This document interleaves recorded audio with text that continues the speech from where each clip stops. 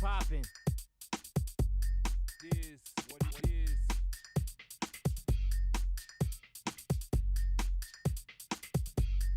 Is what it is.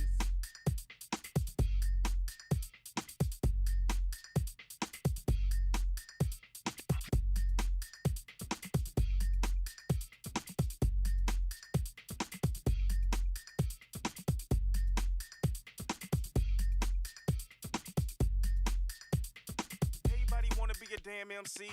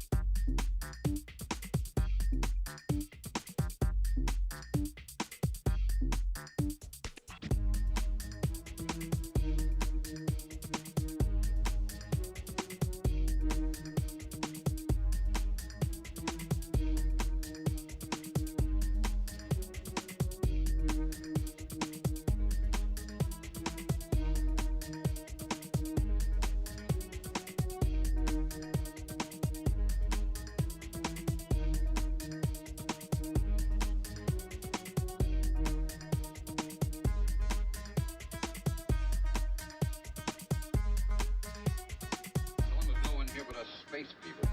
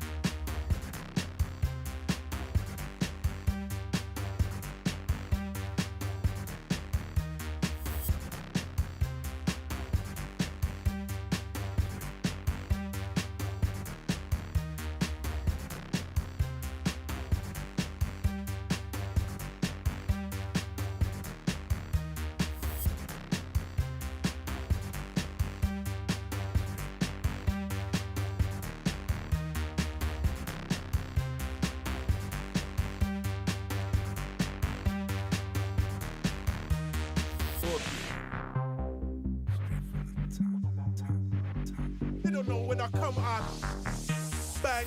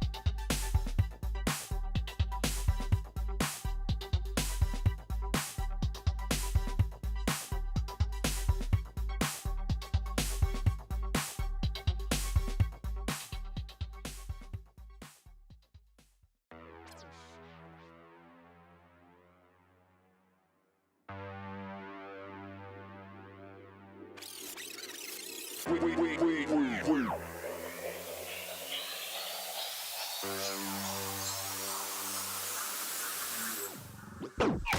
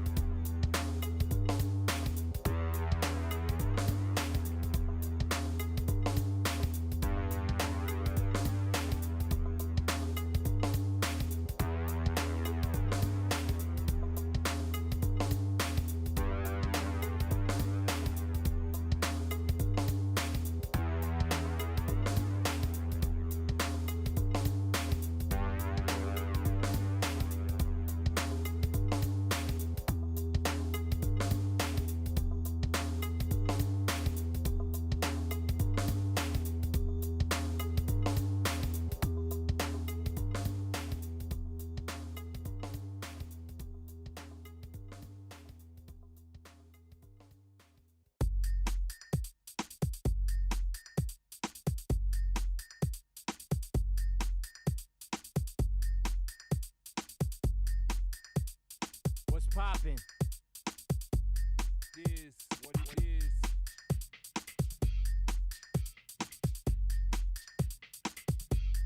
Is what it is.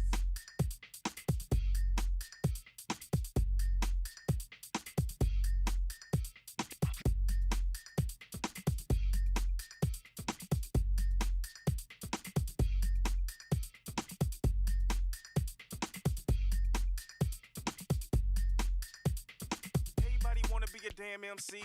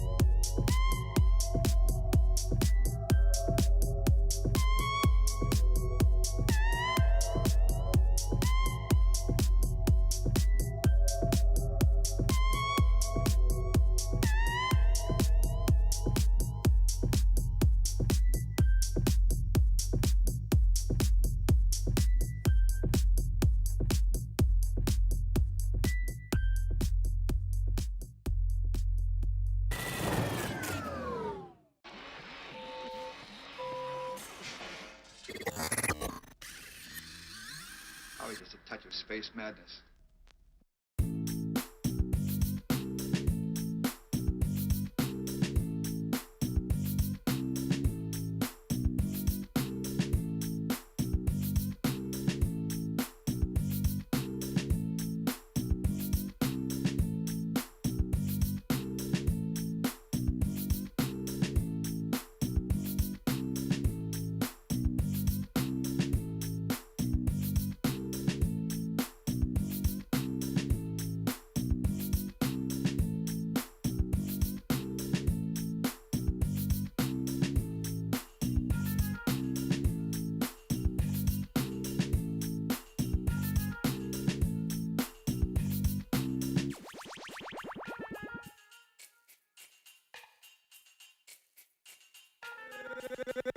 Gangsta Boogie.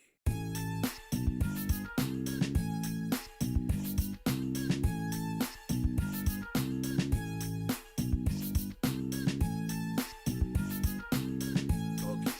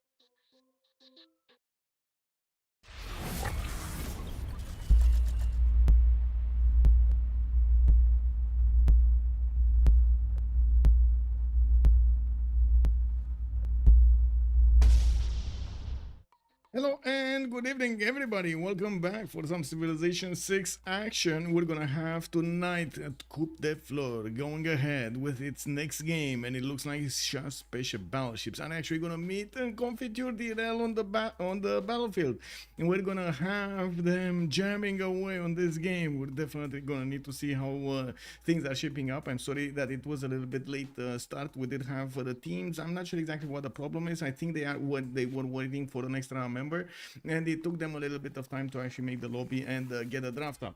Now we do have at the moment the draft not started, that's why I'm not that in a hurry. We do have them getting ready over here, getting on the left, on the right, and trying to click on the ready button. Pantoret, good evening, sir, and welcome. How are you doing? Gath Anthony, also good evening, sir, and welcome. Zimons, good evening, sir. Asking for Civ to drop a video. Ooh, that's, I mean, we can't wait for the Civ 7 movies to come out, right? Everybody's probably waiting for that. Yes! Also, Rafifi, bonsoir, monsieur, et bienvenue. I do notice we do have, whoa, Mactador Mundi, good evening, sir, and welcome. Also, I did notice Fortuna Belli, good morning, sir, and welcome. I did pick up the first promotion. Thank you so much, sir, for doing it. I do notice the teams are starting to get ready to pick and ban over here. We do have like Confiture D'irrel on the left side, while Chasse, Peche Battleships are gonna be on the right side. Gelukshan, good evening, sir. Yes, sir, we're getting to 38-40 degrees from what I understand, and we do have like sessions of like 2 hours, 3 hours of like massive rain. Oh my god, last week I actually got stuck between two streets that got fully flooded. I couldn't move left, couldn't move right, just you know, got into a gas station and that's it, you know, waiting. And I could think hello there, ma'am, and welcome. Pelican F, good evening, sir, and welcome. I do hope you're gonna get to see the game over here. Karade, also hello there, sir. Yes, we were using the 07 basically as a greeting in 0-0, especially when we were in the same alliance over there. That's why I was asking. It's not something that I have seen used in other games. That's why I was asking. Smoriel, also good evening, sir, and welcome. How are you doing tonight? I hope you're gonna have a good time. Mosdrath, hello there, sir. Good evening. How are you doing? How are you doing? We do have the teams starting to tick the maps down. Rich Highlands, Pangea Standard, and 7 Seas are the last 3 remaining choices, and by the looks of it, they will need to take off the next one. Confiture is on the buttons. We do have them banning Pangea Standard Ridges. It looks like again we're gonna go for Rich Highlands, and boom, we got the pick and draft going on. Also 40 degrees is crazy. Yes, ma'am. Yes, it is. I mean, I don't think we can actually live without air conditioning over here, and we would just not be functional. Or maybe I guess we would adopt it like the Greeks, you know, like during the day they have like a siesta period because it's way too hot outside, and we're gonna have like pauses in the mid game, you know, like between 2 and 4 or something like this. Anyway, that is not good. So much rain. Yeah, we do have like these extremities, right? You got a few hours in which you got like a lot of rain, and by the looks of it we actually see some thunderstorms. I see some thunderstorms outside my windows, so yeah, I would imagine maybe we're gonna get some form of a light show over here a little bit later on. Maybe I should actually turn off the lights and just leave nature do its thing. I do want to say hello over there on YouTube as well. Yeah, just give me a second so I can put it up. Subnoodle, good evening, sir, and welcome. Arestus Clips, hello there, sir, and welcome, papas. Hello, good evening, sir, and I do hope you're gonna have all of good time taking a look at the action here tonight. It looks like the teams are starting to go for their early bans. We do have Scythia being taken out by Confiture on the left side, and on the right side, CPB will need to pick up their Civ here to ban. I do want to point out, as we've seen yesterday, Rich Highlands is, well, the map suggests, the name suggests, quite rich. So we're gonna have a lot of resources for them to not only share but also make use of. We will need to see them also trying to get the best out of their territory, the most out of their territory, and this is gonna be a challenge. We've seen it multiple times how the players are trying to adapt to the land a little bit differently from one spawn to the other. We're gonna need to see, depending on their civilizations, if they do manage to get the perfect things going. We do have Australia also being banned by the right side by CPB, which definitely makes sense. We've seen it multiple times, so it can just you know, get away with everything. We do have the bans, and I believe we talked about the bans yesterday, but since this is a new game, new session, let's actually talk about the bans again. Looks like Kublai China is going to be taken out. I do see Saladin Vizier and The other Saladin that I'm not sure exactly how he's called will be banned. We do have also Sejong being banned, India Gandhi. That's probably why you don't see it in the pick and ban phase, of course, at all. Tamar is going to be taken out, Tokugawa is going to be taken out, Rome is going to be taken out, Basil II is going to be taken out, and Cleopatra Ptolemy is going to be appearing over here in the ban phase. These are the matchups for this week, and whoever wins from these games will go for the next week of finding new teams that are being selected from the upper groups, from the upper teams, I should say, being ranked by the groups. We do need to take a look at what's going on here. They did take out Ethiopia by Confiture D'irrel. That makes sense, so especially on rich highlands or on highlands, actually, for that matter. Ethiopia is an extremely strong civilization. You gotta be careful over there with Ethiopia. Don't give it too much. Coupe has also been taken out from the game by CBB. This is a civilization that, yes, usually it spawns coastal, but as you've seen multiple times, players are not really shy of picking coastal civilizations on rich highlands. You still get quite a few one-time links or other inland seas that you can develop your cities over there, even with harbors if you need to. Yes, there's still that small issue of fresh water, but yeah, you can still adapt depending on what kind of civilization you have. We do have Cree being taken out by CPB and Goal on the left side after yesterday's performance with Goal. I can imagine Goal over here is not going to be allowed in. I think that's a bit too much power on one single nation, isn't it? I think his muscles are getting out of control over there. Not John. Rafifi is crying over there about John. Yeah, it is what it is. Also, Gatti Anthony, unacceptable. You are being paid an exorbitant amount of dollar for this. Wait. Rafifi is saying the problem is I'm in bed when the game is over. Ooh, I see. And during this time we wonder where spring went in France. Well, wait, we're wondering what. Okay, I mean, I guess I'm not really that wondering where spring went in Romania, but I was definitely expecting summertime. I wanna, I actually like not needing to put too many clothes, like in the winter over here it's getting quite cold. It's like excruciating, painfully cold. You just go outside and your eyes start to to stop functioning. You try to squint over there to see a little bit. I don't know, man. It's a bit hard. Summertime a little bit different, different experiences, I guess. We go every year. Romanians go through this up and down with temperature. We do have Chandragupta being taken out by CPB on the right side. India Persona, both of them got banned, unfortunately. Theodora looks like it's gonna also be taken out by Confiture D'irrel, and we do have two more bans to go. Ethiopia got banned. Yes, actually third choice. It was the third Civ being banned in the game, right? Yeah. That's Spain, I thought. Spain at the moment is not actually picked or banned, if I'm not mistaken. I think they might actually let her in. Whoa, let him in actually, because he's Philip. We still have very strong civilizations available for them, even if they did ban quite a few of them. It looks like they're not going to allow Varangian in the game. I do want to say we still have Pedro, Peter, we got Teddy, we got Cyrus, Nader, Hammurabi, we got so many. Victoria, Gilgamesh, I wouldn't really call him that strong. Julius Caesar is definitely something that we've also seen being played out on these maps. Javarman the 7th, actually, interesting. Khmer, we haven't seen Khmer in a long time, very long time. We have seen, of course, multiple times how Shaka can do amazing on this map. We got Simon Bolivar, so many good civilizations here that the players can benefit from in the game. Let me actually take a look at the lobby here. Do we have, I think, okay, there we go. I can swap, I can click buttons over here, and we're good. I think we might actually need to reconnect. Let me actually double check for 0ms. No, but I'm still gonna reconnect, because maybe, that one time at Bandcamp, there was that, that thing happening over there, and you had a 0ms, and we just couldn't play. Yeah, that one time at Bandcamp. I want Mali play. Nobody looks to want Mali to play. I'm very confused. I mean, I guess we need Noob 634 a little bit back, He needs to play a little bit more Mali. Oh, McCain, good evening, sir, and welcome. No more Simone Bolivar or Catherine the Black Queen. But they're not really picking them. They're not really picking them. It's been a while since we've seen actually Catherine de Medici, the Black Queen, in the game, isn't it, Moonstrath? Let me actually click on the map over here also on the screen and put it up so everybody can see it. Rich Highlands, there we go. And I'm gonna need to put up my chats in order so I can actually see both chats side by side. There we go.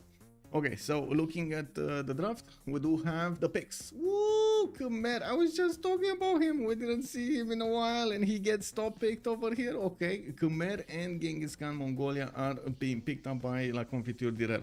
It looks like by the time they actually took to actually go through this extremely quickly, it does seem like they knew what they were doing. And we're gonna have Poland and Russia being picked up by CPB on the right side.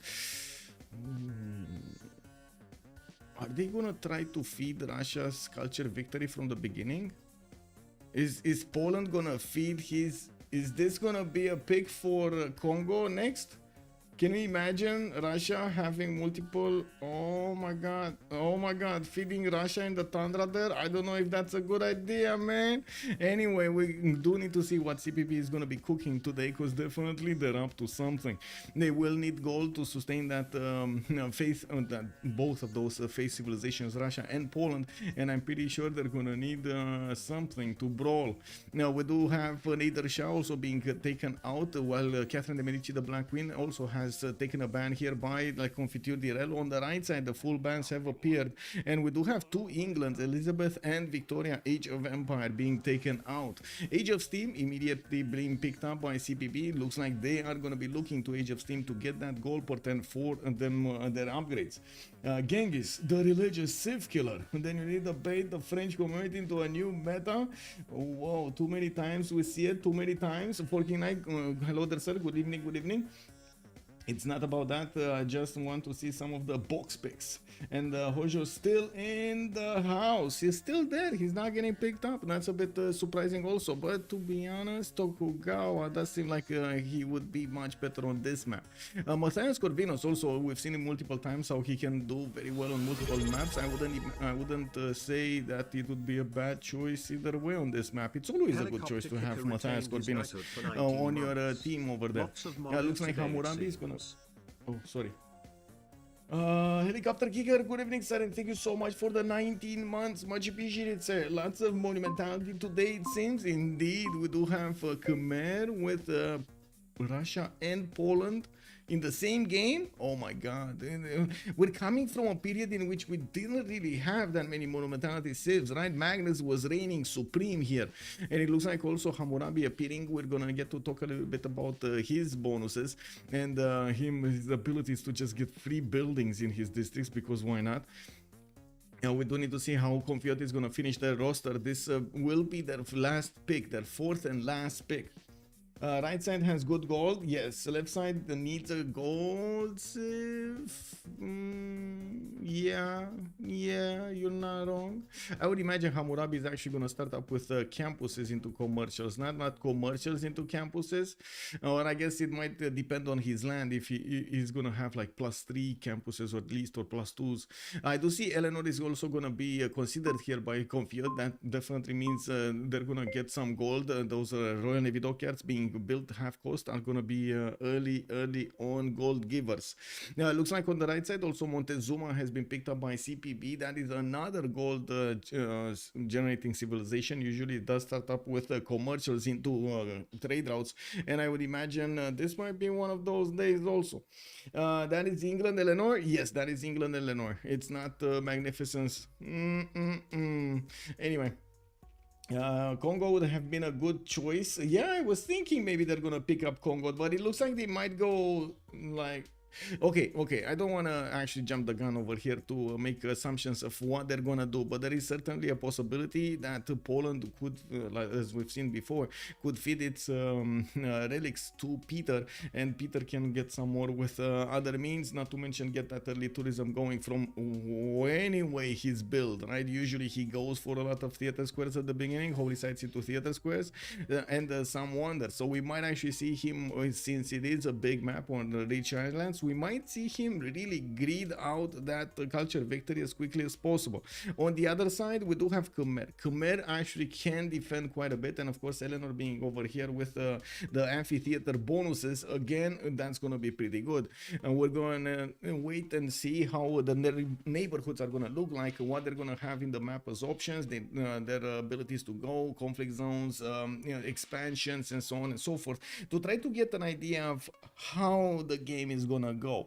They still will have 2 remaps possible, right? One on each team, and there's 1 remap token on each team. We will ask the team at 10-10 if they want to remap or not. England's team would be for science victory later in the game. Yes, give me a second. So again, I need to put up the chats in order, and I do need to put up also the prediction for how many remaps are we gonna have today. 0, 1, 2. Again, this is the Rich Highlands map, so you can imagine we might not have that many remaps because this is a very big map, and usually the players are content with their spawns. You do get a lot of resources. Neighborhoods are kind of a problem, but not always, again, because of the distance that you have between you and your opponents. Well, let's see how things are going to shape up here. They are starting to pick up their civilizations. I need to click another button so I can close the screen over here, and we're getting this slowly going. Okay, I got this. Let's put this and let's put this. Okay, there we go.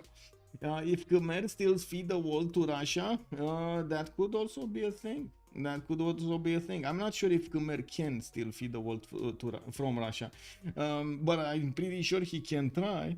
You know, we're gonna need to see how fast Russia wants to get those that religion, first of all, the faith point, the prophet points, and the second of all, maybe he does want to get the projects. I don't know. There was a period of a few, I say like 2 years, in which literally most of everybody in the 4v4 games, or even in the back then, we were playing more 6v6 rather than 4v4s. So yeah, more possibilities to have religions, but more players also that want religions. So we were rushing as much as possible those religions, needing to get those projects as quickly as possible, so you do get the bonuses that you need for the Civ. Thanks for all the casts, Michael. Oh, thank you so much, Eddie Coffin. Much appreciated, sir, for the 19 months. Thank you, sir. Russia feed plus a tithe, going for the gold and the food makes sense. I kind of agree. Yeah. Let's actually say Khmer should go work ethic. I do believe work ethic is good. You do get the food from the holy side, the culture from the prasas, plus take work ethic for the snowballing tempo. And I gotta mention, Khmer is an extremely dangerous civilization mid to late game. If he does manage to actually get his setup going, if he's not gonna start worrying everybody and so on, it is a powerful nation. Big one. A late game, big Khmer over here might actually stomp the map. Work ethic for sure. Yeah. Get that production going. Get the production going. It's been a long time since we've actually seen Khmer being used. Well, I guess we're gonna need to see, wait and see what are his choices. Oh my god. Do you guys see the flashes on my face? Because they're like lightning bolts that I just see on the left side, like extremely clearly. Wow. Okay, I don't see them myself in the image, so I'm guessing you don't see them either. Kick, they're too fast, man, too fast. Flash lightning bolts. Wow, Kernel is now the host. Oh, I think the host dropped or something. Okay. Gonna need to make a new lobby. I can see them in your window. Oh, I see.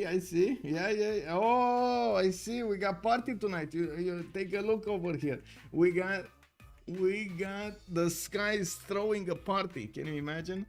We got some effects. Ah, very nice. Club effects. Hot flashes getting old. Yeah, exactly. Hot flashes. Good evening, Lancer. Hello there, sir. Almost late? Nah, we're just starting, and it looks like the players are gonna need to relobby here. I'm not sure exactly on who is the lobby, so I'm just refreshing Steam pages like there's no tomorrow. I do want to mention we did get the registrations. We are starting to get quite a few registrations for the Rooster Cup. That is gonna be tomorrow. Talking about tomorrow, at 1700 GMT. That's 1 hour earlier than we usually start up the stream. We will have a 10-player FFA with how to say with the first 5 going into the finals of the Rooster Cup, which is going to also have a prize pool. Now we do have $100 prize pool, 50 for the first one, 35 for the second, and 15 for the third, while we do need to take a look who's gonna win it. Soligent is kindly offering the prize for the first edition, and hopefully for the next one as well, if of course it's gonna be successful. He just wanted a single mention to have a chance to get his money back, and of course winning the game would be getting his money back. So you can imagine what we're gonna need to see if and who will pick up that Rooster Cup. Is it gonna be Soligent himself or somebody else? We definitely need to see tomorrow, 1700 GMT tomorrow. Iziki, good evening, sir. Bonsoir, monsieur, bienvenue. Panturet, beer is cold and ready. Ooh. That's a man from CPB, I believe. He knows the way. Yeah, he knows the way. What did they pick up over here? I'm pretty sure they were picking up Russia and Poland, if I'm not mistaken. They actually had Poland here. Give me a second. Let me actually find where is Jadwiga. Jadwiga might be down, down. Oh my god, I can't find Jadwiga. Can you imagine not having a search button for the civilization, or not remembering when where civilization is? Is it actually Jadwiga? Yeah, it is Jadwiga. There we go. There we go. There we go. CBB, PBB. Yeah. Okay, so getting players getting in, need to check 0ms. I don't know why the Ranash actually chose Montezuma. I'm pretty sure he's not gonna get the top slot there. I would imagine they're actually gonna get the top slots as the cultured civilizations, and yeah, there we go. He's actually moving somewhere else. No, he reconnected. He wanted to fix his 0ms to somebody. Ooh, wait a second. I see. There's a -1 ms. Can you imagine light actually works backwards from me to Tsumin? It's a feedback loop, feedback loop of a light over here. It's about to explode. -1. How does that work? Okay, getting back into the lobby here to fix the problems. He's from the future. Exactly, he's from the future. He's looking back at us. Unbelievable. Anyway, we do have the spectator slot back again. We should see the 0ms again. It should be fine. Okay, we're all good. From the future, he says. -1 ms, time travel. I think so, Sleepy Hedgehog. I think Civilization 6 is onto something. You know, we might actually have some experiments being done over here with quantum computing. He knows already what I want to do before I want to do it. He has seen into the future. Can you imagine actually having that advantage of having 1 millisecond in front of everybody else? Is that actually a significant advantage? 1 millisecond? Is it? I would imagine if...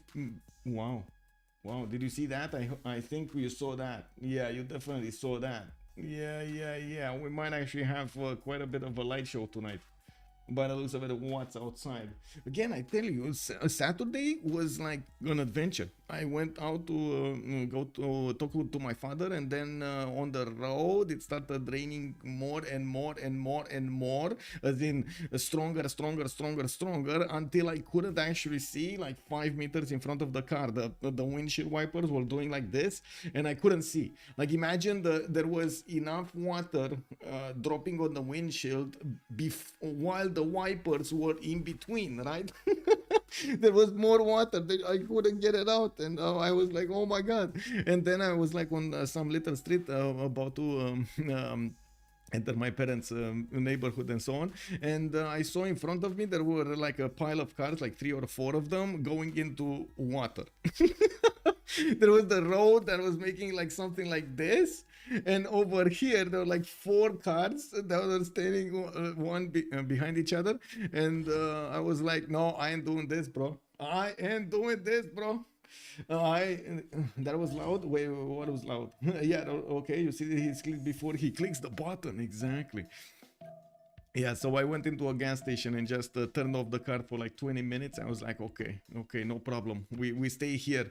It's fine. I can, and okay, I still didn't get out from that adventure. The ceiling from the gas station started melting, literally. You know those things that you put on the ceiling, those like cardboard things or whatever they're called, that they're very how to say, they're kind of like whitish, and they're put on a grid. Those things, I don't know how, but they started actually getting wet from the ceiling.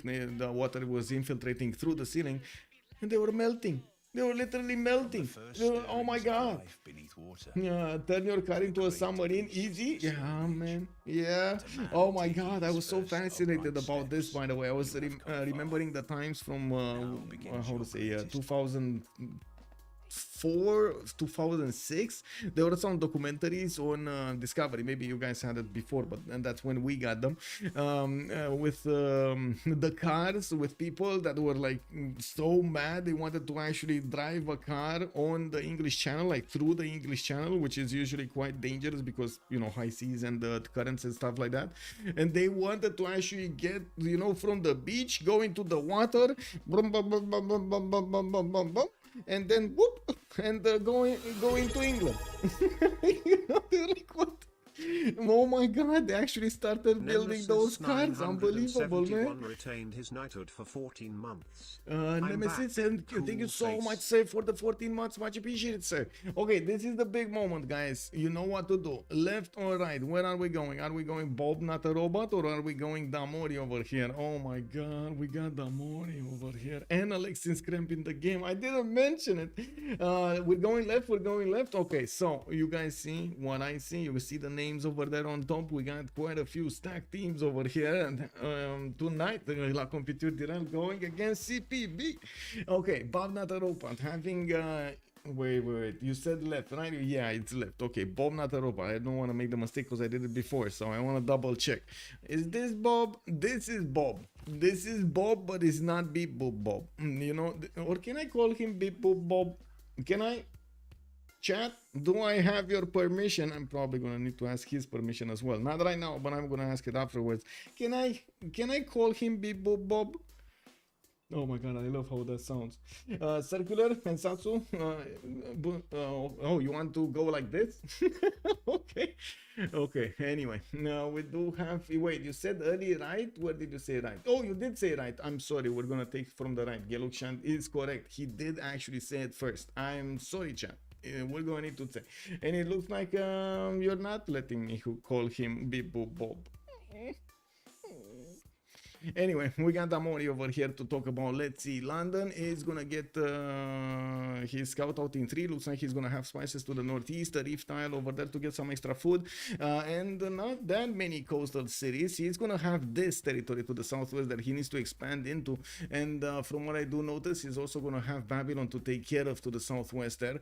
He can definitely put at least 2 more cities over here on his inland sea, not to mention using that lake to the northeast side to put a city there. Now, I do notice in the south, it's not going to be that long of a trek, especially since he does have flat land over here to get a city in the southern seas. That not going to be lived by anybody. We do need to take a look also on Hammurabi. Wait a second, they're allies. Oh, they're definitely going to get going here. Yeah, they need to take care of each other here. I'm pretty sure Eleanor is going to put a city so he can trade with Babylon on these seas. Now, we do have Babylon to the left side.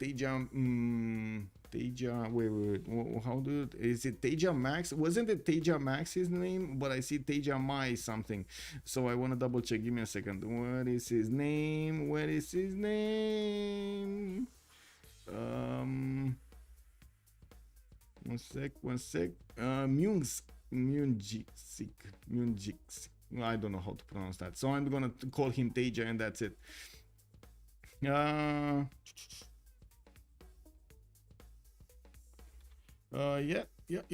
Okay. I do see Teja is going to get his extra gold from the truffles as another tile to make use of on the west side, and also diamonds in his capital. That is going to be quite a lot of extra gold that he's going to make from just his improved tiles. Actually, even unimproved tiles are going to work here. We do have him with a decent amount of fresh water. I do notice these dark green tiles are going to be everywhere, to the north, to the south, not a problem. And it does seem like to the west side, he's going to also have Mongolia. That's going to be his ally. It looks like he's going to be in between two allies that might actually just play defense over here for Babylon, while Babylon goes to space. And we're gonna need to see his scouts starting to acquire the vision around his territory. I don't see anybody, any threat to the south, no threat to the southeast.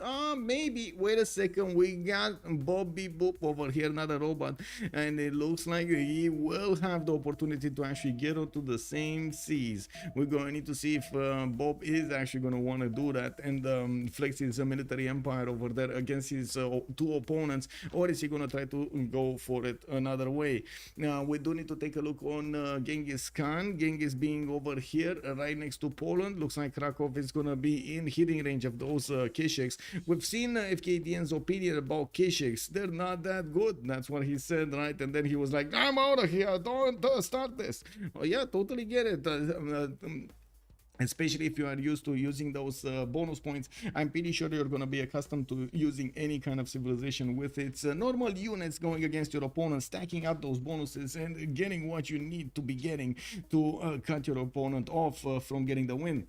Nemesis also asking, how's Athena doing now? She's fine, but I think she's downstairs actually. She came up earlier. She went and slept a little bit over here, and then she went downstairs to my grandma. She's, yeah, I guess it is what it is. The other ones I didn't see, the big one, the two big ones actually come up, but I have my door closed. It is what it is. Usually when I'm streaming, I'm actually talking quite a bit louder, a lot louder than usual. So yeah, I kind of need to keep doors closed because it is what it is. Hello, Daniel Dingo. Good enough in my hair. How are you doing, sir? Also, Russia alone south of Khmer and Genghis. We're getting there, sir. We're getting there. Okay, Karakorum gonna have his banana to the south, and I do notice he's gonna also have some amber to improve. Another banana settle on that oil tile. I guess he could settle the niter also, but the east side is gonna give him access to more horses. Another settle to the northeast with a banana. Unbelievable. He has 3 settles with bananas. All of his empire is actually gonna grow faster than usual. What is this second city over here? Look at this banana heaven. I mean, why not even settle the silk? Okay, why not even settle the silk? Get the silk, extra amenity from the beginning, you know, you get banana after, you get to settle another 2 on this uranium time, you buy banana for that one, you know, just easy. Yeah, 1 banana, 2 banana, 3 banana, yeah, you get it going, even with a little bit of, wait, you put silk next to banana, you know, better banana. Everest in between. England is the most useful. Wander around isn't the most useful. Wander around. I see. For Foy, what is Foy? Foy. Okay, well, let me actually take a look on next up. We do have Jayavarman the 7th, that is going to be to the west side of southwest of Poland and to the west side of Mongolia. I do notice he's not going to have that much distance between him and Poland, so again there could be a war here.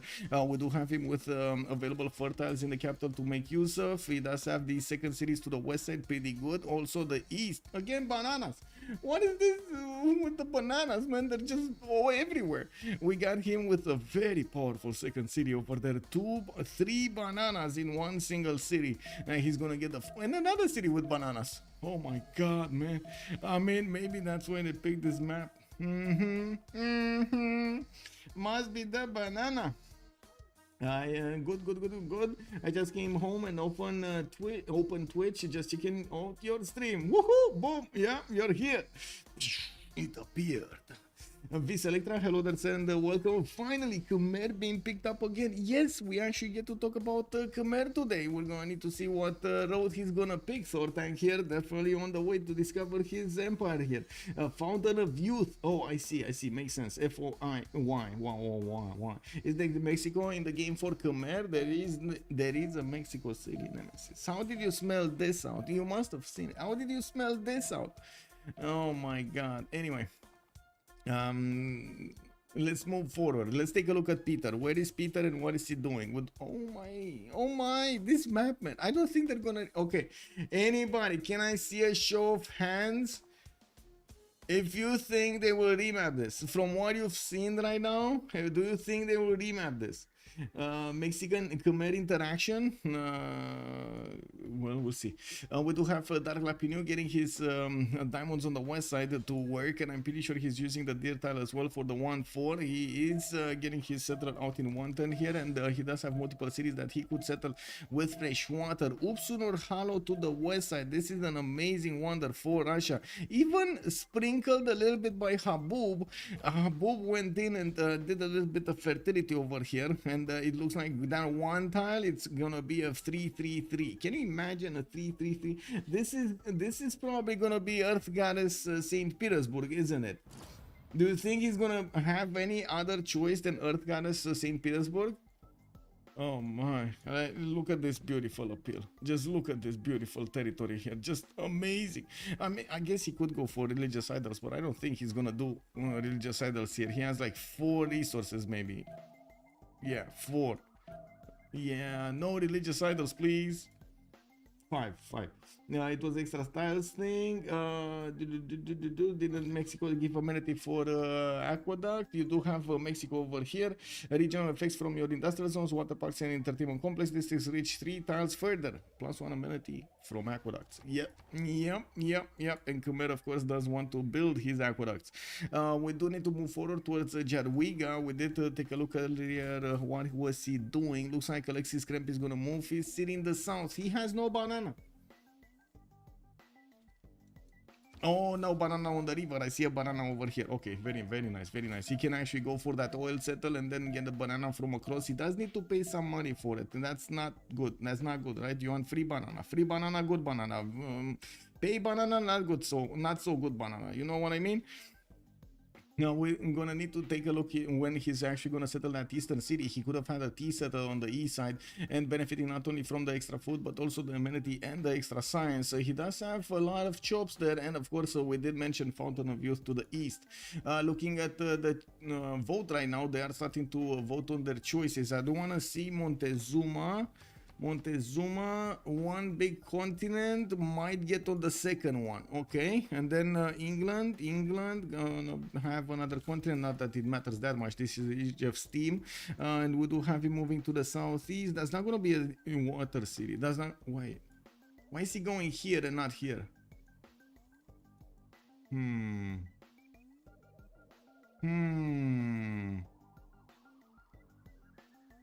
They want to remap this?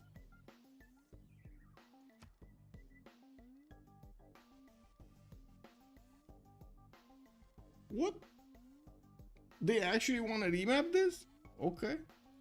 I mean, they saw this and they saw this. And they want to, I guess, no trade routes. Yeah, no trade routes between them. That must have been the problem. They don't know. They do not know over here there will be trade route possibilities. Oh well. It is what it is. Oh. They're giving up on so much goodness over here, especially Russia. Russia, I don't know if he's gonna get lucky again. Can he get lucky again here? Yeah, it is what it is, as a famous streamer said. Yep. Wait, Poland and Khmer can trade, right? Poland and, well, yeah, but they're from opposing teams. And they will get to trade units, yeah. Is it a sin? Yes. Whoa. I actually consider it. Wait, is this a sin to remap this map? Let's see chat. Twitch, YouTube. Come on, wake up. Is this a sin for remapping this map? Yes. We got 1. We got 2. We got 3. Yeah. Both teams giga greedy. Comment being made over here. A 4. We got a 4. We got a 5th on YouTube. Oh, I see. You're waking up. I see. Okay. They can both get giga unlucky. They could. Yeah, exactly. You can go from like top of the hill over there to, you know, like it just goes down. The high roll potential. Well, let's actually see what they will have over here. We're gonna need to put up the Civ6 in. It got judged. It is what it is. It got nailed over here. Give me. Hello. Okay, there. Click. Bam. I'm gonna need to get a clicker. Really? I'm gonna need to get a clicker. Sin. Check. Yes, it was greedy to remap. I see. Hello, sir. Also, good evening, sir. We'll see soon. If next map is better, no sin. What do you mean? You can't take it back? What do you mean take it back? What? You give it, you take it, you give it, you take it. What is it, a trading commodity? No, it's not. Anyway, you gotta answer, guys. You gotta answer. Left or right, you know what to do. Left or right, where are we going? The Civ6 is eternal. If Civ6, you are Civ6's captain plus, and now you've counted. I see. We're going left. Alexa is telling us left. Okay, Bob, not the robot, is gonna be the one that's gonna need to be looked at here. Let's actually get a magnifying glass and take a look at Bob. What is Big Bob? No, we don't have him here. No, this is not him. Oh, this is him.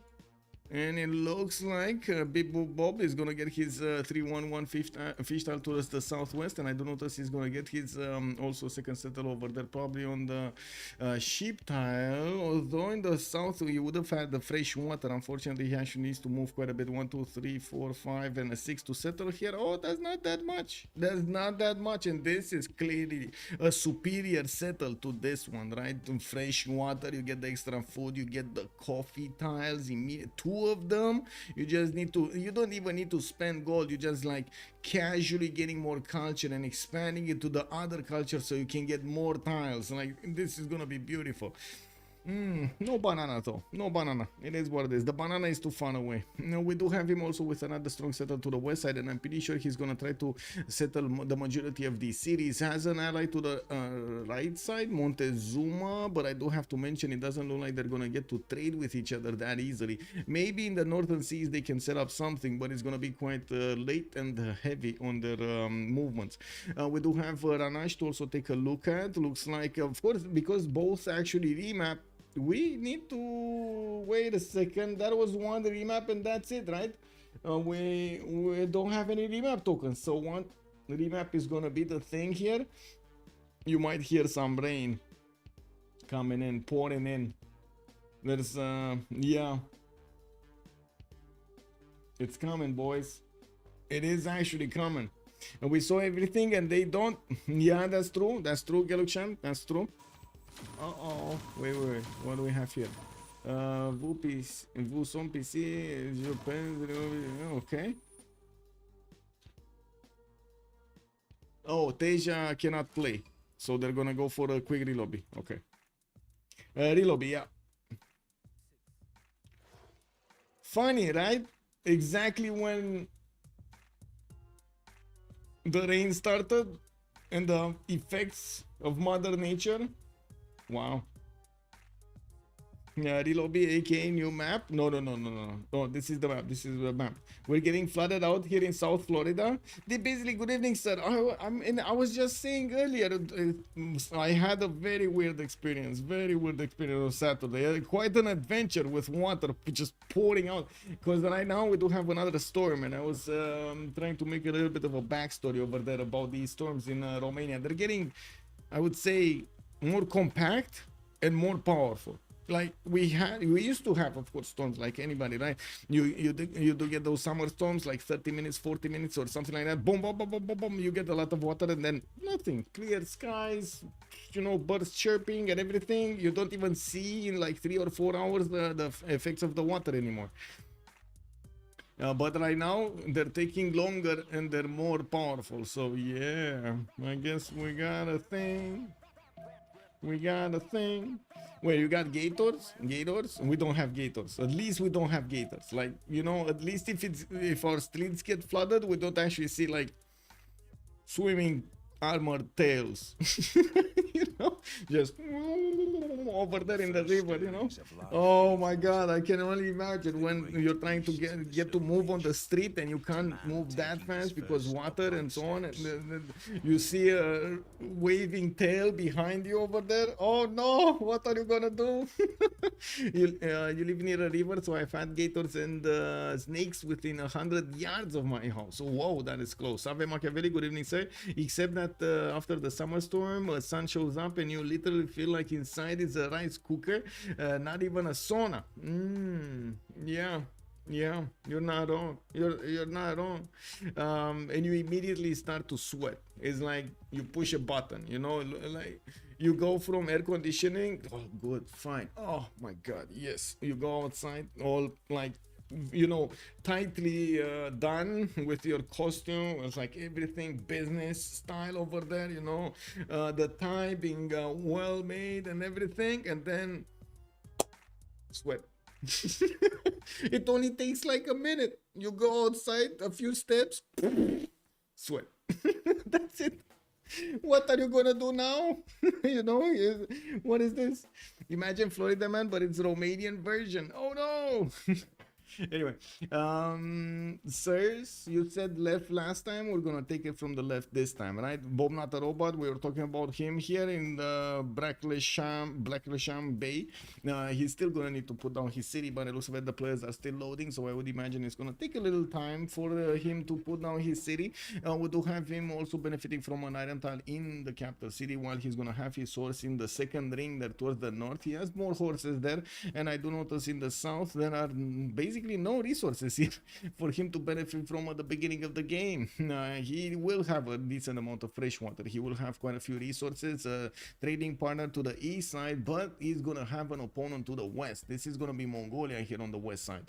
I do take a look at Montezuma. Next up, we got Tenochtitlan with Salara de Unioni, which is kind of a bad one. They're not gonna lie about this.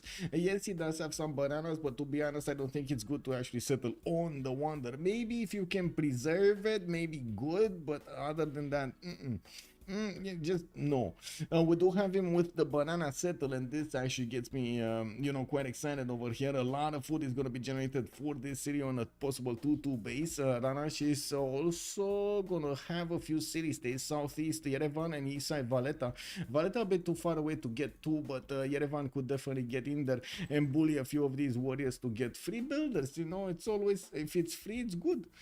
Gators are pocket Pokemons native to Florida.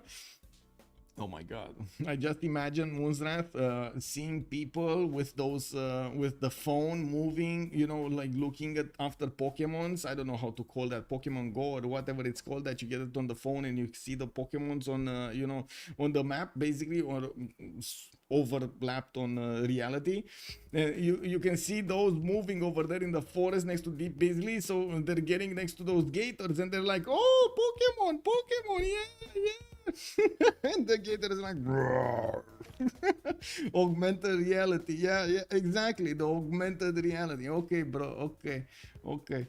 This reminds me of that movie when they were talking about they were putting glasses on soldiers, and the soldiers were getting other images, as in they were seeing the face of somebody, and then they were seeing like they have something in their head. It wasn't there, but they were seeing it, and they were like, oh my God, this is the enemy, right? And this is the enemy. And he was lifting his glasses, normal person. He was putting glasses on, you know, like blackness. I don't know which one. And was it Black Mirror? I didn't actually take a look at Black Mirror. That was actually closer to our time, right? Closer to these. It's produced recently. I recall Thor Tank's name is based on Thor Tank. Black was in English the final evolution for Squirtle. Wait, Squirtle evolved? I see. Well, now looking at Aztec, he's gonna get his two strategic resources in the capital with iron in the first ring, and I do see horses in the second one. We do have him also with a few huts to benefit from, and yeah, he's to the east side of his ally here, southwest of his opponent, Babylon. Well, first of all, worst one that he had before. Yeah, definitely talking about this in the Persian Gulf. We do have him with a few tutus. Yes, granted, he's gonna get a free recon unit because, you know, the gods of Civ thought he's gonna need one. And by the looks of it, Teja is gonna have this river to settle his cities. He's gonna get the fresh water next to Valletta, maybe, and we're gonna need to see if he's actually gonna do something about Ranash later on in the game. We do see a builder actually being chosen here. He probably said, okay, it's enough, I got 2 scouts, is more than enough for me. Okay, that's good, that's good. He does have access to both of his strategic resources. Probably will want to put a campus there instead of the horse tile, so he gets the +2. Unfortunately doesn't have any ring for a +3 over here.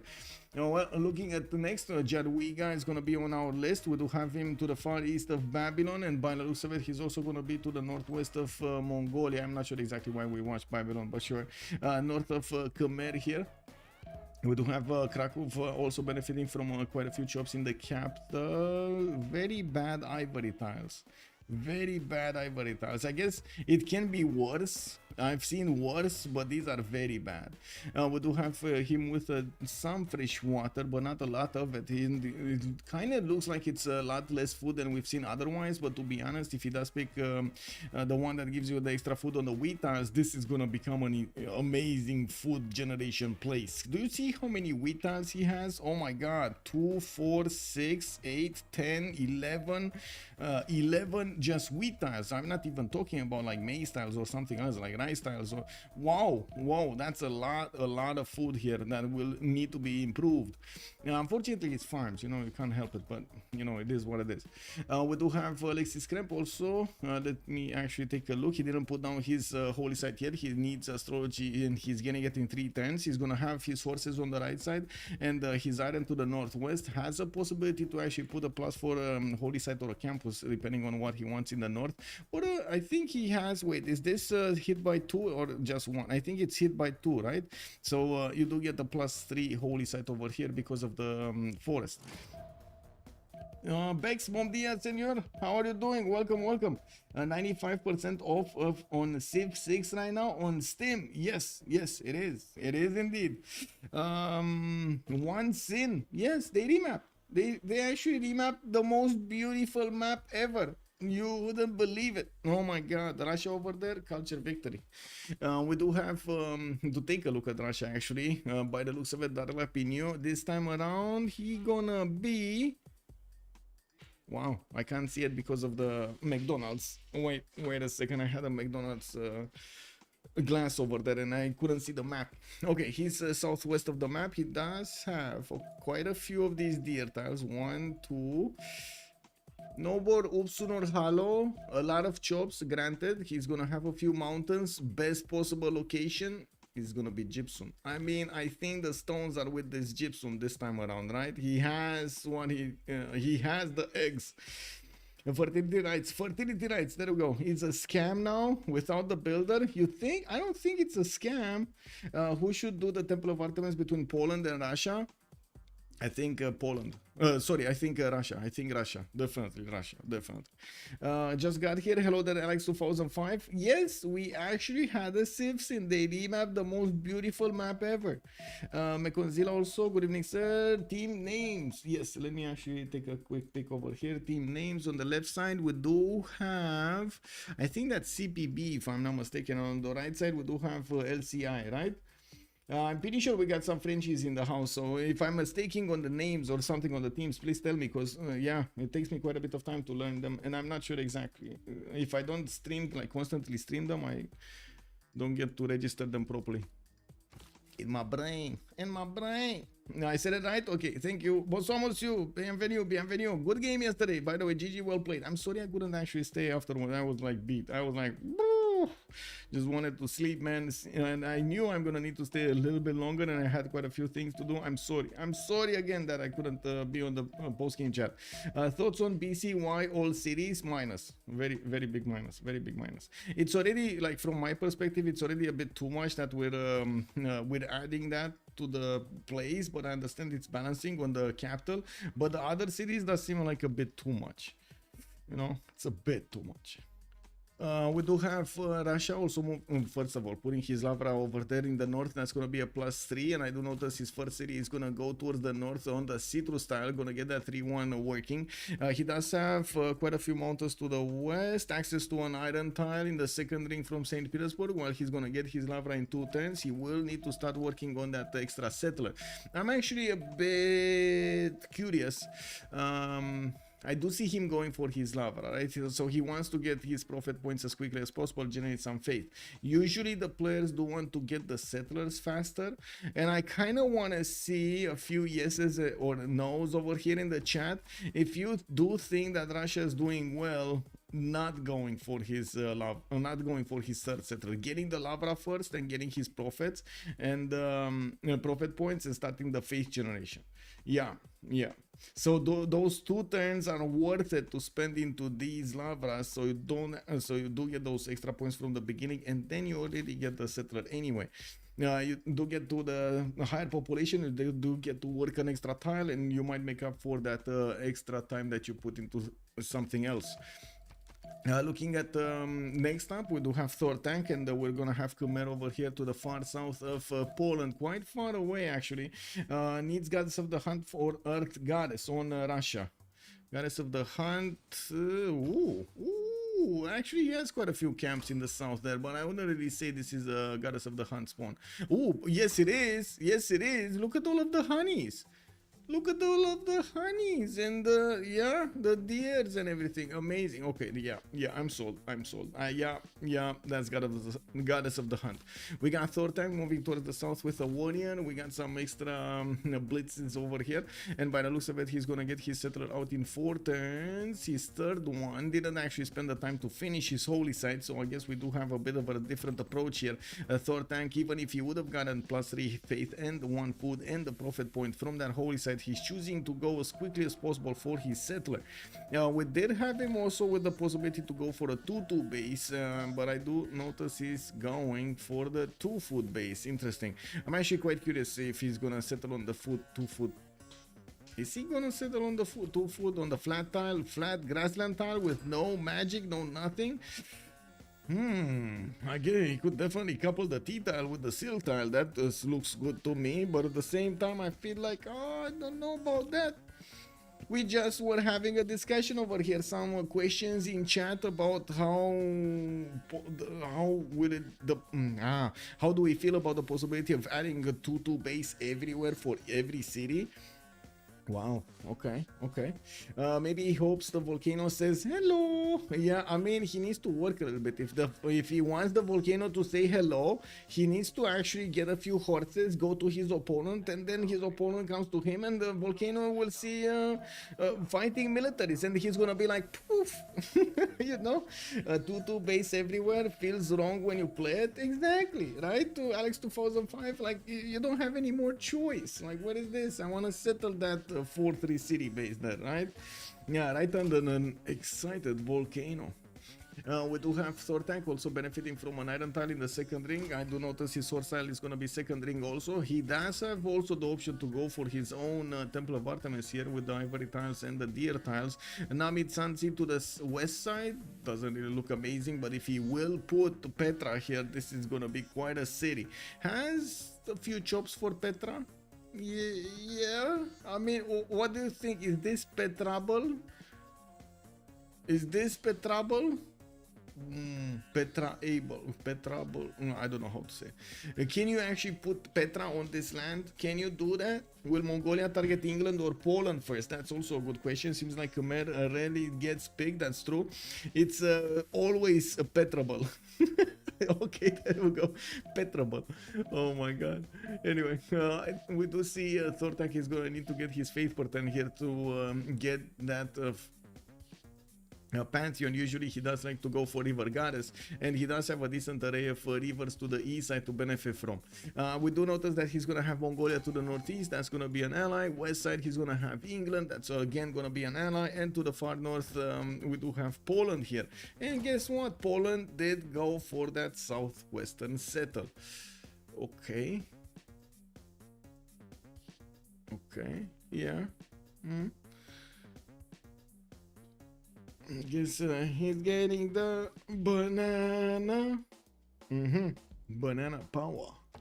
Okay, well, next time, let's see. Tsumin, we do have Ulaanbaatar and Karakorum. Oh, now he's a man with a mission. He's gonna get Temple of Artemis, 910s coming out from Karakorum. There is a nasty police scout trying to move in, and it looks like he is spotting the Temple of Artemis. He's going for it.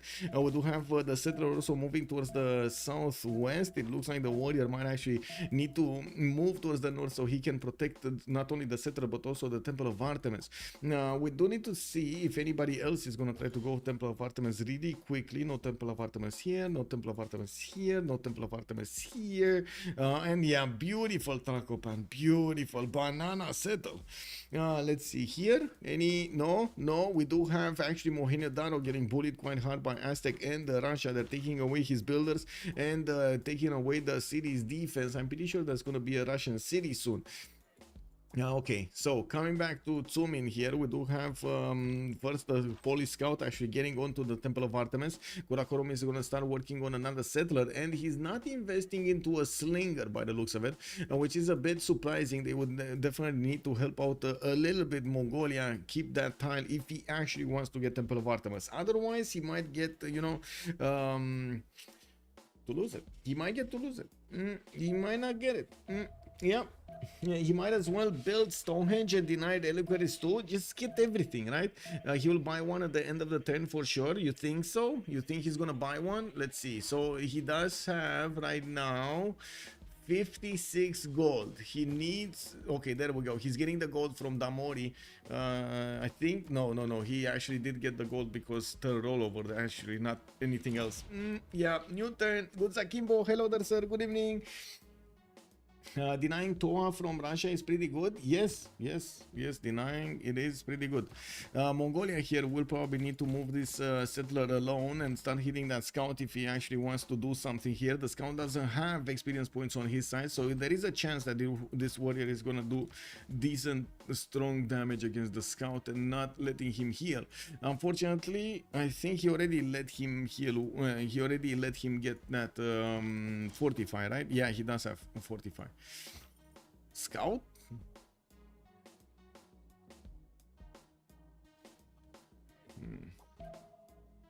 Scout? Scout? How?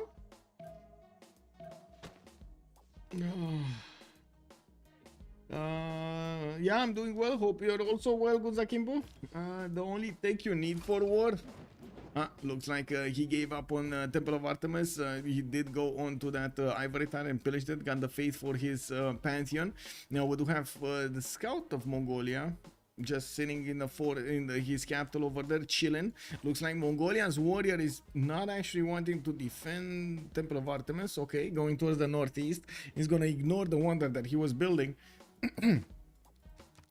Okay, well, let's move forward. We do have the horses improved. I do notice his iron is going to be third ring out from 2 cities. That's a bit too far away for his stays, I'm pretty sure. We do have Axu being settled in the south with a 2-2-1 seal tile and another 2-2. This east city does have the coffee tile, and I do see an ivory with a horse tile improved. Very nice. Does he not see Pio Pio Tahi?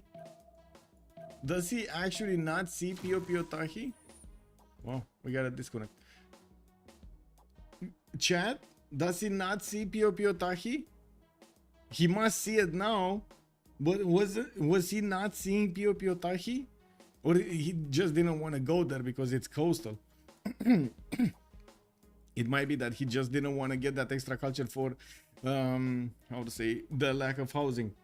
Has to be because of the city border. Yeah, exactly, right? He needs to see these 2 tiles. So come on. He didn't see it before? He did. He did see it. He knew.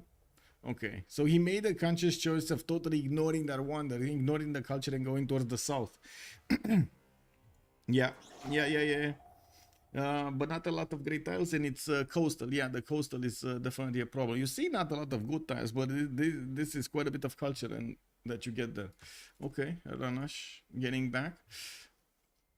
Okay, Teja, Hammurabi. Let's actually take a look at Hammurabi. What do we have here? Karkar with Babylon. We do have a settler moving towards the northwest, probably another 2-2 base. He does have his sugar tile giving him the extra food. That's 5 food a turn in both cities that he's getting right now. We do need to see him also finishing up his culture points. Where is he going?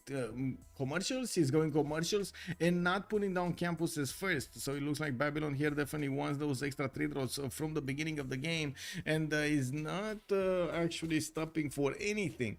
We do have Teja also benefiting from an iron tile in the first ring of Babylon, and the horse tile over there in the first ring of Babylon. Unbelievable. I see so many lightning strikes. So many lightning strikes. Oh, you can see them in my bag, right? Oh my god, check this out. I'm gonna stand back and look at that. Look at that, man.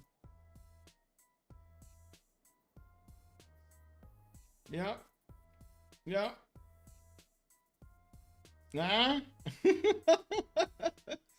Casimir Miller, hello there, sir. Good evening, good evening. Not putting the campus on the horse is a sin. I was thinking of asking that, but I guess no. I guess we're gonna, we're gonna go over it. Now, okay, we do need to take a look at Damori. Damori this time around, he's going to be in the middle of the map. He already did manage to get a Pantheon, got a turtle improved from the city of London.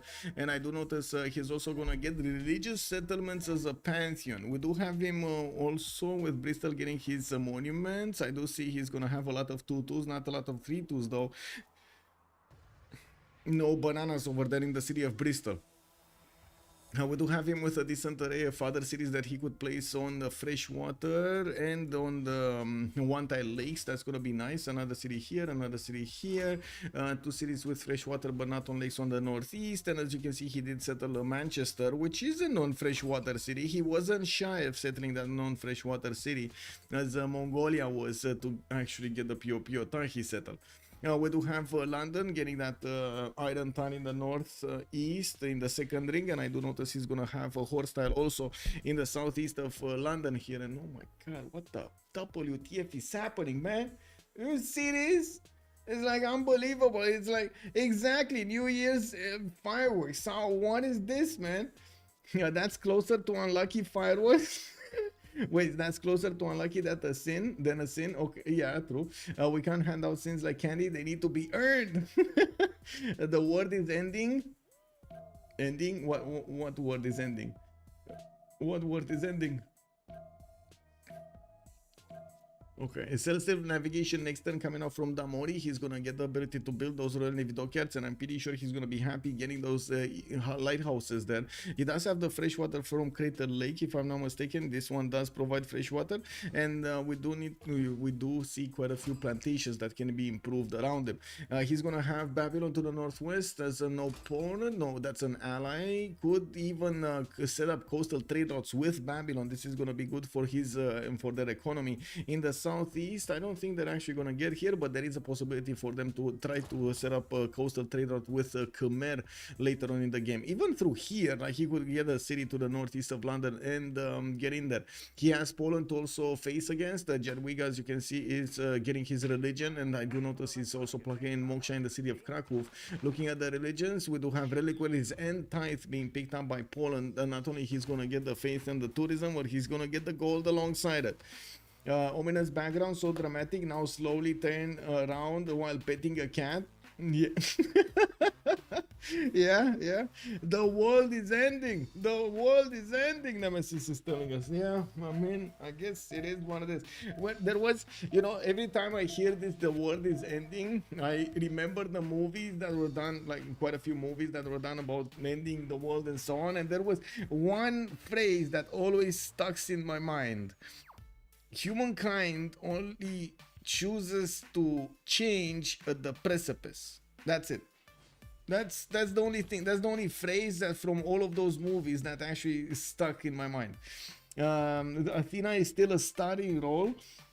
Yeah, but not here, not now. She's actually taking a little bit of pause from meowing. She's trying to actually, you know, get to have a healthy voice, and needs to take care of the pause. So she's gonna be ready for the next sessions.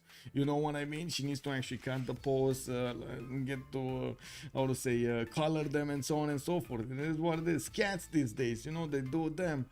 It is what it is. Are you planning on streaming Civ7 when it comes out? And do you think a lot of competitive players and leagues will move on to Civ7 or stay in Civ6? I think there are only two scenarios over there, actually three scenarios over there, Alex 2005.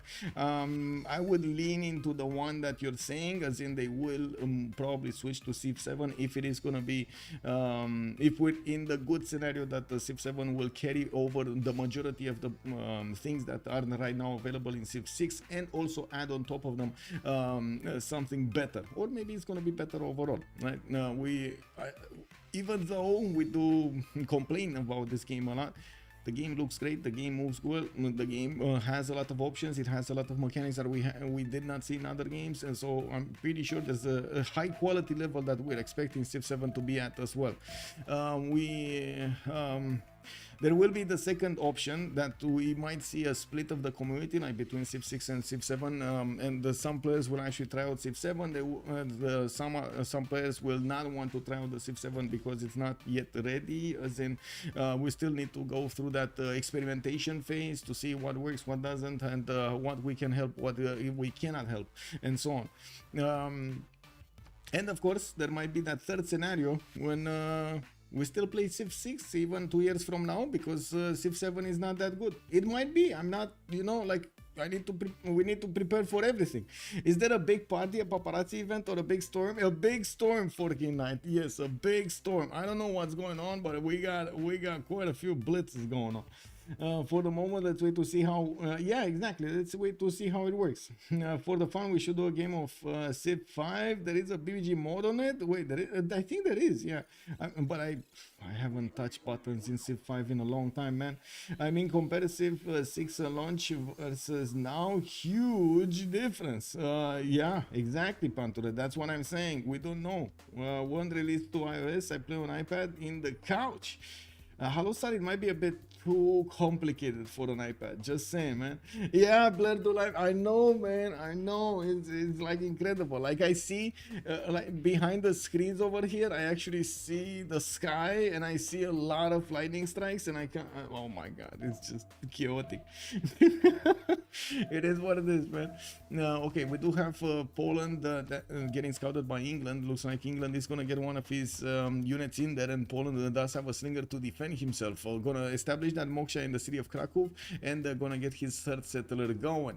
Now we do need to take a look at, I believe, Ranash, right? After we talked about Krakow, we're gonna need to talk about Montezuma here. We do have the 3 cities. Okay. Did we, wait a second, did we not talk about this? I remember, did we? Okay, we got God of the Sea also being picked up by Bob, not a robot. Interesting, because he doesn't have amazing resources here, but he's gonna have at least 4. And I do notice next to him we got Goddess of the Hunt being picked up by Mongolia. He's gonna get his campuses out in 5, and Temple of Artemis is gonna finish.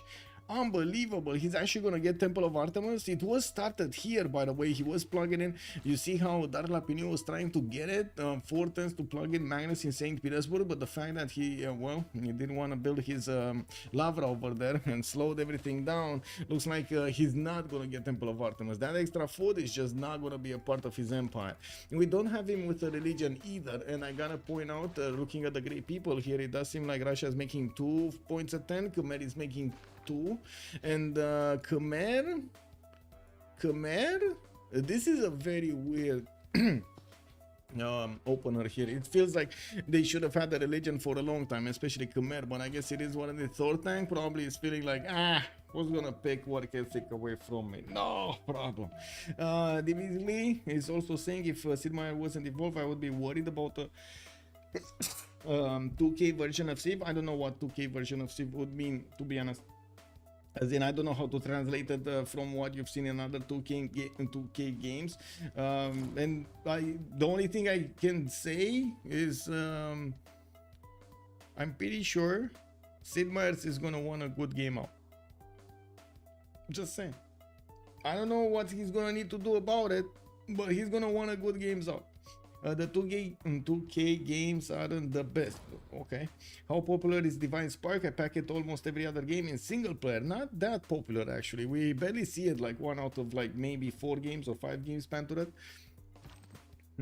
We do see the third holy site also from Vimayapura starting to come out in 210s, and he's gonna finish his shrine. I would imagine Temple of Artemis, there we go, it did finish here in the city of Karakorum, and Moksha is gonna start giving him the extra faith, and now that city is gonna grow faster. Not only that he has some bananas, but it's yeah, he's definitely gonna need to start improving all of these tiles to get the extra amenities in there. Now we got campuses coming up from Ulaanbaatar and Karakorum and Aksu. 3 campuses around here. He's probably gonna put his government plaza here so he can add more to this. Let's move forward. 4th city coming out from England. I don't see the 5th one. Usually we do see a 5th settler also coming around. Looks like he's choosing to stay on 4.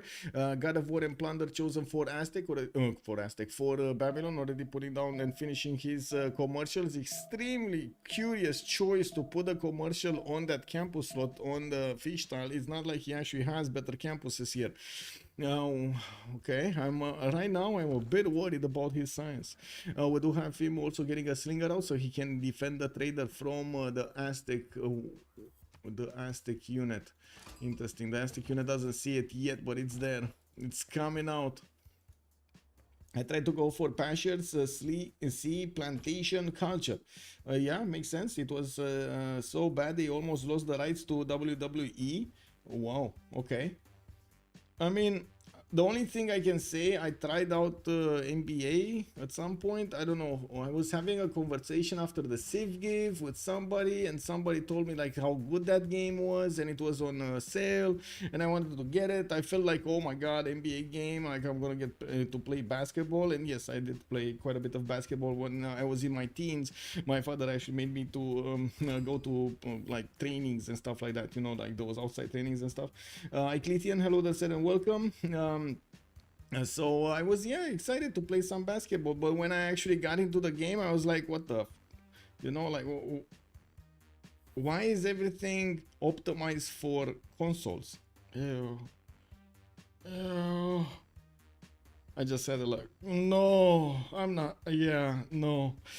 I did try it. I still went and tried it. I tried to learn the things there. Whoa, my game I think just crashed. Kick. Ah, you see, somebody pressed the button. Oh, never mind. We got 2 disconnects. Wow. Wow.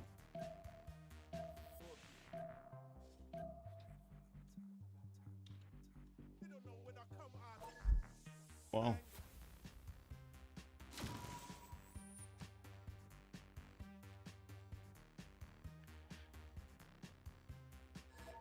If they would just copy the SmackDown games, it would be amazing. Okay, I don't know about the other games, to be honest. I can't comment on those.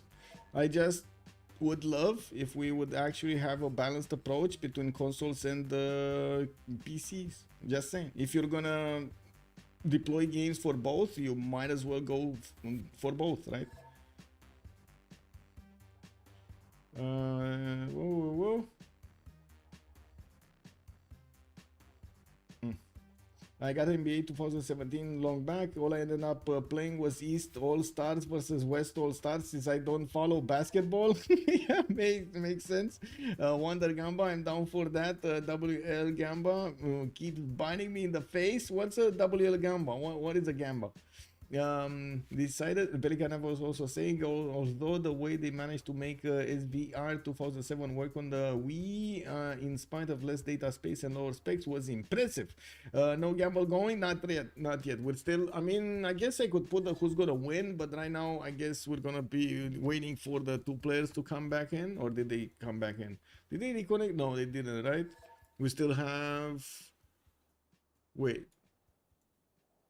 oh lord. Why do I see everybody in the game? How is this possible? Ranash dropped from the game. He never reconnected. Why do I see him in the game?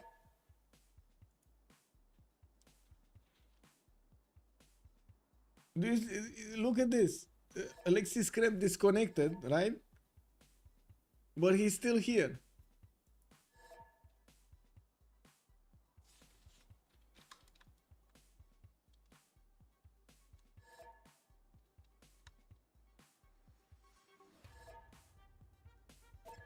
You watched that Herson bad post? Wait, Civ7 has little loot boxes? I don't know about little loot boxes. But I gotta say, I can imagine a lot of people actually wanting those customizations. I'm not sure if the clothes would be, but I'm pretty sure if you do get like settings for leaders, like or moods for leaders, I think that could be fun. Not actually making them, you know, dress up as Nicki Minaj when you're Teddy Roosevelt. Just saying, you know, you shouldn't. I don't think that's a good way of getting the fun. But there is a way of you get like I don't know, pajama Teddy. Yeah, imagine pajama Teddy beating you in a game, and you're like, what the?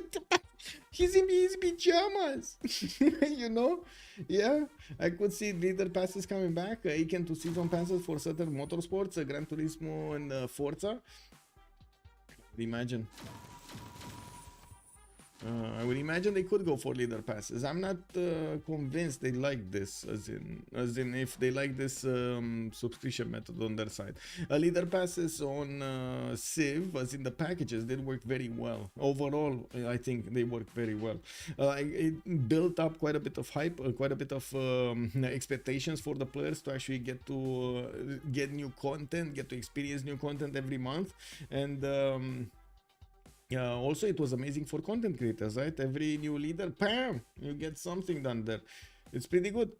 Someone commented on Civ7 trailer, same leaders and Civs again, to which one guy replied, history hasn't changed much in 5 years. Yeah, imagine asking that. Yeah, imagine asking that. The same leaders and Civs again. Yes, because what are we gonna do? Invent leaders and Civs for the new one? I don't think that's a good idea. You know, just saying, I don't think that's a good idea. Yeah, I hope the end game. Oh my god, bro! I hope the.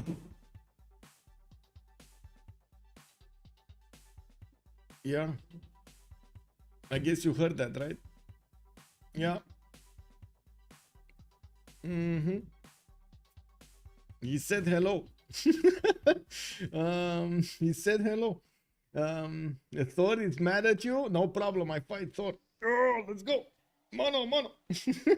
You know, like in Ace Ventura over there. Woo, let's go, like Black Mamba.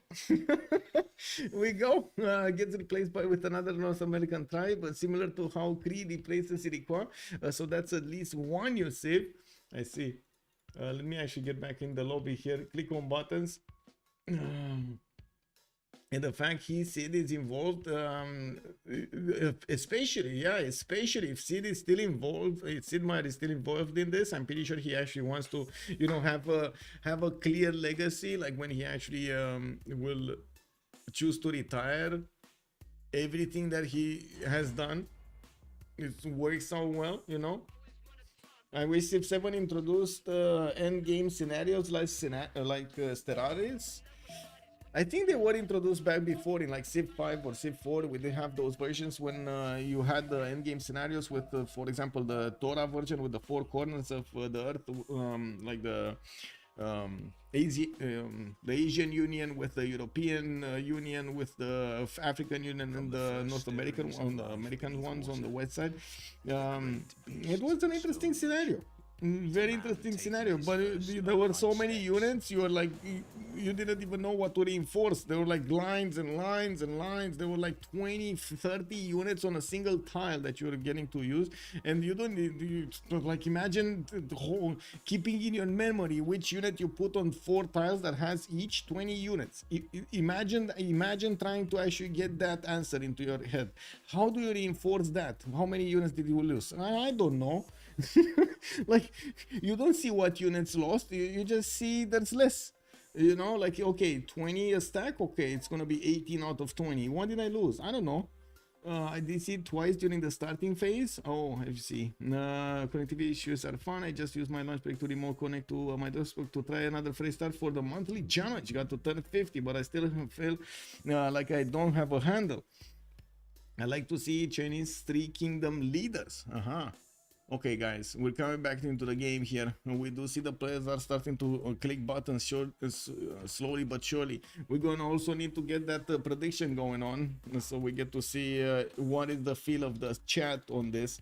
Are we gonna have Confiture D'irrel winning this, or are we gonna have something else? How many remaps? 0, 1, 2. Sorry, who will win? We got La Confiture D'irrel, and on the other side we do have Chasse, Peche, and Battleships. There we go. Oh, I gotta say, it looks like today we do have a less aggressive rain, I gotta say. How are we starting on move 25? Kidnap, good evening, sir, and welcome. They needed to re-lobby. We didn't actually restart the game, they just needed to re-lobby. I'm not sure why, but there was a drop for one of the players. I do notice Alexis Cramp is moving to the northeast with that extra settler. We do need to take a look at the others here. Mongolia, Goddess of the Hunt, so he's gonna get that extra gold whenever he's gonna get his camps improved. Working on his campuses over here to finish them. This is a very slow campus build, by the way. 7 tens to get a first campus in a city. That's not cool, man. Not cool. That is very slow. Now we do have also Khmer getting Divine Spark, not River Goddess. This is actually quite surprising that he's getting Divine Spark. Did anybody get River Goddess away from him? I don't think so. Like, got a vote and plunder over here. We got City Patrian Goddess on Aztec, River Goddess. Oh, I see. So Russia did get River Goddess. Okay. We do have also Hanging Gardens getting built in the city of Kazan. I do notice it is over there to the northwest on the floodable river, while St. Petersburg is going to get his Magnus inside there. He definitely needs more food. He did not manage to get the religion, so as you can see, his population is not growing that fast. He's definitely going to need the Hanging Gardens extra growth, and I'm pretty sure he's going to be happy with the extra housing as well, especially in those circle cities. We do need to take a look here. No encampment opening, by the way, from Aztec to go against somebody. He does have to the northeast Hammurabi to actually trade units with. And Aztec is, first of all, getting Tlacopan to make use of one Salar de Uyuni tile. That is a 2 science tile. And we do see him finishing up his commercials for those extra trade routes, starting to finish also his bananas improvements, the plantation improvements. We do have religious settlements picked up by England, and England is going to get his Magnus established in the capital for those internal trade routes. Lighthouses coming around from 2 cities, soon to be 3 cities. Manchester is definitely going to want to build one, but he wants the monument first so he can get that extra culture going. The English Channel also has a few resources improved, the turtle giving him that extra science per turn. A 4th city in the north looks like he is not going to lose his trader. He does have 2 slingers that are helping him push back the Polish warrior from his neighborhood here.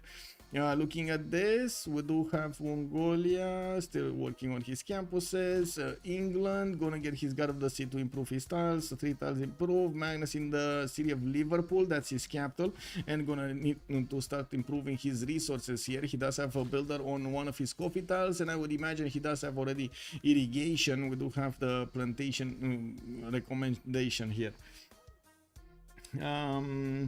Divine Spark better with time. How are they often okay? River Goddess feels redundant for Khmer given the intrinsic holy site bonuses. You say it's redundant, but it actually adds quite a bit to Khmer. That extra, you always need more amenities, I'm pretty sure. Especially since usually Khmer is building wide. He's getting a lot of cities. Later on in the game, it's going to become massive. Dvorak keyboard, what's that? What? What's that?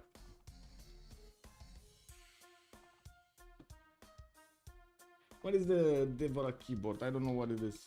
Keyboard. Oh, it's tiny? It's tiny one?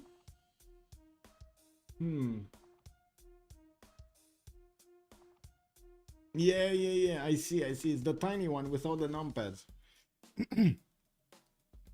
I gotta say, even if it's longer, I never actually got I would say annoyed by the extra, you know, the numpad extra. But anyway, I guess it is what it is. We do have Gavron Plaza being built here from Khmer. We're 1028. We still need a few more tens until the players are gonna get this going.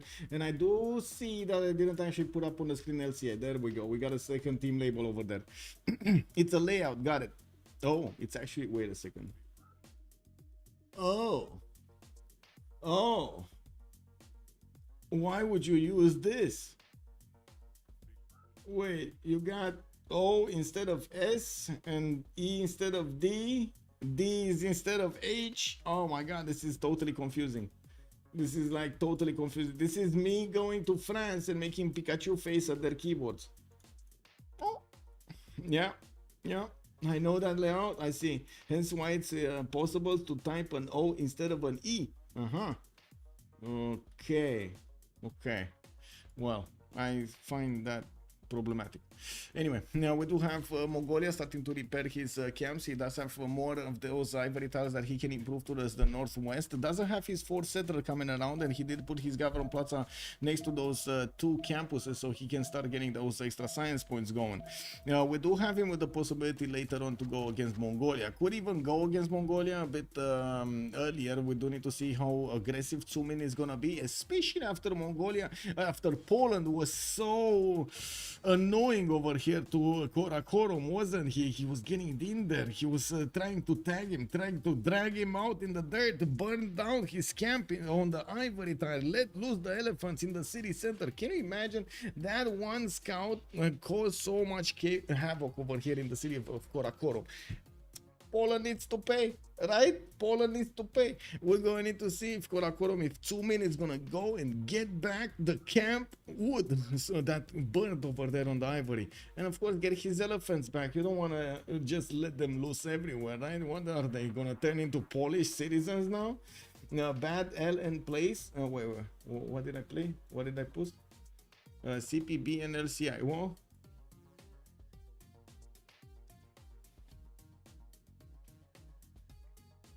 oh, you're still talking about that one? Okay. Blitzcat games, I'm 120 words per minute in QWERTY. I'm around like 80, but I don't really struggle with words. I write as fast as I can anyway, like as fast as I want. Is it because you're more likely to use left right hand? Okay. But I do like the Barak philosophy of vowels on one hand and the common consonants on the other hand. I had a friend trying to use Dvorak. It looked very difficult to get used to. Yeah, it is. It is probably very difficult to get used to. Looking at the era score, I do notice we do have everybody over the threshold of 19 points here. We do need to take a look at the city states while we're gonna take a look at what England is doing. He did managed to take care of that warrior. There's no more warrior here, but I think he's missing one slinger. I think the warrior took a slinger with him. Cahokia, Venice, Mogadishu, and Muscat will be the ones providing the trade bonuses. I do notice Caguana is going to also provide some culture bonuses. Chinguetti, Armagh, and Yerevan providing the religious faith bonuses. And you can imagine how happy all of these civilizations with monumentality will be when they will see Chinguetti in the game.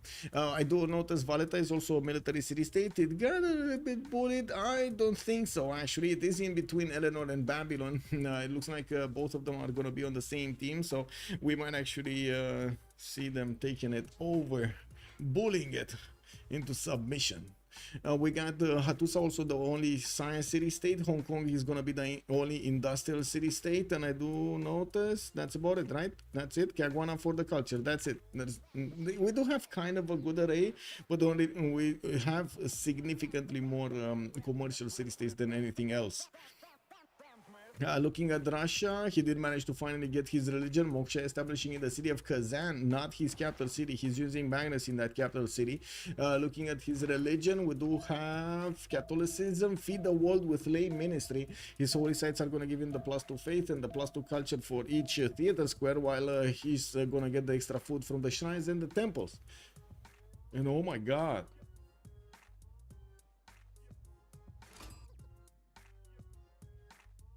Guys, it's starting to be something behind me over there. I don't know if you, I guess you see this happening behind me, right? Wow. Yeah. There's quite a party out there. There's quite a party out there. Woo! Yeah. Yeah. Is it even night anymore? I'm pretty sure you can walk down the street and see in front of you if you can see through the droplets, you know? Yeah, my internet got slower with yeah, I don't know, man. It's quite a storm. Anyway, on Khmer we do have. Oh, he didn't go marketing. He went for choral music with stewardship. I guess he wants a little bit of everything, but could have definitely had a lot more success with work ethic. Someone said natural disaster 5. Yes, sir. MNC, I'm from Bucharest, Romania. On what floor are you? I mean, I'm top level, but top level is like, I don't know, 3-story house or something like that. It's not that high. No, there aren't any tall buildings near me, I guess. Oh well. It is what it is. We are 10:31, so we get to talk about their golden ages. Penbrush and Boy's golden age on Victoria. We do have him benefiting from that extra culture from his districts, the Royal Navy Dockyards, getting his Government Plaza down in Liverpool here, and also getting to improve his resources. A 4th city moving towards the north, a 5th city moving towards the west, and I do notice he's gonna get a few jobs here to make those lighthouses faster. I do need to move towards Montezuma. Montezuma gonna get that city Patreon goddess and Patreon goddess, so the 40% towards the first district in a city is gonna get bonuses. And we do see Aztec chopping settlers going ancestral hall for the massive spread of cities here. We do not see him with a lot of fresh water. West side definitely he can settle, but to the northeast where he does have Babylon to go against, it does look like he's gonna need to go for some non-freshwater cities, or just keep going and settling in the north while leaving this land devoid of a city. We do have also Jadwiga with 9 science and 16 culture. Alexis Kremp is in a monumentality golden age. He's making 46 faith a turn with 35 production. A 4th city is going to the southeast. A 5th city going southwest of Warsaw. We do have Krakow also getting his shrine in 2 turns. Going for more faith. Got his Government Plaza. Still no specializing building of choice in the Government Plaza. While he's gonna plug in Magnus here in the city of Warsaw. Warsaw? Is it Warsaw or Warsaw? It feels more like an audience game for Aztec. Aztec is cooking. What's the Aztec continent split? He doesn't really have a continent split. Yeah, he doesn't have a continent split. Maybe he can get a city here, but yeah, that's not really looking like it's gonna happen. Looking at Darla Lapinu, we did have him getting his religion up. Multiple settlers are starting to also get built here, and we do have him with 2, 4, 6, 7 builders right now, chopping and improving his territory as quickly as possible. He's chopping out these deer ties for the extra production. And wait, the Polish guy told me I was like Warszawa. Ah, I see. That's Warszawa. No, so wait, you're talking about Warsaw, or you're talking about Warsaw or Varsovia? Because I was asking specifically about this. So this is Varsovia, this is Krakow. Yes, for us in Romanian, this is Cracovia and this is Varsovia. These are like the Romanian pronunciation for these ones are Varsovia and Cracovia. You want me to just use it like that because it's like second nature to me? It's more easier for me. Varsovia. May I just say it like that? Maybe I say it like that. Varsovia. Okay. We do need to move.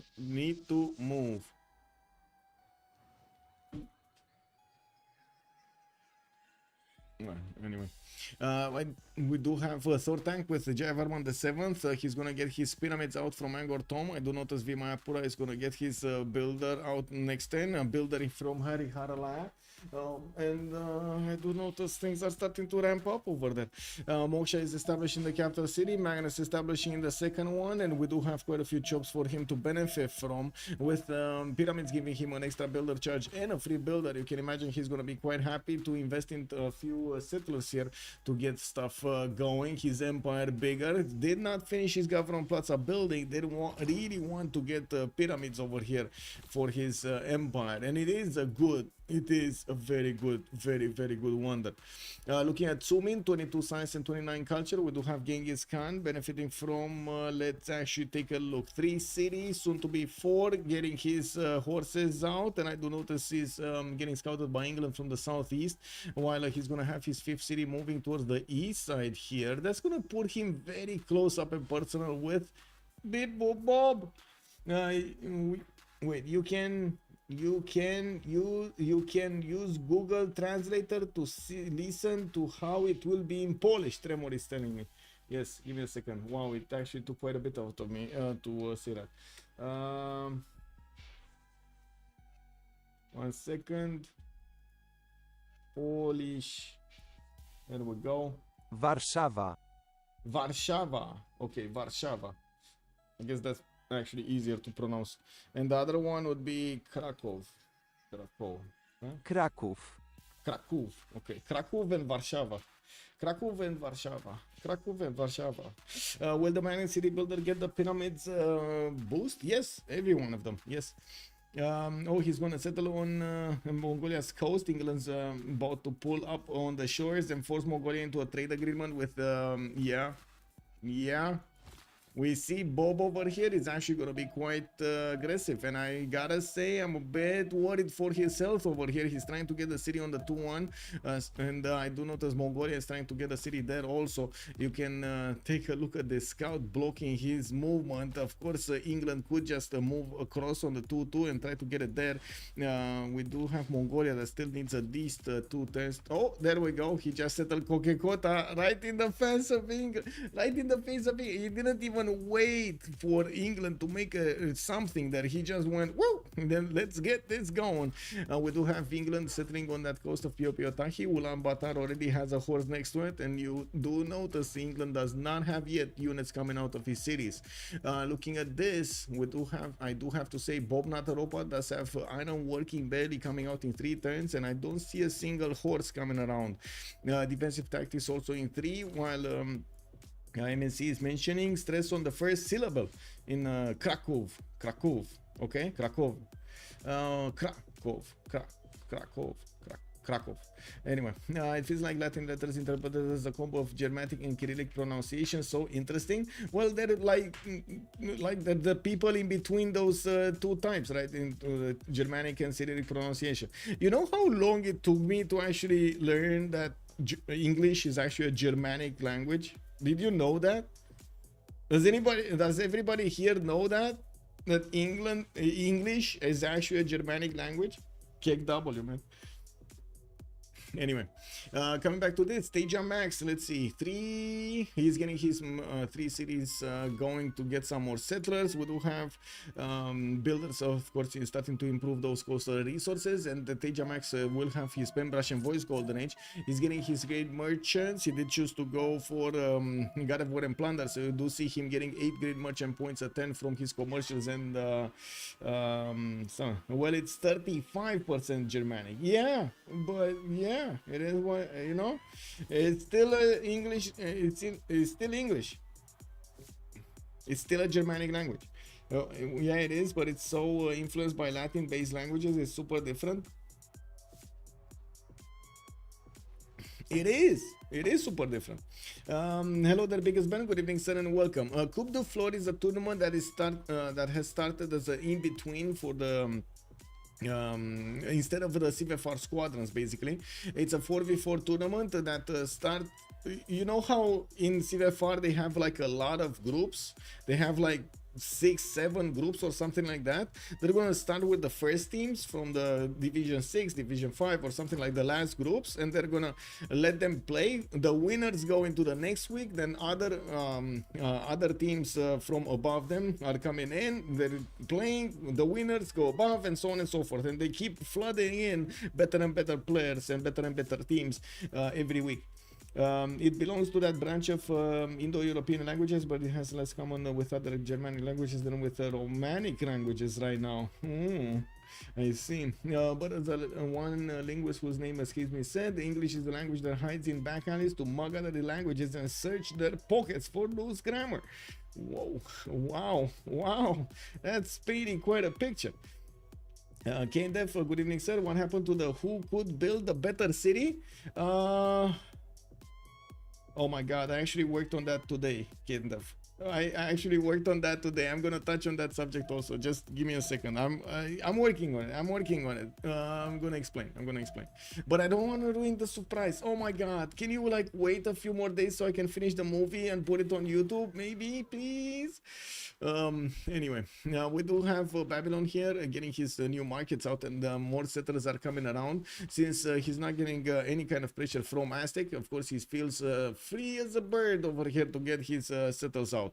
Now we do have Mongolia's horses also starting to be put on the encampments here. He definitely wants his general before he's gonna start stomping cities, getting his warlords thrown out in 3 turns, and of course Tsumin here is gonna get quite an array of units to go against his opponent. With the extra science that he's making, he's on 38 and 32. You can imagine Bobnart the robot is in a heap of trouble here. Michael 2C, thank you so much for the follow, sir. Less loose lexic is more accurate. Imagine grammar in English, case closed. Oh wait, no cases. KW. English speaking law uses Latin terms as standards for complex legal principles.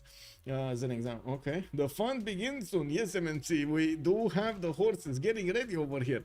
They're getting groomed, they're getting armored, they're getting everything they need, fed, and I'm pretty sure England is gonna have something to give them. Wait. It makes sense. The British Isles were once home to the Celts, then the Romans conquered it, then the Anglo-Saxons and other Germanic tribes conquered it, and then the Danes conquered it, and they spent a ton of time fighting the French, so the language is super mixed. Exactly, right? It's a super mixed bag of like so many languages over there, like terms that got used from time to time because of so many people like moving out, in and out. You don't think Mongolian horses have armor? What do you mean? They have the soul armor, MMC. Everybody has that. What? Yeah, come on. The shield. Okay, well. We do have to take a look also on Damori, because we kind of overlooked him. Damori is getting his own horses, and looks like he's sending them towards the city of Valletta, towards the northwest. He's going to want to take that 4th city for himself. That's going to be his 5th city. We do have Manchester getting his Theatre Square Festivals out projects. He definitely wants to get those extra books quickly by the looks of it. 22 science with 48 culture and 30 gold a turn. 73 production. He's actually the most productive in the game if you don't count the faith pattern for Darlak Pinu. Coming back on the faith pattern here, we might actually see Peter go over 100 faith at, before 1040 here. Russia is going to get his temples out, and I do notice he's also going to build his libraries, finished the Hanging Gardens, and getting more holy site prayer projects. What? Is this a misclick? Why would you get holy site prayer projects? What? Is this a misclick? I think we should all communicate with clicks. You wanna be what was it? Wait. Aren't dolphins communicating with clicks? And not only dolphins, the killer whales, right? The big whales. You got the Welsh and the Irish, who are the most similar to what were the original Britons, and the Scots are from the Picts or something. Wait, from the Picts? What's that? I'm definitely be amused if we all change to Morse code vocally. Cookies are communicating with clicks. Whoa, yeah. Well, we do have Russia here getting his temple out there in Mohenjo-Daro, and of course he's going to get the extra housing. Magnus is establishing in that city center, and I gotta say, he doesn't really need to worry about anybody at the moment, unless we're going to see Mongolia starting to show up on the English doorstep and taking over cities.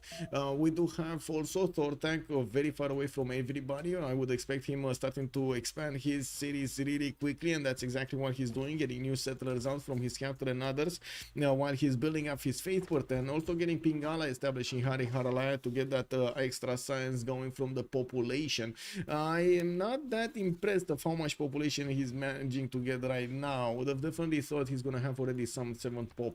But anyway, looking at Poland, these 5 cities are gonna start making some encampment training projects. He did manage to get the general earlier, and he's gonna have the ability to actually flex against Mongolia. We do need to see if he's gonna be aggressive here. He's building an army, and I don't think he's building an army for nothing, right?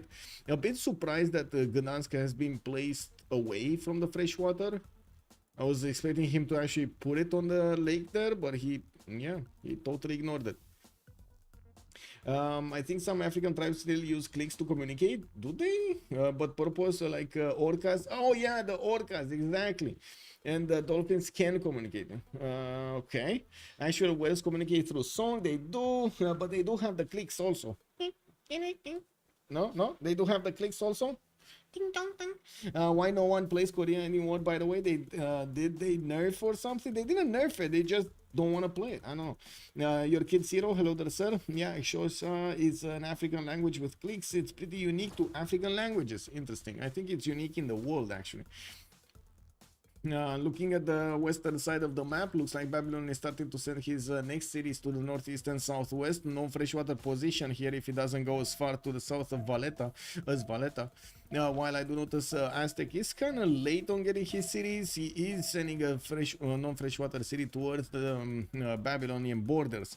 Establishing Moksha in the second one, getting Magnus in the capital, getting a wave of markets and quite a few points for those great merchants. We do need to see if he's going to manage to actually recruit the ones that he wants, the extra trade road ones. Babylon did manage to get Zankian. I do notice also he did manage to get Coleus and Marcus Licinius Crassus, while at the moment, well, Aztec did manage to get Coleus. This is very good actually. We do have Coleus for his extra amenity, the extra damage point that definitely Aztec will want. He does have +2 luxury attack bonus at the moment with the oligarchy. We're going to need to see where is he going to get at. Okay, encampment finished in Mongolia's territory. 3 more encampments are coming out while he's sending a city to the north. We do need to see if he's actually going to get a general. We did notice that also some other players like Poland are making projects here. Hannibal Barca coming around soon from the Polish side. England is on 2 regional points a turn. We do have Aztec on 2 and Mongolia is only on 1. Okay. We got a chop here for Bob. Bradford is gonna chop out the encampment training project, and he's putting his swordsman soon on the front line. There aren't that many units free for Mongolia. To be honest, this doesn't look like a fast attack. This more looks like a preparation for the tank slash Peche attack against England here. Not a lot of units though at the moment. Not a lot of units. We do have more Prasads. Lord's gonna get Stonehenge. Looking at Damori, he's starting to get his settlers out. Northwest, he's starting to also hit the city of Valletta with his horses and gonna take that 5th city for himself while his 6th one is getting in there. Could settle another city to the west of Manchester. Is non-fresh, but he can acquire it if necessary. And I do see a settler is coming out from London, another settler from Preston. He did also manage to recruit at least 1 great writer and getting that extra culture going. Looking at the yield stamp, we do not have yet anybody going over 100 production, but we do see if we do couple Faith Burton from Darlapinu with the production, he should be about that number. We do notice also Thortank is finally getting to the 74 Faith a turn, but unfortunately he's losing 1 gold a turn. Economy looks good on both teams. We don't really have anybody going explosively minus or too much. They're fine, normal. Apadana getting built in Darapinus territory. This is a bit surprising to actually see Apadana being built from the beginning. This is a major investment actually. Wait, Zulu and Bantu also has clicks as I understand. Okay. Deep Easily saying from Google, clicks are used extensively in the vocabulary of croissant languages, and they are the initial sounds in approximately 70% of the words. Oh my god. So what do you do over there? You say and then you say the word, you do, and then you say the word, or you do like, and then you say the word, or you do like something like this. Oh my god, that sounds to me like we're trying to read out the Korean series out loud and pretend that we can make a difference between them. I think we tried this before, right? I think we tried this once with Korean series.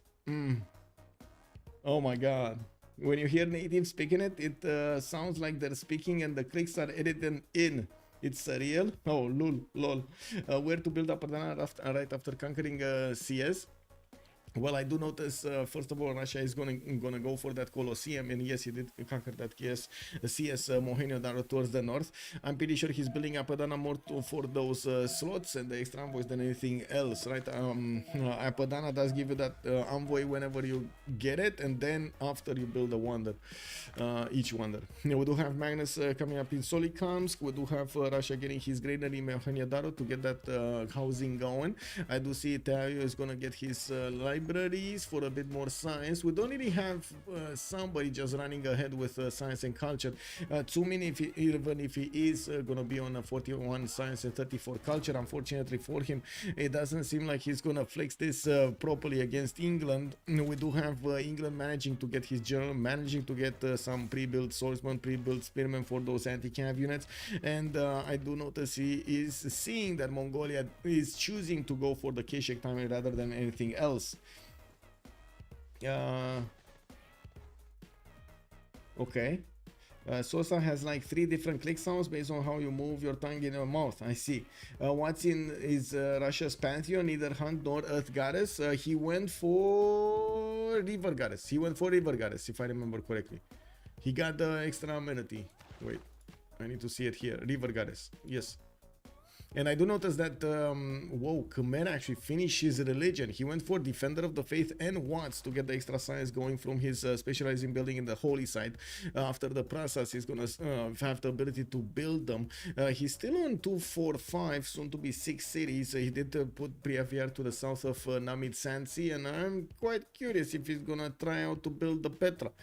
We do have finally the Hangor Tom City and Harihar Alliance starting to get that extra population going. I would imagine he's gonna be quite happy getting the 7th population to start building up more districts.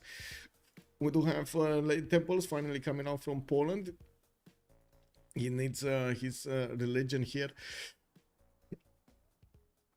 He's kind of late. I mean, he's not late to get his Reformed Church, and I'm thinking Mongolia might actually choose to go against the wrong person here.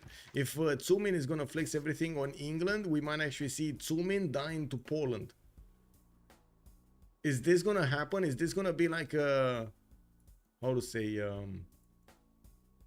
like a pain train?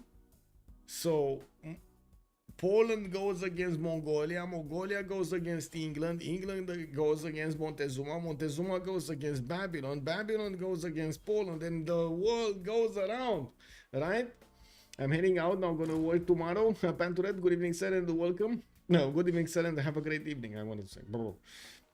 A lot of languages in nuances is in sounds foreigners don't have in their language. That's why it's so tricky for some languages. Yeah. There are a lot of sounds that we don't have, or how to say, letters that you don't see immediately. Actually, it's funny. We had a case, but I don't know if I should talk about it. Just like in France, French, Romanian language does have some extra signs, I would say, on its words, on its letters. So basically, you can make S. If you want it to sound like sh, like it's an S with a little bit of a comma below it. That's sh, basically. And that one, oh, it's on the game. There we go. Okay, I just said it. I'm sorry, I don't have actually the points, but you heard me say it, so I feel like it's good. Do you speak any Russian? No, zero. No. I only went to what to say? I didn't have Russian in school. I had French, English, German. I think that's about it actually. I got a black belt from World Taekwondo Federation, which is based in South Korea. They pretty much could only approximate my last name since it's Spanish. Oh, I can imagine them trying. At least in the Korean thing, yeah, I can imagine them trying to spell it out. If you think we have a problem with how we spell things from their side, you can imagine them having a problem. Like in Chinese, the way you pronounce a vowel can have 5 different intonations. Ma and ma can mean horse or mom, for example. Wow. Wow, that sounds extremely confusing. That sounds like Aladdin. Are you Aladdin today or are you Aladdin? That sounds like an extremely confusing language, not gonna lie. As you get older, your brain optimizes to understand sounds that are used in your language at the expense of not hearing other sounds. That is why kids learn other languages easier than grown-ups. Well, yes, optimizes. If it is actually good to communicate, good for communications, that's a totally different thing, because it needs to be able to how to say, connect ideas, right? You don't just want to communicate. You don't have a yes and no proposition there. You need to actually get some ideas out, right? I speak Spanglish. Oh, very nice. I love the movie. I love the movie. Amazing movie. Very nice, very nice. Yeah, we do have England actually putting his swordsman and some archers to the west side, and surprisingly enough, he's not making bigger army. He knows that neither is Mongolia at the moment, or at least we don't actually see that many units coming up from Mongolia. Poland did put at least a few horses, 3 of them on the east side of Gdansk. That's going to be right in the face of Mongolia city of Keshker. There is a horse coming around from that side in 5 turns. Maybe it's going to get chopped next turn. That is a forest that the builder is on, and I'm pretty sure he wants to do it. Orders also coming in, finishing up for Mongolia, so he can get the extra movement and the experience points on all of these camp units. The Kesheks also getting out from Karakorum. I'm gonna have a ball of a time here getting through the units of England. Looking at the south, we do have Khmer getting his water mills going. Okay, I do see he's also getting some campuses. He did build a Mahabodhi temple in Yasodharapura. Wanted to get that as quickly as possible so he could get extra bonuses from his religion. It is very expensive, and I wouldn't really say it's ideal to go for these specializing building from the beginning of the game. Maybe you want to lock them in and deny them from an opponent, but usually you don't get enough faith to build them, and you don't really want to use your production to build them either. The total thing is more common in East Asian countries. One sec. Something Westerners have that East Asian struggle with is tongue rolls. Really hard for us since our language comes from throat sounds. I see. Other areas of the brain prefer the contents have job to understand meaning of words. Wernike, Zania just needs to hear. I see. Well.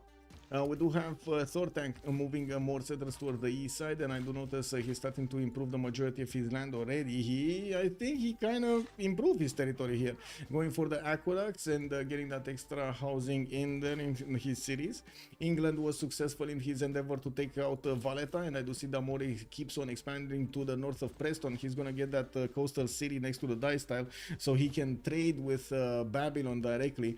I do notice Babylon is also starting to get a few horses out. He's also getting his Sabum Kipidum. I would imagine that's more for Eraskor than anything else. We do have Teja here with 40 out of 40. He does need the 11 more points if he wants to get the Golden Age.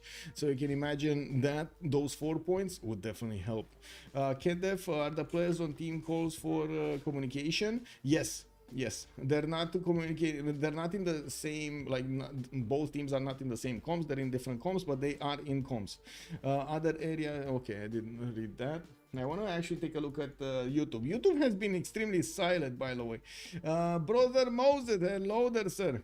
Shout out to Thomas, watching from Australia, from Arizona. Oh my God, from Australia. I'm from Arizona. It is, yeah. Good evening, sir. It's odd when your children can speak a second language perfectly. Oh, check W, man. We do have more markets coming around. An entertainment complex in Teotihuacan. Looks like Ranash is looking to build his Tlachi, his unique building, replacing the arena. We do need to see if Poland is actually going to do anything with his units towards the east side. At the moment, he only has horses, but as we've seen yesterday, he's definitely going to want wing hussar somewhere. We do need to see if Krakow is going to manage to expand towards the north. There is a Comedian scout that just finished that iron tile and might even get into the Gavron Plaza, because yeah, this Comedian scout is not, it's kind of restless, I would say. We do have Victor established in Warsaw, Varsovia. My god, one sec. Warsaw. I forgot. I totally forgot. Warszawa. Warsaw. Okay. Warszawa. Oh my god. Anyway, now my wife is Spanish, so my kids speak Spanish perfectly. Oh my god. And wait, they do get to like talk behind your back. Your mother and your kids are talking behind your back in a language you don't know. That sounds terrible, D. Beasley. I think you need to learn some Spanish. Just saying, man. I think you need to learn some Spanish. Yeah, like my parents probably have it. I'm fluent in English and have broken Chinese. I see. Now we do have horses coming up from Krakow, and I do notice more lightning strikes coming around. Encampments coming up in Gdansk while he's gonna get his encampment training project here in 3 turns. Looks like the first generals have finished.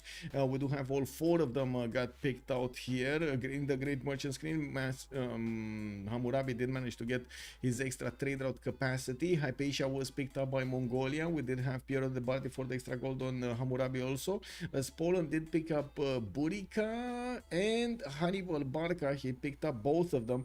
I do need to see, wait a second, do we have Mongolia? Yeah, he did get Trumtrak, and then Shunzu got picked up by England. Okay, those are the 4 ones. We should be coming closer to the next era. I do notice 7 more turns are separating us from the next era rollover, so we're probably going to see them try to get as many of these era score points as possible. We do have Thor Tank with 65-59, Sumin 60-60, Teja 46-51. Okay, we do have Alexis Kremp also 45-55. He's going to need 10 more points if he wants to get there. Mercenary is coming out next 10 while he's deploying quite a bit of military to the southwest. Looks like he might be thinking of taking out England. Can you imagine if he actually goes to Damori and Irrel's Damori over here, taking out Birmingham and then just going to London to say hello? Just clubbing over there? I never see Poland build Sukienices. Wait, we did see it yesterday. Oh my god.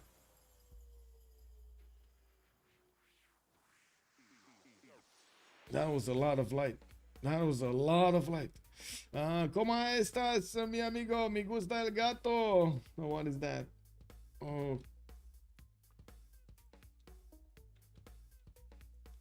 Wow. I like the cat. Oh, the gato is the cat. I see.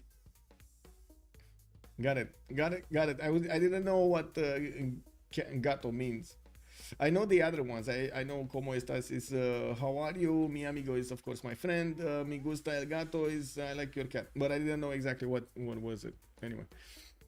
You know, we do have K6 coming around here from Mongolia, and yes, intelligence agency assistance from Karakorum, gonna give him the extra spy. Mongolia has started putting these K6 right in the face of England, and I do notice he doesn't have his extra diplomatic visibility over his opponent, but he is managing to do quite a bit of damage to the English units. Basically, these English units cannot really attack into his units.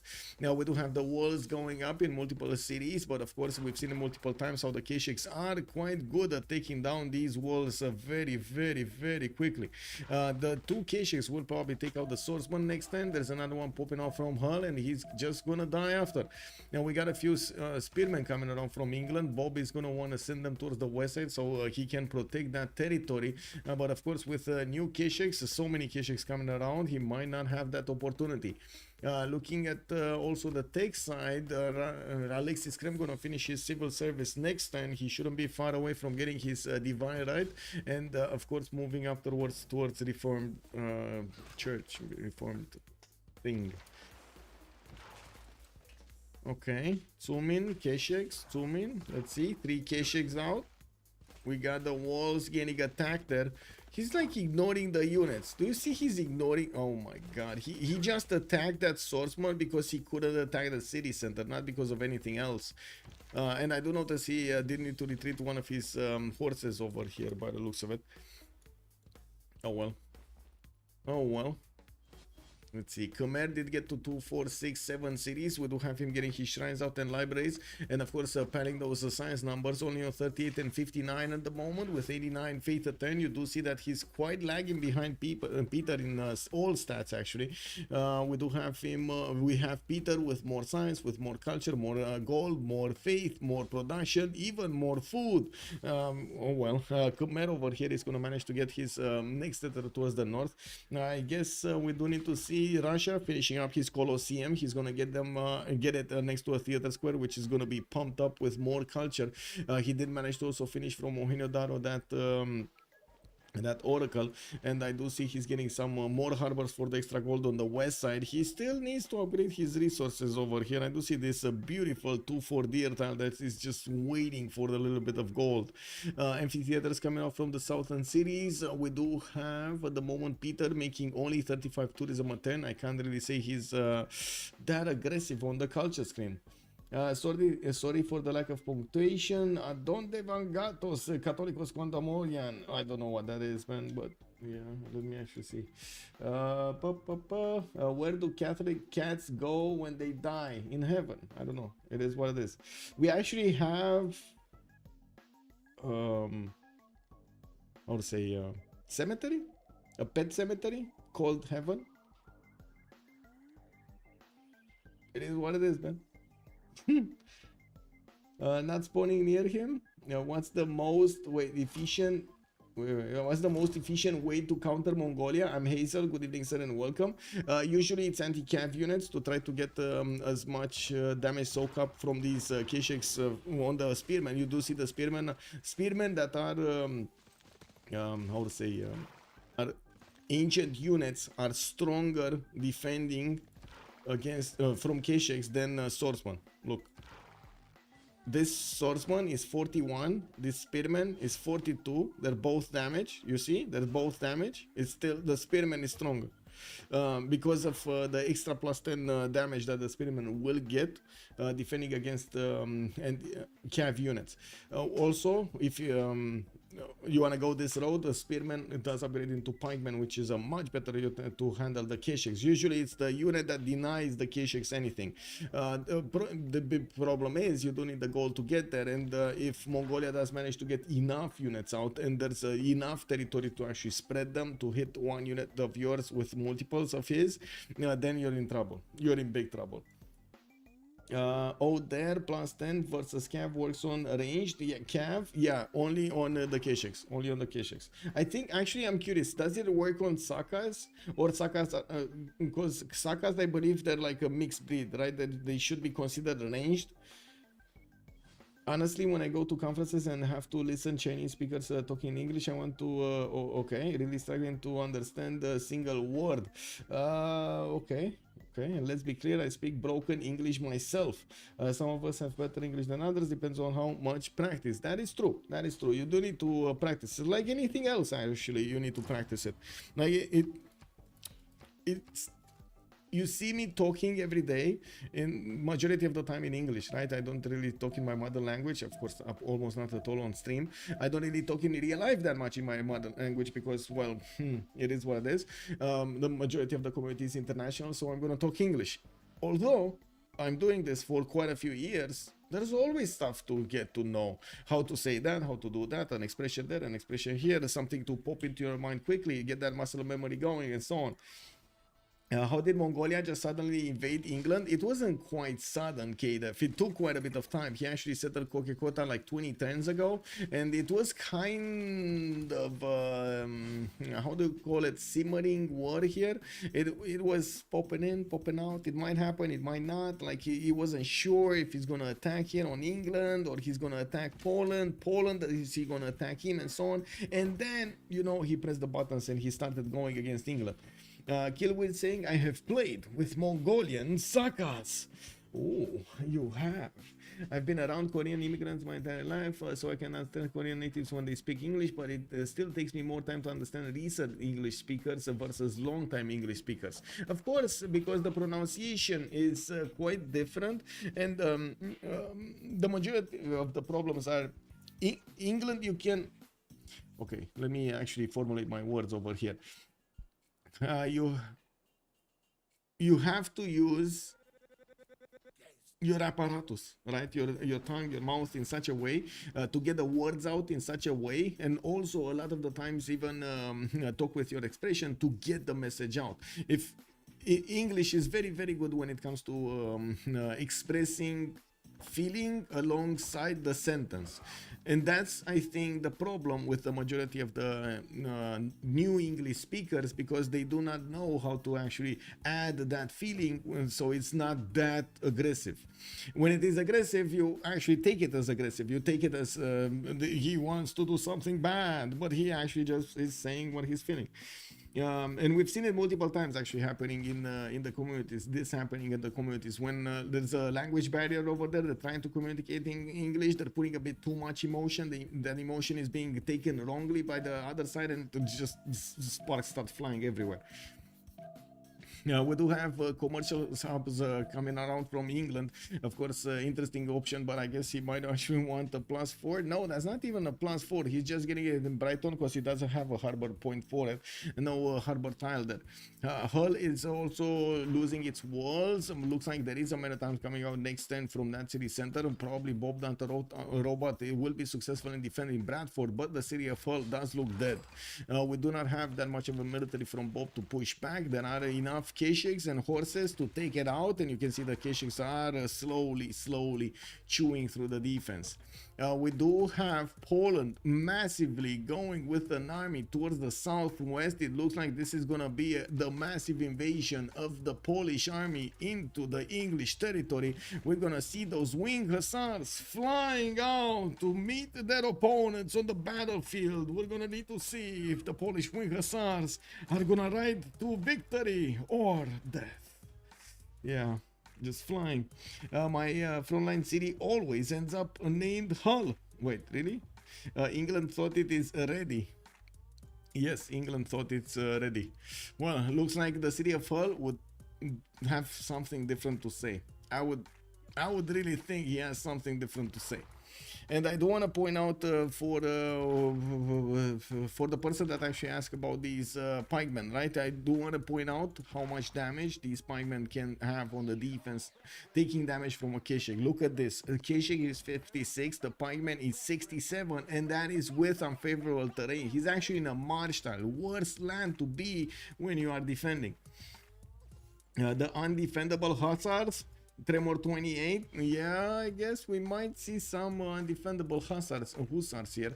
Damori is going to need to build a line of defense, and I would imagine he can use the forest and these rivers to actually build that line next to the city of Birmingham. It does have also spies getting out in 3 turns from London, but I don't see units. Where are your units? Hello? We already have 2, 4, 6, 7 soon to be pre-builds. Alexis Kremp is getting guilds. He's gonna get boosted by Ranash. By the time, oh my god, by the time this army gets here, he's gonna be ready.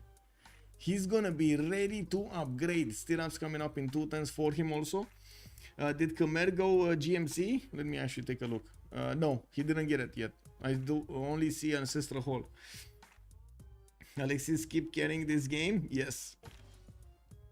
Pingal establishing Mohenjo-Daro. Lighthouse is coming around. I do see Russia did get 58 science with 94 culture, but he's on 162 faith and almost 200 production points with 166 food. 2, 4, 6, 8, 10 cities strong. We do have Darlapinio still having a few more cities to settle if he wants to. From what I do see, at least 2 or 3. We do have him also starting to get quite a few of those writers.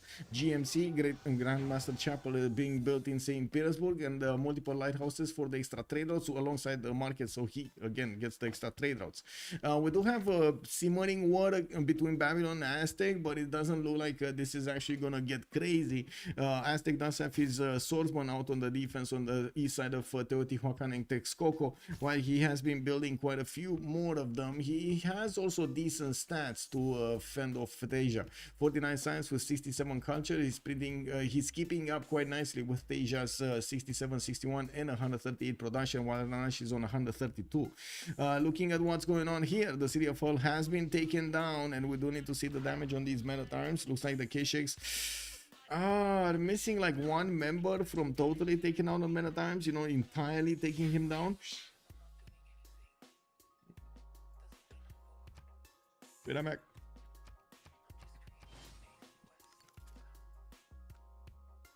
Good Raja is back in the game. Yeah, back in the game.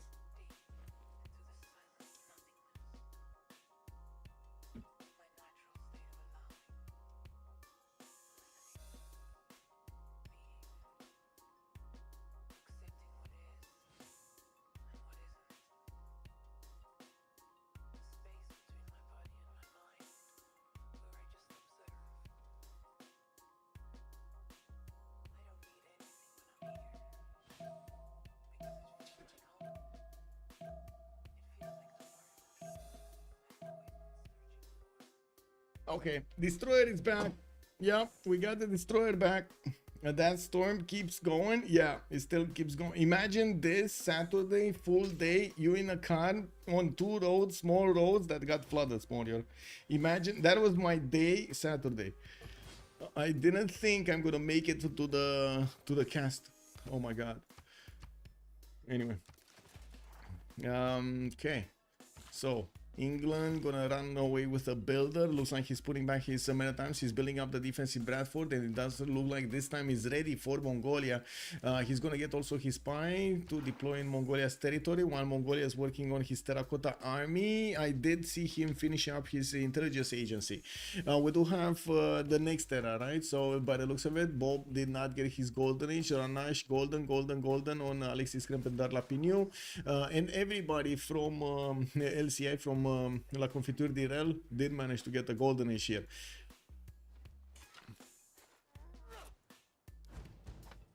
Okay, we got knights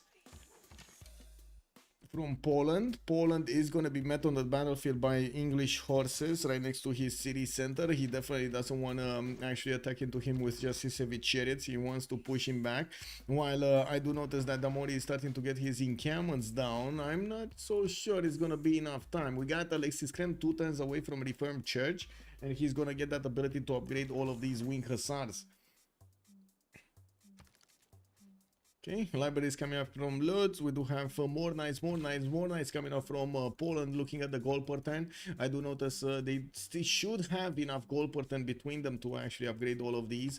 Looking at the gold in the bank, yeah, they should have enough, especially with mercenaries. On the other side, though, we do have Teja Max managing to get 138 gold by himself.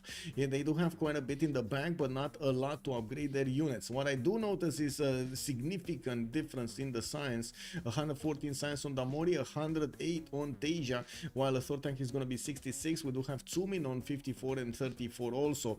That Lapinio going for the max culture. He's on 102 culture 10 with 58 science, while we're going to need to see if the others are going to manage to catch up. It does seem like we do have an advantage over here for La Confiture D'irrel.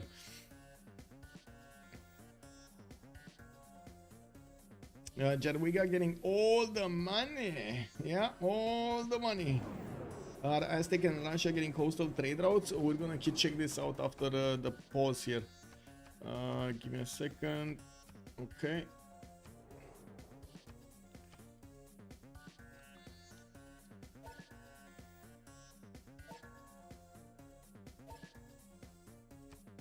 Okay, coming back. 2 minutes. Let's see if the destroyer is gonna want my chair.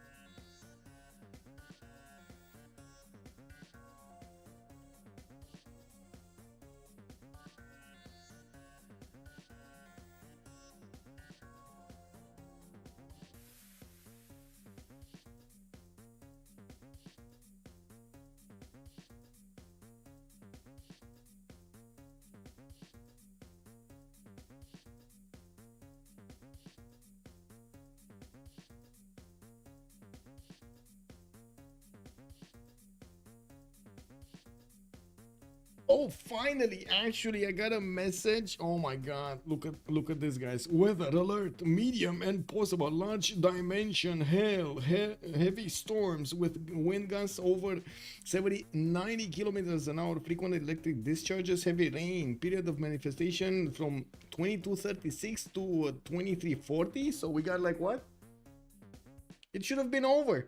Wow. Avoid any travels and take shelter and self-protection measures. What do you mean? Self-protection measures. What do you want me to do? Get myself all in rubber so I don't get electrified? Jadwiga getting all the money? Yes. Okay, so coming back to this, let's actually see. We do have diplomatic victory points for Peter. Hammurabi is gonna get his +4 gold from the trade routes, and I do see 5 loyalty and but minus 20 population growth on Peter. Not ideal, not ideal. At least he got the last one. Let's see what's going on with Mongolia's war. Mongolia getting pushed back by England. Looks like with the help of the pikemen, he can actually do the damage against these Kesheks. And Mongolia is trying to get out of the city of Hull. He doesn't have stronger units like, for example, you know, knights to actually fend off attacks here. And by the looks of it, from the west side, we will see some Polish wing hussars go against Mongolia here. Since Mongolia is starting to switch towards spearmen, he definitely is in trouble. I would call this in trouble. This is trouble. We got Alexis Kremp one turn away from getting his reformed church, and I'm pretty sure he's gonna want to settle this city and upgrade immediately his wing hussars, send them towards the cities of England as quickly as possible. Isodor of Miletus has been recruited by Eleanor, and I do see Damori is gonna get it in the city of Birmingham. Not sure what he's gonna do with it here. We'll see. I do see encampment training projects also coming around next turn, and by the looks of it, we do need to see another encampment training project coming out from Eleanor if he is gonna crave that knight, that general. He's getting another encampment from Manchester, and I do see a wave of spearmen coming around. We've seen yesterday spearmen are not really effective at all against Jadwiga's wing hussars. Not even pikemen are effective against Jadwiga's wing hussars. Maybe Viking shots, maybe. Baxter, good evening, sir, and welcome. Also, Torgel, hello there, sir. This Poland sim will not scale at all. This is more a you push win or lose situation. It kind of looks like that, sir. Also, Baxter, hello. Can I get an update on Babylon? Let's see what Babylon is doing. Babylon, he's just getting science. He's getting that those traders going towards the cities of England, then getting the gold, 150 gold a 10 with 121 science. He chose a free inquiry golden age, and I do notice he's only on 37 culture return. Didn't really need to worry about Aztec. We don't see any like units here from Ranash to actually flex against his opponent. Unfortunately, we've seen multiple times how important it is to keep on pushing your opponent from time to time. We do have a bit of a discrepancy here, no? No, actually there's not that big of a discrepancy when it comes to the production between them, but I do notice the more the game goes on, it does feel like La Confiture D'irrel in the CMOD list, they're getting stronger. But there is a risk that Victoria, of course, is gonna keep on his IRL position. He's only on 4 cities. He might be traded with Mongolia. Mongolia, of course, having a serious issue with Poland to the west side. But Poland cannot actually do everything he wants to against Mongolia. He needs to do the damage against Damori and nullify one of his opponents here. Otherwise, it's going to be extremely hard for Peter to get that culture victory. With England and with Khmer in the game, it's going to be almost impossible. Oh my god, no, my god, beautiful, that's just amazing. Is it going to be worth it? I don't know. He just used Isodor, one turn statue of Zeus, got 5-6 units, how many he did get, and then it's gonna get to upgrade them next turn. Beautiful. Pike shot not effective against the wing hussars either. Yeah, it's hard. Yeah, not as effective as you might think. Pike shots are okay considering Damori's cult. He'll get to culture. He's gonna get to nationalism. Yeah, there's a very weird heart placed in the YouTube chat. I have no idea why it's there. Like, I don't mind the heart. The heart is totally fine. The placement of it drives me insane. It's right on top of the last words on the last line on the right side, and it's also on top of the 3-button menu, the hamburger menu that you need to click to moderate. Exactly, that one. Somebody clicked on it. Somebody clicked again. Oh my god, you're clicking on the heart. That one over there. If you click on that, you can't actually moderate the channel because you click on a heart. This is unbelievable. Click, click, click, click, click, click, click, click. Yeah. Anyway, Winkersar's coming in. Poland is gonna have the ability to go against the English how to say, encampment and take it out quite quickly. It can double tap that quite easily, not to mention kill most of these units of England if they don't get promoted. We do need to see if Damori, there we go, next turn he's gonna get his pikemen from the spearmen. We do need to see if he's gonna have enough gold. Looks like he's getting all the gold from his teammates, so he can actually build this up. There is an ancient wall coming up from Birmingham in 2 walls, and we're going to need to see if Poland is actually gonna be quick on the buttons to kill off the encampment, or the walls are gonna go up. I mean, Russia should be a war save. Not wrong. Terracotta on Poland, as in we've seen him quite a few times that Russia did manage to overwhelm his opponents with with military, mostly because of the chops at the beginning and the high tempo. Now we do have campuses coming around also from Russia. He's 80 science and 117 culture, second more mentality golden age, and keeps on upgrading everything in his empire, while Mongolia actually kept the city of Hull away from England. We do have new Keshiks coming around, and we'll need to get onto the front line as quickly as possible. I don't see strong units. Like, I see Keshiks, but I don't see knights, I don't see men at arms, I don't see pikemen, I don't see anything stronger than these Keshiks. And don't get me wrong, Keshiks are good, not as good. England has knights though. He should be okay. Gergeron, good evening, sir. Yeah. I mean, yeah. Again, Alexis Kremp did try to flex, but he forgot about this horse flex, and the walls are gonna go up. Oh, wait, they did go up already. They did go up. Wait a second. This is suspicious. Why is this district 11 out of 10 if the walls went up? This is very weird. The walls should have been in that district also, right? Is there a cat in the game? No, it isn't. And Valletta, the only city-state that was giving some bonuses towards military, has just poofed out of existence. Well, it looks like the pikemen will keep the Winkersards at bay for some time, even with the extra promotions. Alexis Krem doesn't seem like he's gonna get to push unless he's gonna manage to get some extra diplo on England, but it doesn't look like it. England benefiting from not only the river defense but also his forest. I think Poland just miscalculated the target, and right now I would say if Poland doesn't send his units immediately to Mongolia, he might be putting his allies in a heap of trouble. Yeah, I mean, look at the other side. Thor tank is definitely getting big, and he's getting big fast. We do have Damori getting way bigger than Alexis, right? On Eleanor. We got Teja getting way bigger than Montezuma. We got Tsumin that is just being a wrecking ball, trying to slow down both Poland and England. England, he totally derailed out of the game, right? England is like 60 and 30. And then we do have Poland on the west side that was putting an all-in. Chad was saying this is an all-in from Poland, right? He doesn't really have that many places to adapt around this strategy. He's going as hard as possible with these Winkersards against his opponents. Not gonna win the day against England, but he might win the day against Mongolia if he is gonna be fast enough.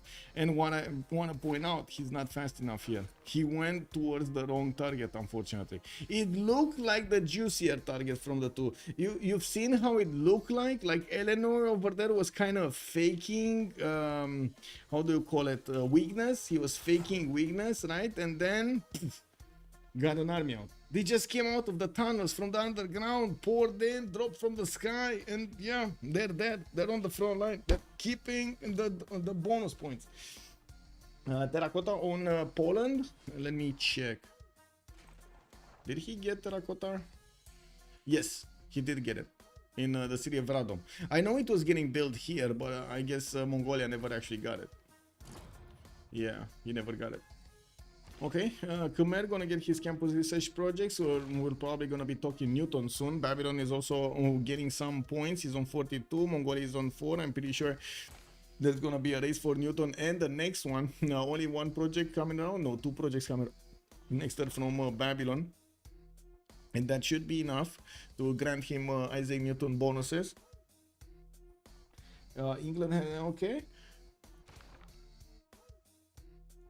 Looking at Russia, we do have harbors coming up from the northwestern cities, so he can again couple his economy with Aztec on the water. Very, very important to get those extra trade routes going. Kilobak Zivani also being built in Russia's territory, while he's getting some of these water mills going in his cities. He's gonna get the extra production on his farms there. Working on Theater Square festivals for this 28 great writer points a turn. He does want all of them, and while he's doing those projects, he's also getting great musician points, which are extremely valuable. Since he does have Apadana, you can imagine he is just waiting for those extra music slots to get filled up there. Looking at the Aztec, we do see him expanding to 4, 6, 8 cities, putting down intelligence agency in his government plaza and finishing up more encampments. We will probably need to see him getting ready for the war against his opponent. With Ranash being in a Penbash and Voice Golden Age, there still is a lot of potential in the science, but unfortunately with Asia being double the amount of science that he's making, he will be challenged later on in the game. There will be a possibility for Hammurabi to actually get to combustion way faster than Montezuma can, but I would imagine Teja Max is gonna grid out industrialization rather than go for tanks and kill his opponent here. We do have Poland still doing quite a bit of damage against the units of England. By the looks of it, we do see one down, one pikeman down, and we do see Poland starting to wrap around the city of Birmingham's defenses, slowly pushing through. Poland is going to get a trebuchet also with the help of the general, and going to move it on the front line over there, pop it on the front line, so he starts the damage against the encampment. You can see that encampment losing its strength almost to 0, and alongside with the encampment, the pikemen will also go down. It does seem like England will have a major problem actually defending against these units, even if the initial attack, it looked like the Polish Wing Hussars cannot push through the pikemen. They did manage to push through the pikemen. The initial assessment, I should say. We do have Mongolian with more units appearing in the face of England and starting to chew through his defenses, while we do have Metatime starting to get out of his cities on the east side. Again, it's quite slow to get these out. Now, on the west side, I'm very surprised Alexis Kremp is not upgrading 1 or 2 of these knights into Wing Hussars to try to push into Mongolia with the help of the other archers and, of course, his forces. Grandmaster Chapel from Cracovia coming out next turn, and I'm pretty sure we're going to see more units being bought. Alexis Kremp is only on 100 faith a turn, so he does need like 3 turns to buy a single unit here, a single Wing Hussar. Good day, Battle Cruiser. Hello there, sir. Good night, actually. Why is Babylon not having 3 times stats of everyone else? Yeah, good question. Why doesn't he have 3 times the stats of everyone else? Maybe it's Montezuma. Maybe it's the land. Maybe it's the wonder. I don't know. A lot of reasons over here.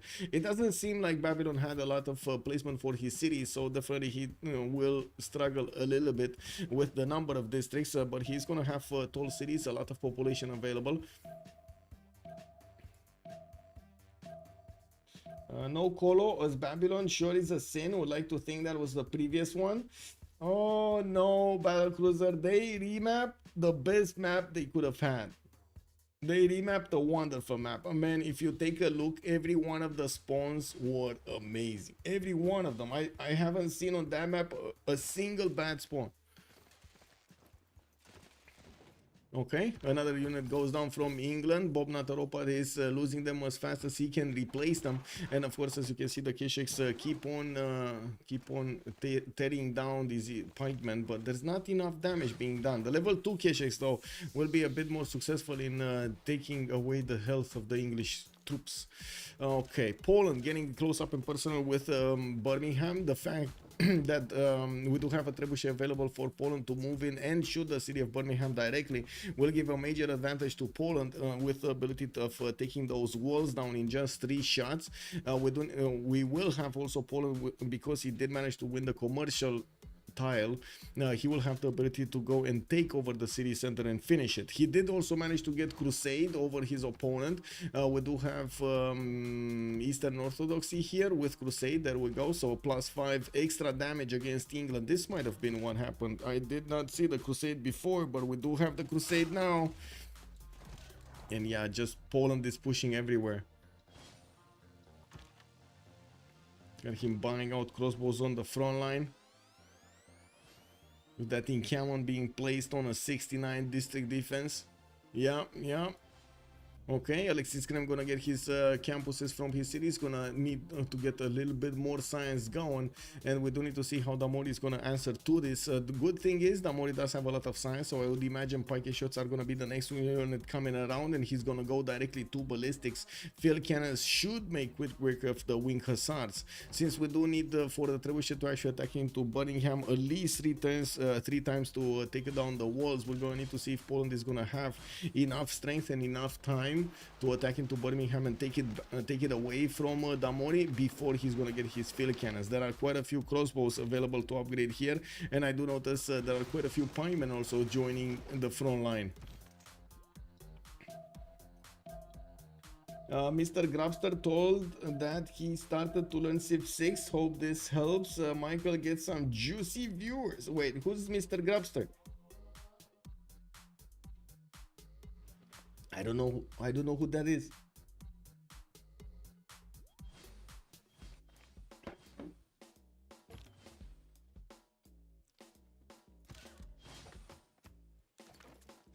Okay, Pike shots. Yeah, there we go. Pike shots, 89 defense across the river. It should be enough. Can they attack into the wing hussars? No, they're just dying. Okay. Well, that doesn't look like it's enough, is it? Especially since the wing hussars are starting to take the position in the south. That's a problem. We do have Poland getting the pillages on the commercials and of course ripping the gold away from his opponent Damori. While Damori is finished metal casting, we do need to see how quickly is he gonna be on field cannons, on ballistics. Looking at here, Mongolia looks like he settled down. Do we have any aggression here? No, not really. Do we have anything happening here? Not really over here either. I do notice Khmer is getting a fleet out, and this is interesting because Poland is gonna be on his other side, and he could even hit the city of Warsaw later on with a battleship. But Lodz is in range. A privateer also. Okay, sim up for Thortank. He did get his industrial zones. I don't really see him, of course, benefiting from industrialization. That would have been a bit too early. We do have him getting his universities. I'm pretty sure he's going there with discovering cartography while he's putting down a few more of these industrial zones. He did manage to get the one with the +10 and one with +6. And I do see Viemayapura is going to start to connect with Yasudarapura when it comes to those aqueducts. Well, is it? Because this one is here. So if this industrial zone is here, I'm pretty sure he's gonna get the aqueduct here in the south and gonna leave that one. This one is probably gonna be the industrial zone in Vimayapura. Not gonna get to connect them. This is a bit unfortunate, but I guess he really wanted the 4-3 tiles over there in those cities. Looking at what Russia is doing, we do have that Lapinion discovering his own cartography, going for 284 faith a turn. 284 faith a turn. We do have him also 141 science, 137 culture, still in the monumentality, so he's gonna keep both of those stats. This is a very good result from Peter. No, he did manage to actually get quite a bit of economy since Alexis Kremp is negative, trying to push through the English defenses. Ranaj getting some economy, Bob Not a Robot also getting some economy, but for how long, I guess that is the question. It doesn't seem like Poland is pushing fast enough, but he is pushing and doing the damage against the English Polish army. We do have Viking shots also getting attacked there by the encampments and the crossbows, but not enough damage to actually take down one of those Viking shots. With a Viking shot available to defend the city of Birmingham, it takes a bit more time for these trebuchets to actually attack the city of Birmingham and take the walls down, even with the +5 crusade against it. Oh, Grabby is a Warcraft 3 Pro. I see.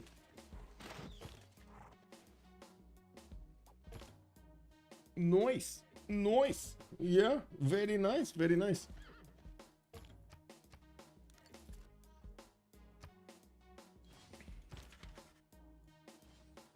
Okay, we got some spies coming out from Babylon to get that extra deploy in Aztec territory. I didn't really see any extra intel from Mongolia, but I do want to double check if he did manage to get some.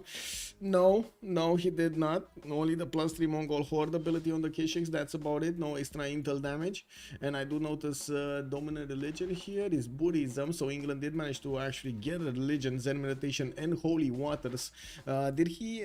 Oh, fortunately, he doesn't have the religion in Bradford, and nor does he have a holy site there. Oh well. I do notice Aztec is actually going to get a siege tower, which is kind of surprising, but it makes me think he's actually going to want to go against Babylon with some line infantries or infantries. We're going to need to see if Montezuma here is going to go with musketmen. Is he thinking musketmen? Because he might actually get, oh my god, he might actually get Tasia with his pants down. If Tasia Max is going industrialization and he's gridding out industrialization, as in he's not getting the units and moving away to get some cuirassier technology like ballistics technology, or maybe just rifling, just coursers or knights and so on, that's a problem. Babylon does have the courser upgrade, so at least that he does have castles. He's going for square rigging at the moment. He does need a bit more time for industrialization. While I do notice Aztec is getting his encampment training projects from multiple cities, he's gonna quickly get one of these generals for the Renaissance industrial units, and I'm pretty sure he will have access quickly to gunpowder. I am not that convinced he wants line infantries or musketmen. I'm not sure which one of the two. What does Chad think? Does he want to go against his opponent with line infantries, or does he want to go with infantry? Oh, sorry, infantries with musketmen. Which is it gonna be? Grabby. I wanna see him. Who's Grabby? Grabby. Manual something. Okay, better known as Grabby, Dutch real-time strategy gamer. I see. Grabby. I got it. Why am I getting what? I don't know. Just give me a second. Putting back my stuff. There we go. There we go. I am not convinced by an Aztec melee push. This time he arrives, the units might be the time he arrives, the units might be obsolete. Yes. There is a catch though. We don't have that much production on the series of Babylon, and if he's gonna start hard producing cuirassiers, that might be an issue. So it kind of depends, because Aztec does certainly have a lot more pre-builds, right? We do have, let's actually count them out, 2, 4, 6, 8, 10, 11. Gonna get a 12th one soon from Teotihuacan, while Babylon only has like 1, 2, 3, 4, 5 horses and a few slingers. Line infantry and medicine for additional, exactly, right, for the medic. Yeah, Spartacus, I was thinking the same. Is Carol the greatest? Also, good evening, sir, and welcome. Thank you so much for the answer. Muskets are good, stronger than the knights, yes, but a little bit slower. I'm pretty sure he wants the medic though, just like chat is saying here. We got more spies coming up from Khmer. I do see his new industrial zones are getting also ready in Vimayapura. He did upgrade his frigates and will have the opportunity to go and attack the city of Lodz. I do notice Birmingham is about to lose its wall defense, but I do see now Winkersars are getting to be pushed back because of the lack of strength there on their side. We do have England getting ballistics in 3 turns. It's too late to get ballistics, unfortunately. We do for him. We do have Poland with the ability to start attacking directly into the city of Birmingham with his wing hussars once the walls are going to be down fully. He does have a promotion on the trebuchet, and he's moving from the northwest with the wing hussars over the river. He will have the ability to actually attack into the parking shots without that much of a fear of repercussion. New wing hussars coming around from his cities. He still did not put any of them towards the east side here towards his opponent, but he's getting more encampment training projects. I guess we're gonna need to see what kind of general is he gonna get. Oh, Piking Shot is still alive next to the city of Birmingham over there. Alexis Kremp, unfortunately, he wasn't fast enough to actually take the full health away from that Piking Shot. Damori, realizing that putting that Piking Shot in the city center will actually lower the garrison defense, and he moved it out, so he will have the maximum amount of damage that he can have from having a unit inside of it, plus 10 damage basically. We do have universities coming from Preston and other cities getting campuses in the side of England. Is 153 science with 118 culture, but in a free inquiry golden age. He's trying to build his campus count here so he can get out there with more science. I do also notice Sumin 80 science, Bob 80 science, 45 42. They're extremely like they're mirroring each other over here. Basically, England nullified Mongolia in this game. Mongolia doesn't have enough strength to. Oh my god! Wait, is he gonna two-shot the city of Keshkar? Guys, he's actually gonna two-shot the city of Keshkar. Oh my god! If only Alexis Kremp would have had like 4 hussars here. He had the units he could have just upgraded from. Oh well, it is what it is. We're gonna see Mongolia, I think, struggling. In the south, Khmer is starting to move his fleet towards the Polish cities, but not gonna have that much success over there. We do need to see if also we're gonna have Khmer building up an army towards the north so he can defend himself against from a Polish invasion. We do have more campuses and more industrial zones getting built here. A grove next to the Namid Sansi, of course, so he can get those extra points over there of food. And moving forward, his opponent Darla Pignou is managing to get 69 tourism, a magical number, but not really enough tourism. It's just not enough tourism at this point. So that strategy that I was thinking they're gonna pull off with feeding Russia over here as much culture as possible and tourism at the beginning of the game is just not happening. Problem is no road. By the time you upgrade, you can at least have a couple of military engineers. Yeah. I guess we're gonna need to see if he's actually gonna get military engineers, but I do have to say, if he does manage to get a 3 movement, this is not gonna be that slow. Actually, the 4th movement, right? You get the medic and you get the general also.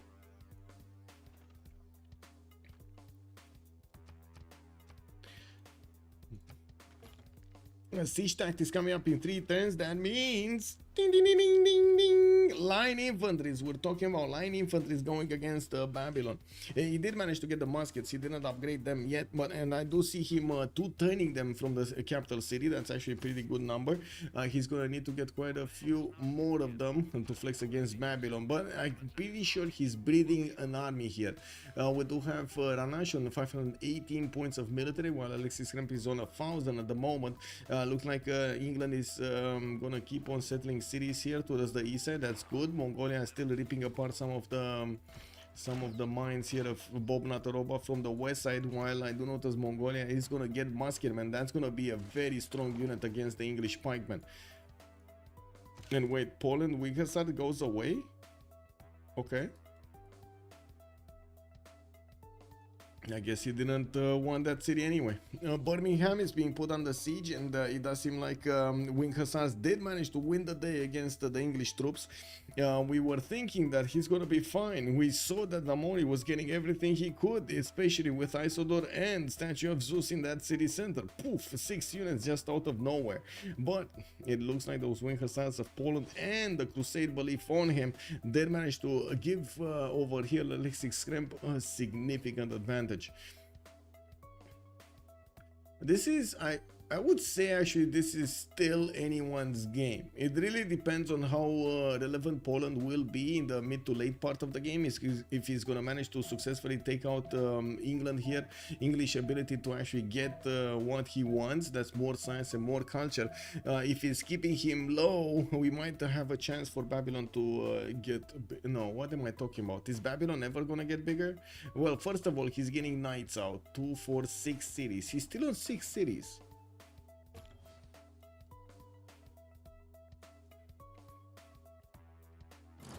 Okay, so this is a 7th city. That would have been a 7th city. And that's it. Oh my god, he just doesn't have cities. He just doesn't have cities. I guess you can go non-fresh, right? Next to the dice tile, next to the amber, and get another city here. Okay, that would be 4. Or even just settle the dice. That's quite something. Anyway, looking at this, where is England and what's he doing? Where is England? Where is Babylon? He's going into civilization next, and so he's gonna start getting all of those extra points. I think he just got it actually. See, back to siege tactics in 1. I don't see him benefiting from ballistics. He does have still the ability to build knights, not cuirassiers, and we do need to see if he has have muskets. No, he does have. He doesn't have musketman technology. Many times at 125. Wait, I guess cuirassiers will hold line infantries. If he gets them quickly. He should be getting them quickly, right? He's so much science. He's 260 science. He's almost like, what, 5 times Alexis Krem? 4 times Alexis Krem. Nathan Simpsons, hello there, sir. Good evening, good evening. The Beasley, who is winning? That's a good question. We don't know. How can he go siege tactics without musketman tech? Because it's bottom 3. Max the Joe. You can go. You need printing for siege tactics. You don't need the other one.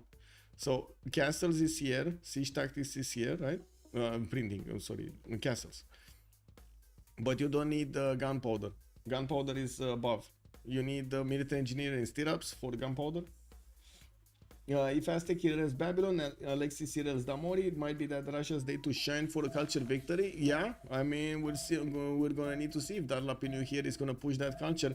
He's still on 69 tourism, but he is managing to get a very good setup in between his cities, not only for a lot of science, but also a significant amount of culture. I do notice more and more Russia builds are more towards science rather than culture. We've seen multiple times.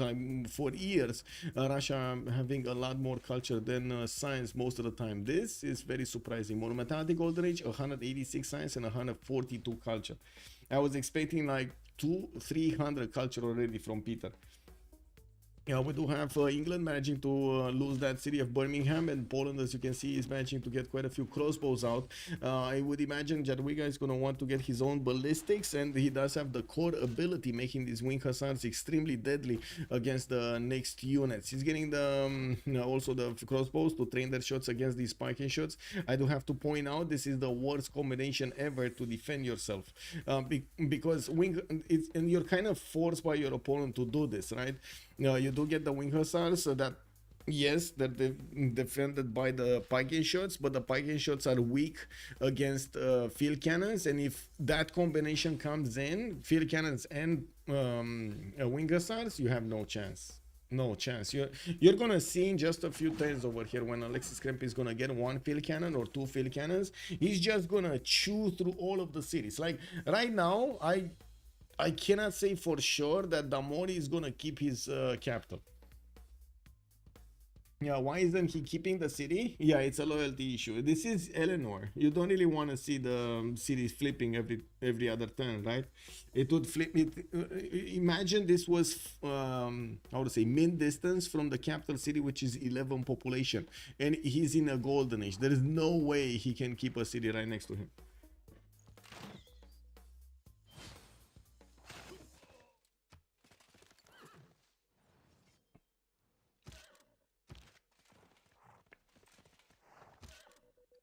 Okay, more wing hussars showing up.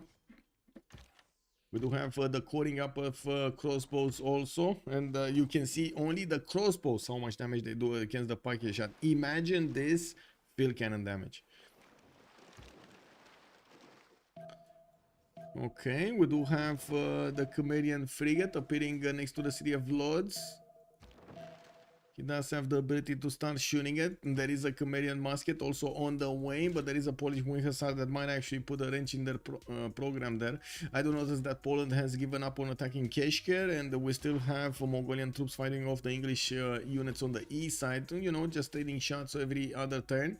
2 turns for Montezuma to actually get his line infantry technology. He's on military science in that time and getting nationalism, so he's getting line infantry corps to go against his opponent. Teja is getting his enlightenment. It's a bit, I guess he's a bit late on nationalism, but by the time those line infantries get to his cities, he should have it anyway.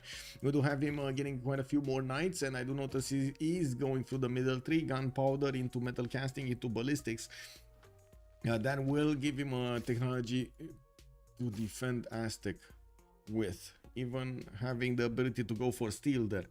Looking at Russia, more production centers, workshops are getting built here. He's on 314 points of production plus the 224 faith.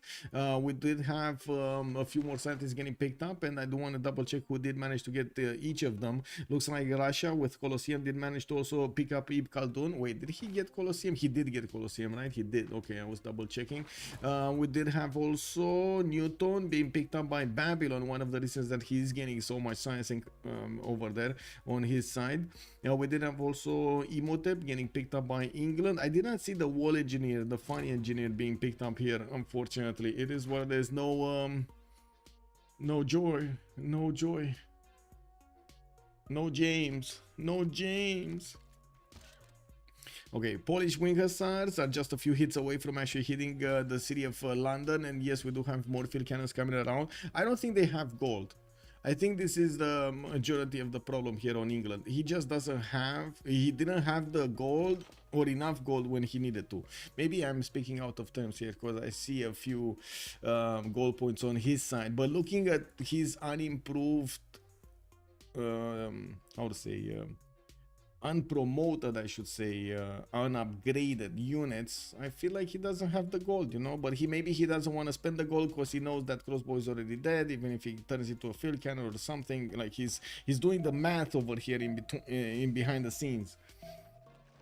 The wing hussar ability is ridiculous. Yes, field cannons are really good, but also 2-3 additional line infantry on Poland, and the pike shots are melting away. Yes, exactly. 49, true, plus.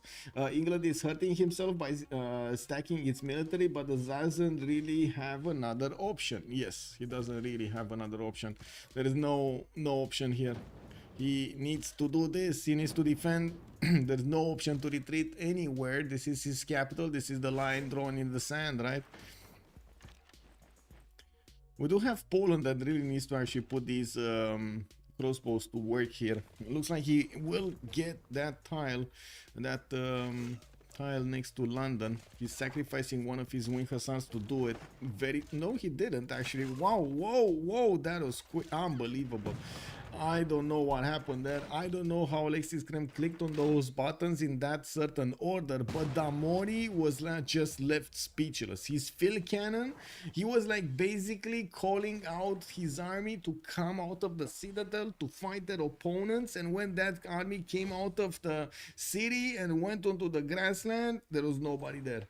The battlefield was empty. Field cannons were like, oh, what do we do now? Do we go back home? We need more orders. Hello, Damori? Hello? And Damori was like, send my army there. It's fine. It's gonna be good.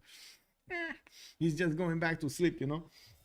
And that is why you use R for ranged attacks. True, Smorier, but you can't really use R when you want to shoot really quickly, like first attack. I don't think it was one of those cases, but yeah. Anyway, by the looks of it, England is gonna lose his capital city. Yeah, We got a trebuchet here that is getting ready to be upgraded into a bombard. I'm pretty sure he should have bombard technology. No, he doesn't. Gunpowder coming up in 3 turns. I guess the trebuchet is gonna need to work. It's gonna need to make do. We do have him still slowly going towards ballistics. Gunpowder in 3. It's a long time until he hits ballistics. Still, the wing hussars are gonna help him keep this going, especially since he has new ones coming up from Wroclaw. And he's moving towards the southwest. Wait, so this is Wroclaw? Roklo? It's Wroclaw, right? Wait.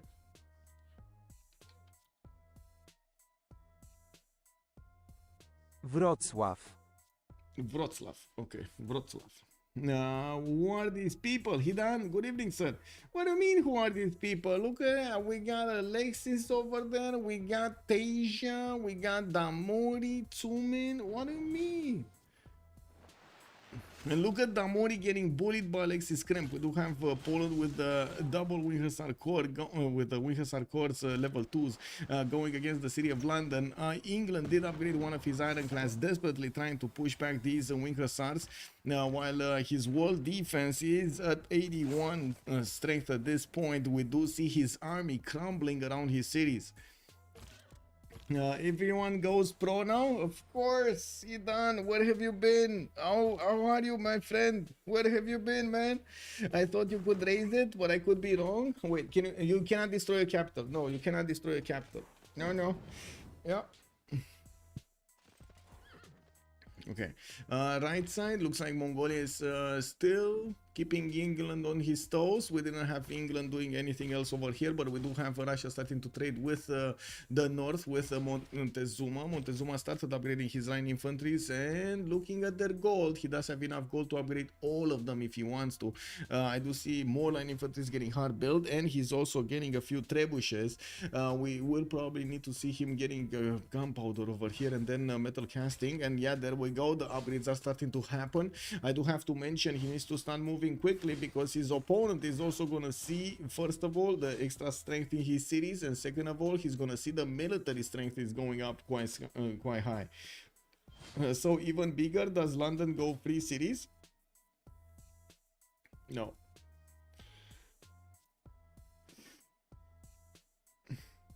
Ironclad Admiral, field cannon, wall shots, pushover. No, yeah, I mean he's doing everything he can to defend himself, and this is a good example of what Damon is doing here. He's showing everybody that you can use every little bit of bonus, every branch that you can grab on to actually hold the cities. We do have Darlapinio still on 250 science. Teja is above him, 284, but definitely there's a difference when it comes to the culture. And there is also a difference. Peter is going to keep his science, while Teja is going to lose his science. That is a free inquiry golden age here on Hammurabi. Damor is also in a free inquiry golden age. So when basically the pieces are going to fall on the table here, we're definitely going to see an advantage. And a big advantage for the Chasse Peche battleships in the next part of the game. Oh. Yeah. Think Alexis should go for Sunderland. You don't take 79 city strength with basically cuirassiers. I'm actually curious. I mean, he's definitely trying, not for the lack of trying. His trebuchet, the second one, is getting in there, and I do notice he has been putting a bit more damage, calling up some more units, and taking away the gold from his opponent with his military engineer. He has also been building up the pathways to get to the cities of his opponent. I don't think he deals that much damage against the city center to take it out easily, but I guess we'll see. I don't see the damage. That's why I'm saying this. I don't see that. Yeah, he's not doing enough damage to actually take over Sunderland quickly enough. But we do have him taking down the walls in London, and it looks like he's starting to run out of units. He has been coring them up, and that means he's oh my god, I'm sorry, getting invaded by spiders. Not a fan. Give me a second. This little piggy went to the market. And this little pig, he stayed home. He didn't want to stay in the sunshine. He went in, got slapped. Yeah, it is what it is. I don't know what you did, little piggy, but not in my home. Give me a second to.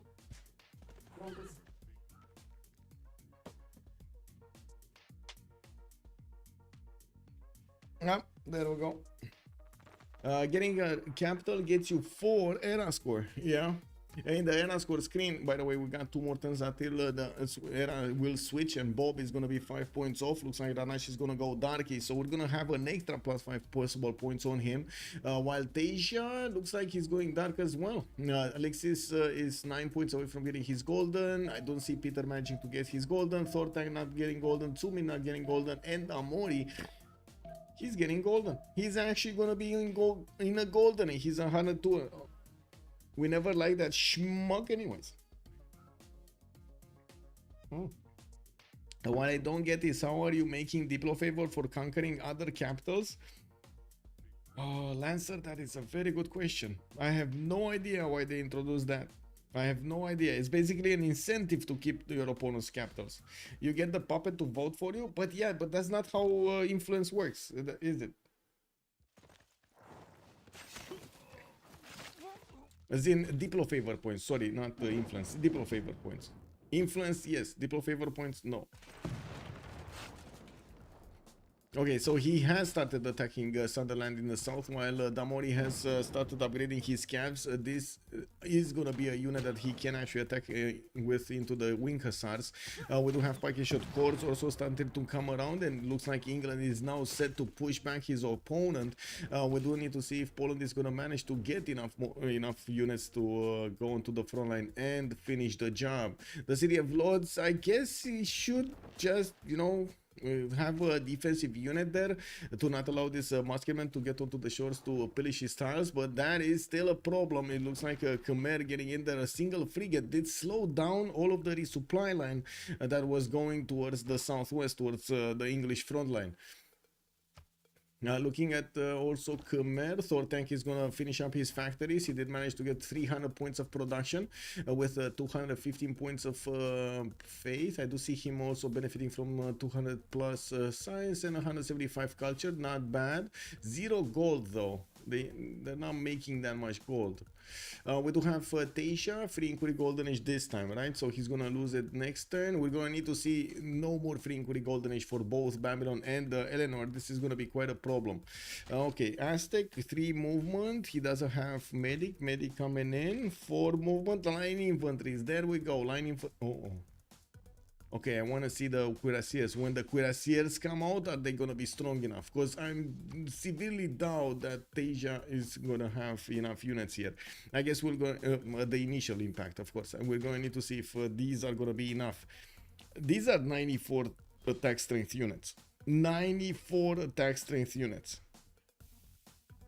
And they could be 100 plus if he actually puts the +5 card in.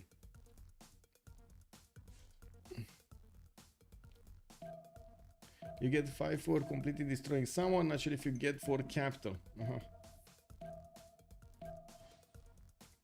Keden Kegen, good evening, sir. How is Russia generating so much science? Well, he went for a lot of campuses. Guess what? This time he actually went for a lot of campuses. Great Zimbabwe also getting built in Mohenjo-Daro. More campuses coming around from his other cities, and yeah, we do have him on 281 science. We do need to see what is Aztec gonna do here. I imagine he's 2 turns away from actually hitting the city of Karkar. Like this, for example, line infantry with 4 movement, he can get here, attack the horse, right? That's a 3 movement, and then 1, 2, 3, 4. That's gonna be another 10, and he can hit Karkar, of course, if he would have ideally flat land. But as you can see, he can just one-shot the warrior and keep on going. We do need to see also if, yeah, Hammurabi is going to manage to get a lot of gold from his allies, so I'm pretty sure he's going to have enough gold to upgrade his knights into cuirassiers. We do have the majority of his army deployed northwest, not really to defend the city of Karkar. He's getting new units right now to get in there and try to fend off attacks. Line infantry in the north can one-shot horses, can two-shot the knights probably. Yeah, almost one-shot the knights, by the way. They're not cores. If they would be cores, they would be one-shotting the knights also. 103 strength. Wow. Did he get? Yeah, he did get the +5 melee attack unit and oligarchic legacy. Uh-oh. Oh my god. Where is the cuirassier? The cuirassier is dying, attacking into the line infantry. Dario Dingo? No. There's only Hattusa in the game, and it's Tsumins. It's actually Mongolia, Genghis. I do notice Mongolia is actually pushing into Polish defense on the east side with only one single wing hussar. It doesn't seem like at the moment at the moment Poland is going to have that much of a defense there. The city of Lodz has been hit for quite a few times, and the Khmer was about to take it over. While Poland needed to fix this problem, you can imagine, first of all, he can't actually deal enough damage to that frigate to push it out, and he can't resupply his units on the front line because of that one frigate. How much of importance that one frigate had in the game? Unbelievable. Okay, let's see. Cuirassier is upgraded. There's still 2 shots, and this is because the line infantries are still not cored up. We'll see when they do get cored up. He does have also Abu for his military, so he's gonna get faster stuff. I'm a bit surprised he's moving them so slowly, though. I was expecting them to move extremely quickly. He does want to keep them clumped up and get them as much support bonus as possible, which makes sense. Medic, I don't know why it's not on the front line. Anyway, oh my god, if it's gonna be +5, oh my god. Okay, we're gonna have a pause of 2 minutes, and I really need to get to the bathroom. Oh, that's one of the reasons I'm saying, oh my god, I really need to get to the bathroom.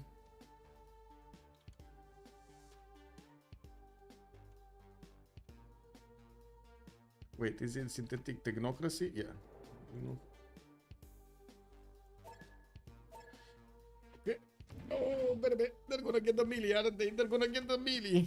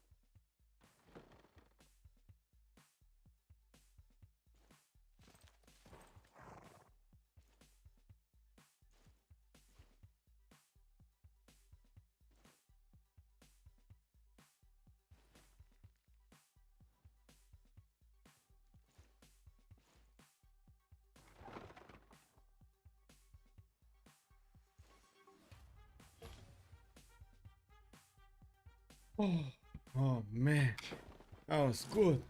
I don't know, man. I've seen some crazy moves and turn of events in the last few days. Exactly, Karate. We expecting anything right now, right? The naval power in yesterday's games, also on a rich highlands map, was how Grand Colombia got derailed. Exactly, and one frigate stopped the attack of Poland, right? One single frigate. Look at this frigate is still keeping 3 wing hussars, soon to be 4 wing hussars in check here. Let's see what happened here. Melee units losing 5 combat strength. That's a problem. Or is it? It's still gonna be 2 shots. This government type loses Merchant Republic, and we did have Peter gaining 2 Diplo victory points. That means Peter did manage to roll another. He's on 8 out of 20. He wasn't the one building Mahabori, right? It was Khmer. I do notice Russia. Okay, getting Forbidden City does have a placement, definitely has a place for the Statue of Liberty if he wants to.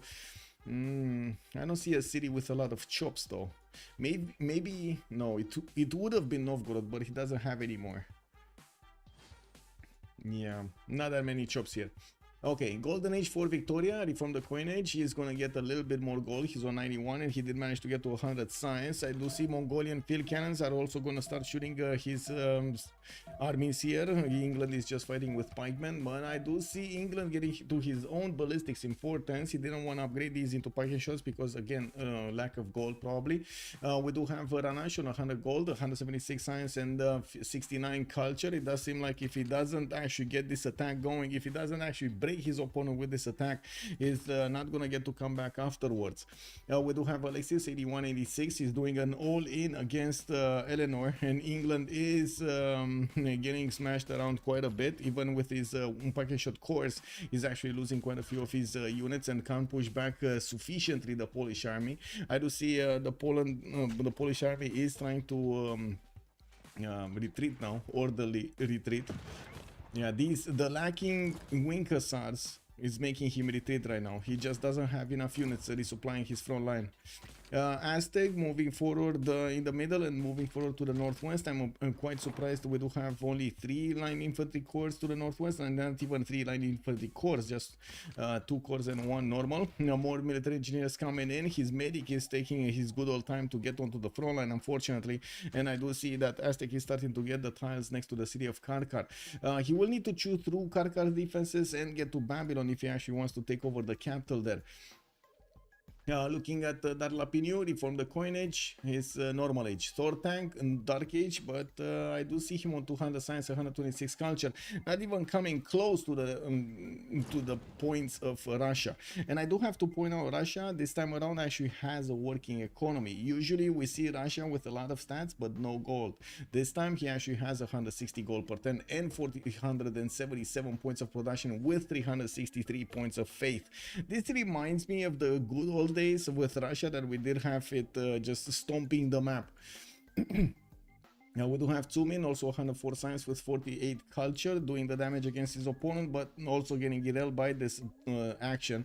He did try to do some attacks against Poland and did successfully slow down Poland from pushing into Eleanor. You see, it didn't take long. A bit of a push there, a bit of a push here, and boom! Alexis Krem can't really move his army anymore on the front line. We do have also Teja with 338 points of production, getting attacked by a supercharged Montezuma.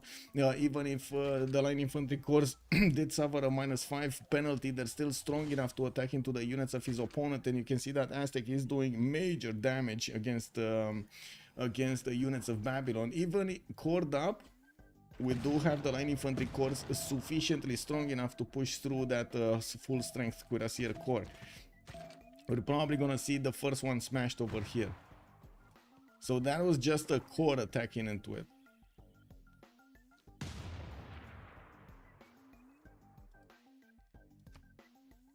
Which Civ is worst overall? Did London ever get taken over? London is still kicking. It's still kicking. Half HP in the walls, but it's still kicking. Poland needs to get out of there. Now we do have the attack of Aztec going against Babylon, and it looks like this is a very strong attack. Ranash is making headway against the Babylonian defenders. And I was saying earlier, I was very worried about the production capabilities of Babylon, even if it does have a lot of production numbers. Getting enough pre-builds in this kind of a situation You might not even have enough time if you want them. That's what I'm getting at. You might not even have enough time if you want them from all of your cities. If your opponent is sufficiently prepared, like has enough military, you just can't put enough on the front line. Move them, upgrade them, get the 45 bonus, core them up, and like so many things need to happen for you to get the perfect defense.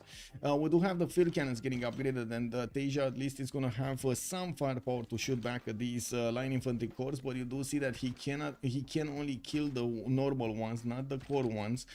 We do need to see also with the roads being built, where is he gonna get? That's another one. Yeah, he's two-shotting these so easily. Those were two cities working for 2 turns to get a unit that just died in 2 shots from Aztec. The medic really needs to get onto the front line. This is probably his mistake over here. He really needs to get it onto the front line so he pops those heals. Anyway, we got more line infantry corps directly produced from Tlacopan and Teotihuacan and moving towards the front line. Of course, he knows this is an all-in. There isn't that much that he can do otherwise. And we do need to see if Alexis Kremp is going to manage to, first of all, get to survive with the City of Lords. And second of all, even get to do more damage against somebody. Damori was severely damaged after all of this interaction with his neighbor, with Alexis Kremp. He's down to 143 science and 138 culture. He lost his Spring Curry Golden Age, so no more science coming out from his Royal Navy dockyards or commercials. And I do notice he's starting to repair his capital slowly but surely. Good thing is he does have some good production points there. 234 in total in his empire. He didn't have enough time to get his shipyards again because of the attack. And if the north is lost, if Aztec is actually managing to punch through the Babylonian defenses, it might be a dark time for Eleanor also. We do need to see also if Peter is gonna want to get a few Cossacks into the Russian territory. I'm very surprised we don't actually see some units. Oh, there we go. One Cossack got bought in Smolensk. I was just about to say that I'm quite surprised we don't actually see some griefers coming in. Usually the players do choose to go for some griefing strategies, making like a few calves, to go against your opponent, try to pillage, you know, like some corsairs, something like that. Go Russia, also go to Damori. He might do, yeah. Russia so OP, surely will win science victory in the future. Well, right now he's getting a Jebel Barkal. I do see him getting his coal power plants, and I don't really see him buying an army. But this Cossack bot over here in Smolensk is raising a few hopes in my heart.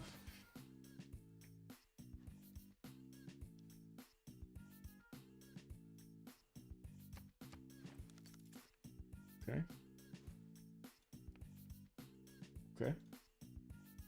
Hey, we're 2 followers away from reaching 7,400. So if you didn't actually follow the channel and you do like the content right here, click on that subscribe button, on the follow button, so we get to 7,400. We get bigger. Looking at also, oh, wait a second, YouTube, how are you doing over there? I do have to ask the big question, right? I need to ask the big question. Let me actually put up the poll. Can we get to, let's see, 40 likes? Can we get to 40 likes? Can we? Or maybe 50 likes? Wink. Yay or nay? That's the big question over here in the poll in the chat, Twitch chat. Let's actually see if we do manage to get to that magical 30 likes number. Now we do have the Aztec units with enough strength to push through the remaining Babylonian defenses. It does look like, yes, he has lost quite a bit of strength on some of them, but with the medics on the front line right now, he's gonna get to get the heals popping off quite quickly. Also, military engineers finishing up the roads. Even if these Aztec units are slower than normal, they will get through the roads to move much faster through the forest and the other tiles here. And right, I think we're just about to see Aztec getting the tile next to Karkar. I'm actually curious, is he gonna take out this Cuirassier Corps? Because that's probably the one that he needs to take out, right? Tejamax is 4 turns away from combustion. You don't want these Cuirassier Corps to turn into tanks like ever, so you should take care of them first. Like, who cares about horses or warriors? You need to take care of the tank horse. Looking at, okay, more production over here coming up in London. Khmer getting more theater squares, also building up his Oxford universities. University. He's on 200 plus science and 150 culture, but doesn't have any working economy. He is also on 400 points of production, and I do notice Filippo Brunelleschi has been recruited by him to help him build the Oxford University. He should get it next turn, actually. Yeah, we do have the Nabi Sansi also getting the bonuses of that preserve. Is it only me, or this preserve looks a little bit underfed? Is it only me, or it really looks underfed? This is a very weird preserve. It looks like an oasis without water. Yeah, weird. Anyway, the good thing is the tiles are amazing, right? Yes, we do have 546 points of production, Russia. Yep, we do. Okay, let's see what's happening here. We didn't have the attack on Babylon, on the Babylonian Cuirassier Corps from the Aztec units. That's a bit surprising. Okay, he did manage to get the tiles next to Durguri Galzu, and I do notice the Babylonian units are starting to wrap around these 4 Cuirassier Corps. Again, I want to remind the 3 more turns to get combustion. It might be just enough time to actually get this going. Okay. Well, are those steel walls? Yeah, those are steel walls. He's not getting through steel walls with siege towers. The siege towers get obsolete at steel walls. He's gonna need to get either a lot of bombards, which I don't think he's gonna build, or artilleries, which again it's gonna be quite heavy to actually get out. But one of the good thing is he's gonna start pillaging every one of these tiles, and even if Babylon is gonna get to recover after like maybe 30 turns, this is still gonna be extremely damaging to one of the highest science makers of their team, of their opponents, right?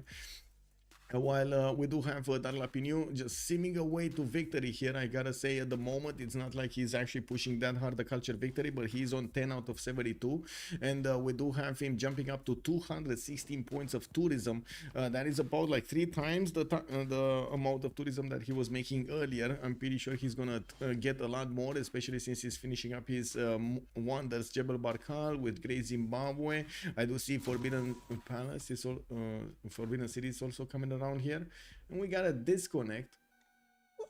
What? Cossack hats 0 to 5. Cossack hats, yes. Cossack hats. Ooh, wait.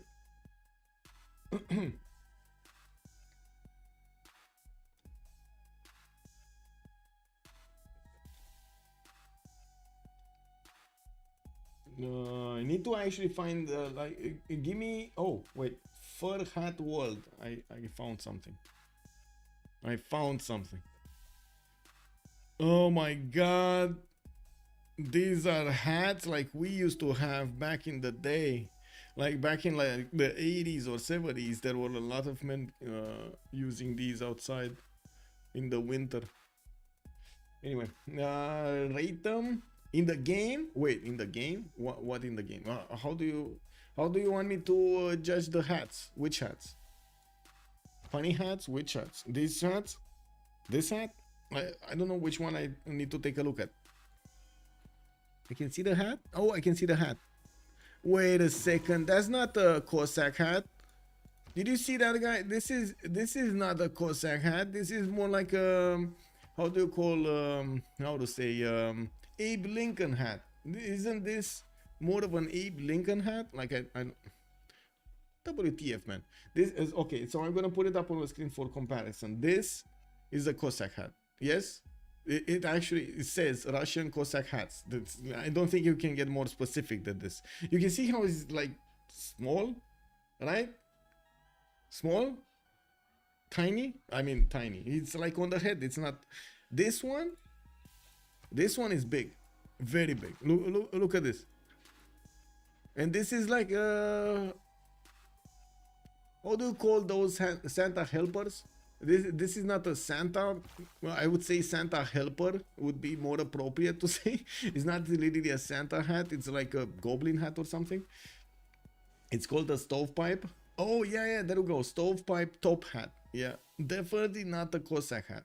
This is 100% not a Cossack hat. Yeah,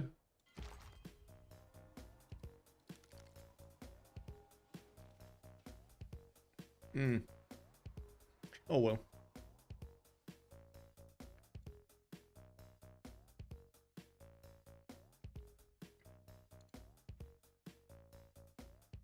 Give me a second.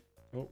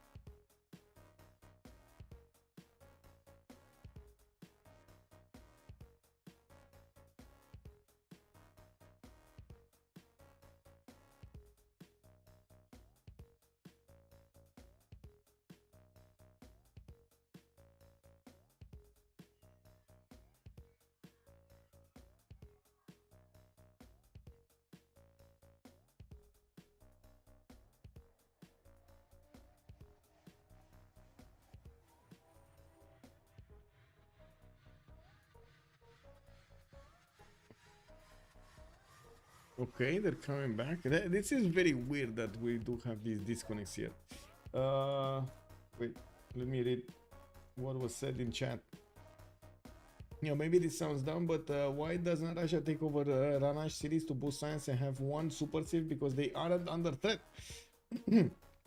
Yeah, first of all, they can't go to war with each other. It's set in the game at the beginning because they're allied. And second of all, you're not allowed. It's a hard rule. You're not allowed to trade your cities to another ally, especially because of the reasons you mentioned over there. You just feed him. Yeah, it's against CPR rules, NCWC rules, NCFR rules. It's all rules. It's against all rules. There's like not a single community that is allowing right now trading cities of any kind. Like not even city states. You can't just move around with them and move them from one side to the other. Like switch them from one teammate to another.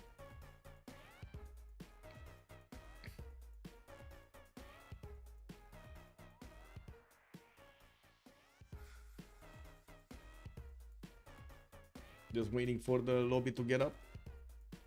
Refreshing profile pages over here as quickly as I can. We need no rules games. MNC, I can't really say no to that, but at the same time, you kind of need rules. You kind of need rules. Like, this is a game that wasn't really meant for a competitive environment, and you really need rules to take out those little details that can definitely be abused in the game. There are a lot of mechanics, a lot of them, from like money pushing out your units to pillaging cities, endlessly pillaging cities, and so on. Yeah, those are things that they need to take care of. I don't know why I don't see a lobby. Do we need me to put a lobby up? Let me see. No lobby now. No lobby now. Oh, I see a lobby. Bam. I'm getting in. Clicking. Clicking. Come on. Okay, there we go.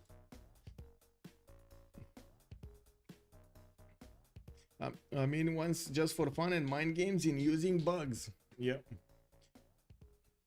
We did have that non-modded game during the what was it, Civ6, right, in in December.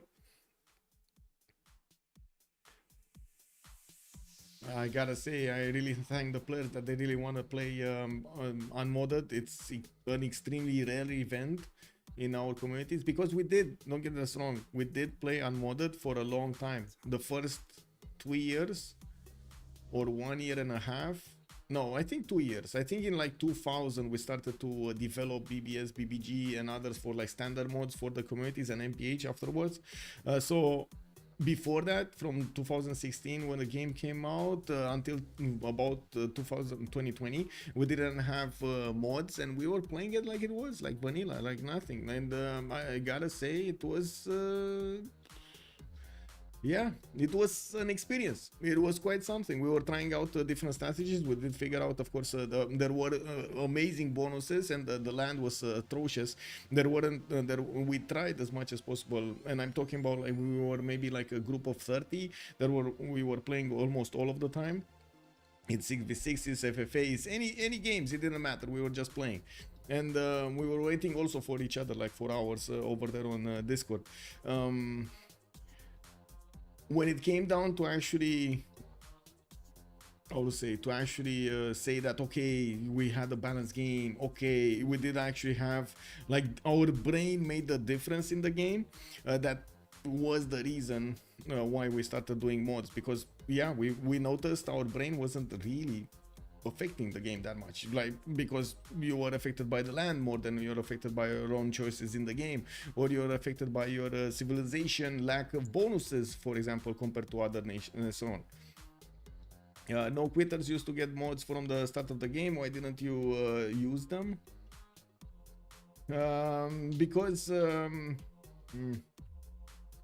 well, first of all, they weren't adopted by the community, and second of all, we did try out some mods for some time. I believe BBS was the first one that came out, and we used it extensively. Other UI mods, but the problem was the connectivity. The major problem Battlecruiser was the connectivity. We were really against mods for the longest time because the games played with mods always gave errors, while the vanilla one was much more okay. We didn't really know, like back then, imagine you didn't have, for example, MS. You didn't see the ping to your to the other people in the lobby. You didn't know if you have a connection to them or not while you're starting the game. So a lot of things could have gone wrong from just starting off the game. Then you had how to say, the major issues with the civilizations that didn't have the balance on them, and we had runaway civilizations like Japan, for example. Japan, Gorgo, all of those, oh my god, man, oh my god. Try playing vanilla Japan. I dare you, try playing vanilla Japan. It's insanely strong. By what? Getting your allies to spread me religion. You can do that even without giving allies cities. Yeah, it would be an easy cheese culture victory if you could give teammates cities, get to rock bands, spawn them in your cities, get your units outside of your borders, give cities to allies, rock out in suddenly foreign cities. Well, that sounds like a good idea, Pericalev, but it won't work because the second you give your cities away, you actually lose your tourism as well. So you're gonna get to rely on every bit of tourism from that I would say rock band. It's not good. The rock bands have suffered quite a few nerfs. Gonzakimbo, everyone spams units and racially religious units. By the very end, everyone gives cities to a religious person. If you don't have majority, is what I was thinking. I see. And that was my first team achievement in this game. Vanilla Japan, Vanilla Japan. Exactly. It's so powerful. It's unbelievably powerful.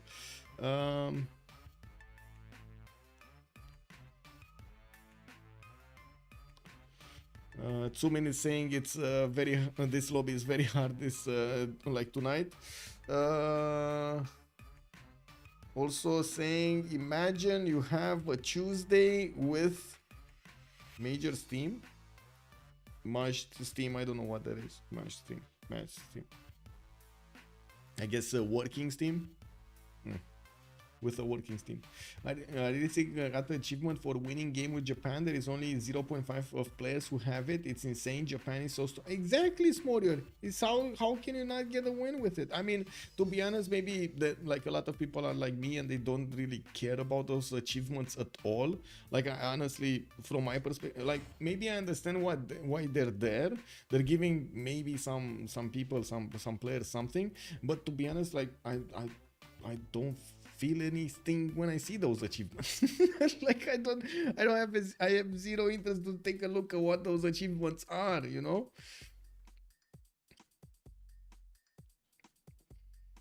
Yeah, that is very dubious about those achievement stats. Yeah, 0.5 is very low, very low.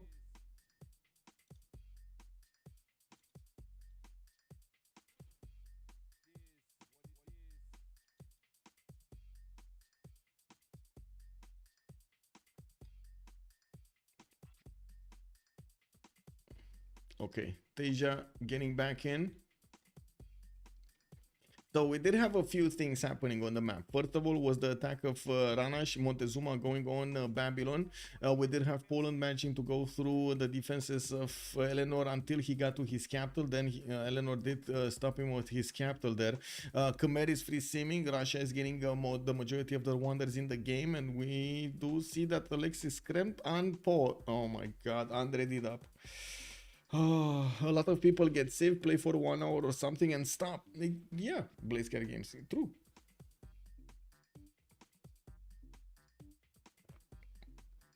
I do not believe it is an easy game to get into without enough good material to learn from.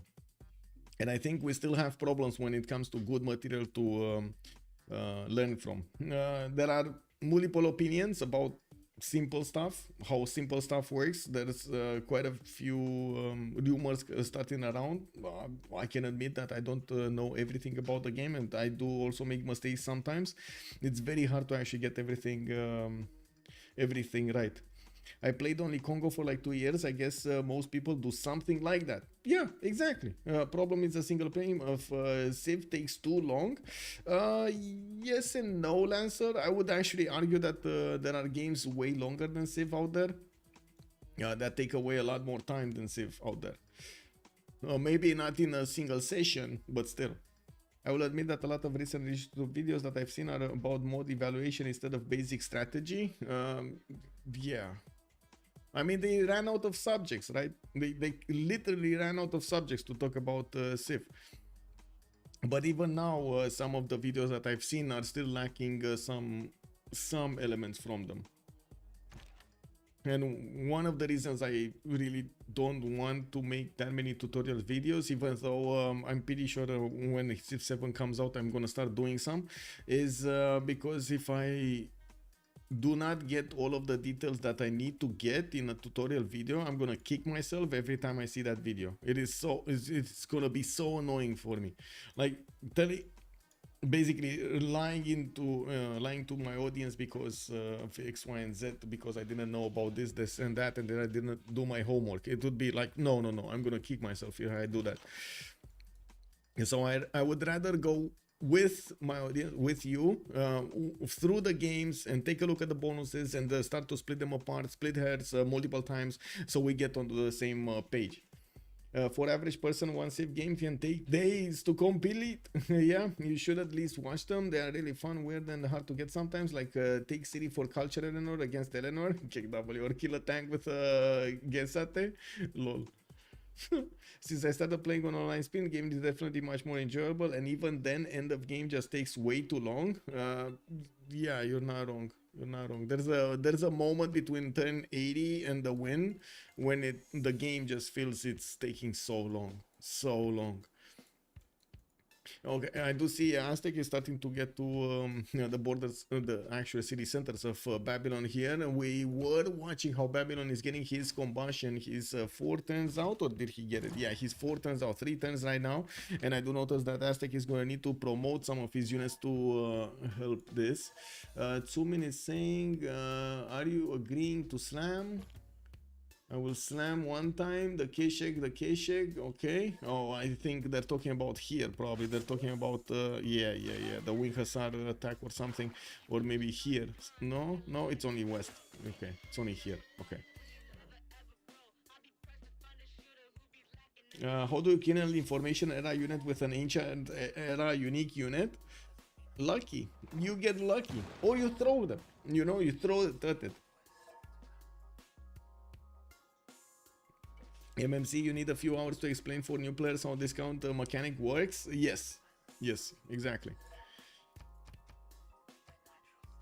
We do have also quite a few linked mechanics in the game that you need to understand and play out quite a few times to get the feel of them. But like, for example, the tempo, why the tempo needs to be in a certain way, and also how that connects to the district discount, and how that connects to your way of going through the tech tree and the civic tree. Like, everything is so connected in the game. I laugh out loud, terms skill steal. Okay, well, let's actually take a look here. Aztec gonna get more units. We got more line infantry showing up to the party, and with the extra movement and the road, he's actually putting them on the front line very quickly.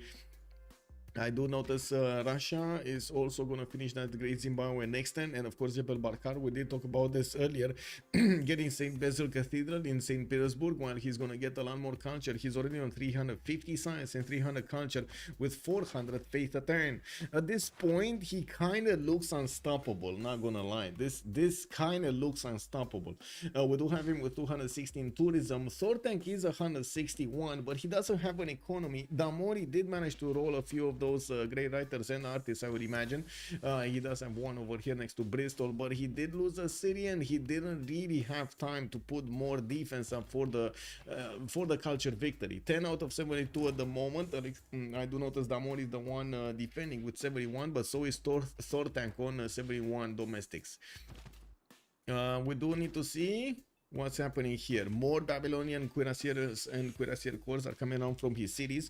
He's managing to turn them in quite a few cities, while he's losing some on the front line. Since he did manage to get the steel walls, this is gonna help him keep alive as at least the city centers and the encampments. There's not a single unit over here from Montezuma that could take over cities, so we won't see the demise of the Babylonian Empire. Maximum what we're gonna see is a lot of pillages being done and his army reduced to nothing. Even though I would believe whenever he's gonna get tanks, Montezuma's ability to actually attack into his opponent is gonna disappear. Like the tanks should be strong enough to even push back against the line infantries of Aztec. Remember, Aztec gets his attack damage only on the offense. He doesn't get it on the defense. So yeah, if he has like 80 strength units, those tanks will be 100 plus. This is not even going to be a fair matchup. You underestimate Civ population, I think much less than 1%. Wait, what are you talking about? A lot of Civ players are just casual with their friends. Most people aren't tryhard like CPL and so on. Zondak Sky, hello there, sir. Good evening. Thank you so much for the raid, sir. Welcome. Good evening. If you guys didn't see Zondak Sky, you should take a look at his challenges over there. Definitely. Oh my god. Let me actually shout him out. Let me shout you out, sir. Zondak Sky. There we go. There we go, sir. Thank you so much for the raid. Much appreciated. Galaxy Fox also. Hello. Say hello there, sir. We got a zone raid. Woohoo! Biggest part of Civ players playing single player only. Yeah, that's true. The biggest part of Civ players are playing single player only. Let me see what you're saying here. A lot of Civ players are just casual. I think they would like 1% of the total player base. Well, I can give you some numbers. Blazecat games around the day you have around what 50. Okay, let's take a look at this. I'm gonna do a little bit of investigating here and put the numbers in perspective. What is it? Steam charts, right? Steam charts, Civilization 6. Let's see on Steam. And this is not taking. This is just the official numbers from Steam. We can't actually take a look at the numbers from the other platforms that do have Sid Meier's Civ6. So we got right now 44,000 players playing, with a 24-hour peak of 78,000. So we do have like 78,000 that are usually during the day playing Civilization or opening the game in some form or another, maybe playing playback or maybe doing whatever. That's only Steam. In the communities, we do have 14,000 in CPL, around 14,000, 15,000 in CVFR. How to say, the active members from this are less than 2,000 at the moment. We have a lot of members that are coming in and out, but the active memberships are around like between 1,000 and 2,000. Birch Labsozin, good evening, sir. So hard to play online, I gave up trying. No, what? We're always playing online. Right now we're watching a game that is being played online. 14,000, 10,000 Smurfs. Oh my god. I don't think they need that many Spurs to play against each other. You should really see the players going at each other over there, man. With my recent experience, 2K doesn't even care about single player stability. Well, single player stability? You mean multiplayer stability, I guess? Now we do have Aztec getting pushed back here. Babylon is managing to take out some of his line infantry corps, and it does seem like now Babylon will have the ability to push Aztec back into his cities, especially after he's gonna get his tanks. 2 tons combustion. He's keeping enough gold. Damori also has 1,000 gold in his bank. We do have Damori with 243 per turn, and it does seem like we might actually see Ranash being taken away from this game, since Ranash is going for scientific. Wait, is he going infantries? He's going infantries, right? Oh, wait, you didn't get it? What?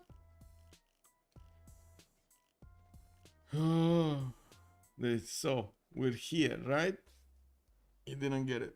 He needs economics and he needs replaceable parts. Scientific theory, economics, replaceable parts. If he wants to get the infantries, which would actually stop the tanks. Infantry corps should stop the tanks if he has enough of them. No, but I don't think he will have enough of them. By the looks of it, he's losing the majority of his army right at the doorstep of Babylon. Couldn't push through, couldn't kill these cuirassiers before they're getting into tanks. And the second these ones are going to get into tanks in the next 2 turns, they will turn their guns against the Aztec units and start marching towards the cities of Aztec here. This could be a disaster for both Aztec and Victoria, while of course Jadwiga and Peter are going to be left in the game. It will be harder for Russia to actually get a culture victory if players are starting to fall left, right and center, and going for a space victory is going to be very long. I don't think he's going to have the chance to do that in a 4 versus 2 situation, even if he's so bulky over here in his stats. I guess he's gonna go. He's trying to get the Diplo victory.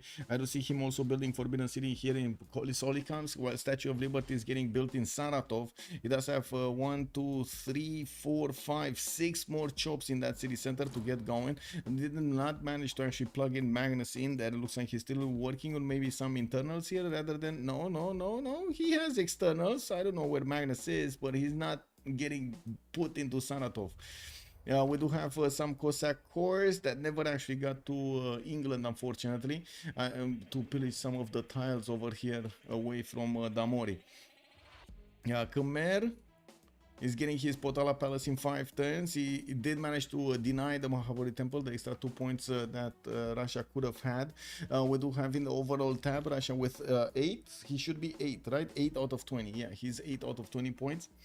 Infantry's upgrade is common for late game fights for civs like Aztec, or as bad as more tanks. No, they're good. Infantry upgrades, they're good, but the road to get them is a little bit out of the way, like because he doesn't have steel on the way. That's the problem. If the tanks are fast enough, they might actually get to Aztec cities before Aztec can even get to steel, because he went for the top 3. He's gonna need the bottom 3 here. He's gonna need rifling. He's gonna need steel. So he needs 2 technologies to actually get there. And I don't even think he has ballistics. Does he have ballistics? I don't think he has ballistics.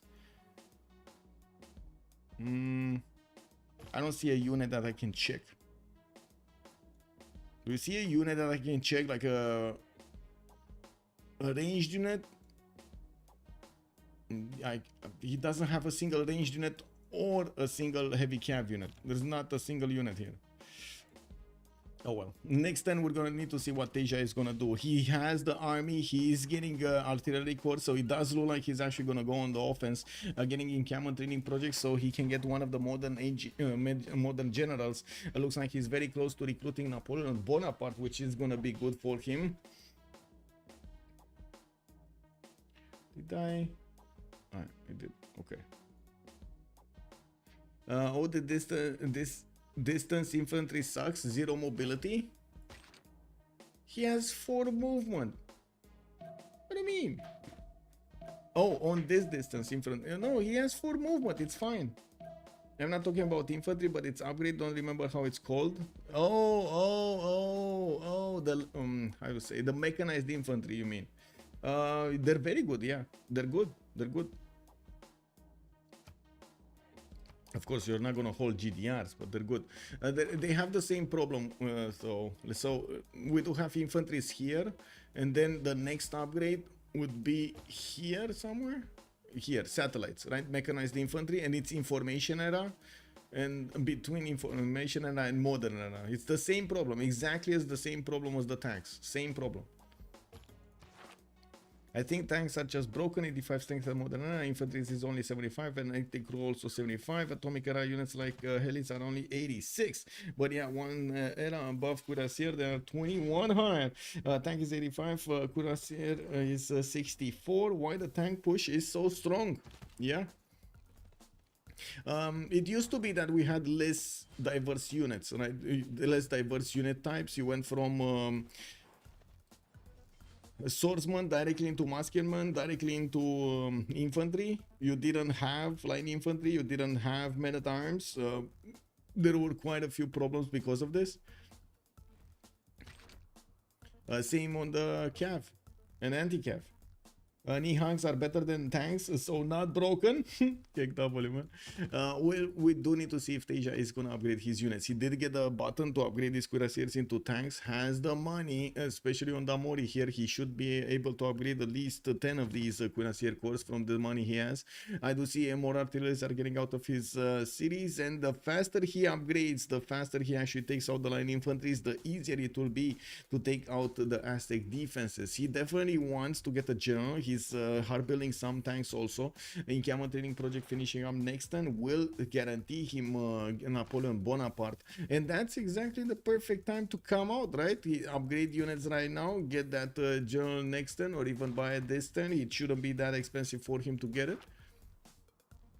Teja just got the gold, so I would imagine we're gonna see him put in the card to have Costa upgrade, professional army, and start clicking on buttons. Looking at Russia, he's getting some archaeologists. I do see that Russia did not manage to get that much more tourism. He's on 238 and getting his production capabilities higher, 581 at the moment. Finishing up Forbidden City in Solicamps and building up his research labs for more science. We do have a Statue of Liberty from Saratov in 16 turns there, and I do notice in the south everything is... Oh, he's getting Potala Palace in 2 turns here. Ooh, he gonna get it. Khmer is just gonna be a bit too late on it. 2 turns too late. Okay, tanks have been promoted here, upgraded in Babylon's territory. I'm pretty sure he's gonna get that general and send it to the front line as quickly as he can. He will also use his own military engineer to connect the pathway, and I gotta say, Aztec kind of built a pathway for his opponents. Has joined the round table. What is the best civ to learn the game? Rome. Trajan Rome. Kiju, thank you so much for the prime, sir. Much appreciated. Thank you. Also, thank you for the follow. You have 100 hours and still miss out on some info on how to snowball. Okay. I'm 2000 and still giga noob compared to those guys. I mean, you're always gonna learn. And even right now, the players in the game are learning. Even if they're like the high competitive players, this is something that we really like about this game, because we are always learning. There's always going to be a new situation that you get to use some perks from civs and from land and from the combination that you have with your religion and something else that would help you get ahead. But yes, there are some basic mechanics that will stay, that will always stay the same. Production, food generation, getting how to get the science, how to get the culture, how to pre-builds, for example, how to get the pre-builds versus the hard builds and so on. Those are always gonna stay. Steam power coming out next turn for Peter. Mobilization in 1. We do see that Damori is going to get his steel walls in 3 turns, and I do not see another army pushing him. We didn't see Poland managing to get back his army strength, and of course he was fighting off these Khmerian privateers from his territory. Now he did manage to get another strong army in Gdansk, and he might actually go against Mongolia, which Mongolia, I gotta say, it doesn't have a military anymore. I don't know where it went, but I guess it all died. Poland does have considerable strength over here on these wing hussars that are going towards Mongolia's cities. To be honest, if you don't do PvP, you never learn the game. Yes, plus. You never learn the game if you don't do PvP. There is no reason for you to actually learn the game other than like, oh, let me build this wonder over here and see how good it looks. But there is like no reasoning. Why did I get that at that moment in time? Did I need to rush that? Did I need to put magnets in there and so on and so forth? Like how, you know, like all of the other reasons are missing. Like half my hours are a single player, learn nothing. Yep. I mean, you learn some. You learn where the information is. Oh wait, you don't even learn where the information is, right? You don't even learn where the information is. Occasional, that's same for us, sir. We don't really like single player. That's why we're playing multiplayer. We're watching a game, by the way, right now, a 4v4 game between La Confiture D'irrel, which is on the right side of the screen here, and the Chasse, Peche Battleships, the CPB that you see on the top left. They are going against each other for some time. Now we do have Babylon starting to push with his tanks against Aztec. Aztec has been pushing him for the last 10 turns, and well, I guess we will need to see if Babylon is going to be fast on this attack. The major problem here, what I was pointing out earlier, Montezuma is going towards infantries, and because he's going towards infantries, he does not have steel walls technology. If he doesn't have steel walls technologies, these tanks are gonna take out his cities extremely quickly. 3 shots and boom, that city is out. Zone I can confirm I've done 3,000 hours in single player and I don't even know what a swordsman is. Ding, ding, ding. Yeah. You are missing the biggest benefit of single player. You can leave the game whenever you want. Exactly. Right now I feel like jumping into multiplayer is too late for me, but in Civ7 I think I will join multiplayer community from the first day. Oh, you're more than welcome. Let's see how it's gonna go. Single player is fun, but you won't get good doing it. Yes. I do have to mention, I used to have like days in which I was just playing single player at Civ, just like wanting to get out, how to say, from the day-to-day stuff, and I was just sinking myself into Civ6. Anyway, now we do have the artillery corps finally coming around from Babylon cities, and yes, we do see that Babylon is managing to make headway. He did lose a tank next to Teotihuacan. These line infantry corps are still strong enough to counter-attack, especially since the Babylonian tanks do have -2 insufficient oil penalty on them. We do have the general also activated. Napoleon Bonaparte has been recruited, while Ranash is getting his replacement parts in 2 turns. It does seem like these line infantries are not gonna make it. Remember, again, Aztec is getting attack damage on the offense, not on the defense. He's gonna have stronger units attacking than defending. And looking at the tanks of Babylon, you can imagine he's gonna wanna keep on attacking, not defending. I've been horse rushed by XCPL angry tryhards on Scythia. I can imagine. Yeah, Popper is so RNG. Sometimes you're fighting XCPL banned people. Yes. Yes, unfortunately, I mean, they were losing our community, but yeah, I think we had to let them lose somewhere else. A lot of people from CPL playing pubs, yes, they do. They even like they're just waiting in between games from CPL. They're just playing a pub and then disconnecting from the pub and to play CPL usually. Like Gerson said in his video, if we do have some form of a penalty when Civ7 comes out for quitting, like, let us have that rule. We want to commit to the game, let us have that. You know, like, I don't understand why this is such a hard problem. I want to commit to the game. I want to press join multiplayer, and I want to know that everybody is gonna have the same commitment as me to play the game. That's fair, right? I feel like that's fair. Why don't you put direct penalties? If you disconnect from the game, no more game for you for a week. Sometimes I'm so far ahead in BBG, FFA, Pubber, I quit. Wow, they're basically over there just overshadowing everybody. Yeah. Kyber is still farming 2 versus 2 lobbies. Oh no, Kyber let loose. Yeah. Well, that's good. I'm proud of each and every one of you over there. Let's go. Show the poppers how it's done. Okay, we got Mongolia getting pushed by Poland, and by the looks of it, the city of Keshkir is gonna take a bit of a beating, but he's gonna get the walls up in 2 turns. There is a trebuchet that's coming to help. Again, that's a 66 defense strength city, so walls are gonna be tough to go through, to chew through. Mongolia is getting refining. That means he's also gonna be very close to getting steel walls, and that bombard with those units over there are not gonna punch through steel wall strength, especially if Genghis Khan does manage to get 1 tank. That's all it needs, 1 tank, and and that's it. The attack is over. We don't have enough strength from these wing hussars to actually go through the city of Peche before the walls go up, right? He can do some damage, but not enough damage. We do have Russia also starting to build a pathway towards England. We might actually have him lashing out at his opponent over here, while the ally of England is starting to smash through the Montezuma cities. Of course, we're going to need to see if Russia is actually going to start moving anything here. Now we do have Russia with 400 science, 334 culture. You can see how far ahead he is in the science screen.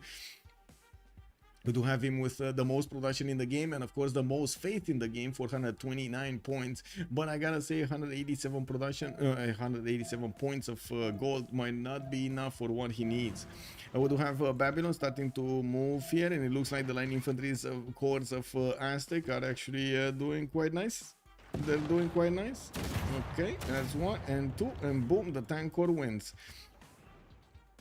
More tank corps moving towards the north. He's breaching through the line of defense. Those not all of the line infantries do have the core on them. They're not cores, I mean. We do have quite a few of them though. Montezuma does have an extra point of damage, right? Or an extra point of percentage of more production towards melee units. And right now Aztec just upgraded line infantries into infantry, so definitely it's going to be a stronger unit to fend off attacks from the tanks. You can see how the infantry is not as strong, but still strong, but the core one with full strength is definitely stronger than the tanks, or just as strong as the tanks actually. This one cored up, he can't even push into it. So again, was a bit too late, was not clicking buttons fast enough. Maybe he could have done a bit more damage against the line infantries, but unfortunately couldn't get in there to smash through all of the opponent's units. There are artillery corps coming in, and these artillery corps usually are used to shell the infantry corps as much as they can before the tanks go in and take out that tile. We're going to need to see if he's going to have enough line infantries and the tanks to actually pull this off. Upcoming helicopters from his side. We do have England next to him trying to get back his stats.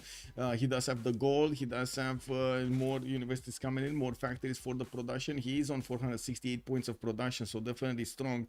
But I do notice a Russian Cossack is starting to get into his border, and yes, doesn't really get anything here. Looks like England is going to manage to get the units out in front over there and keep away this Cossack from the important tiles, but maybe not the scout. The scout might make it on the campus and pillage, and he has another scout here that's gonna get on a mine. Okay, so I guess that Lapinio is on a mission to annoy the Mori.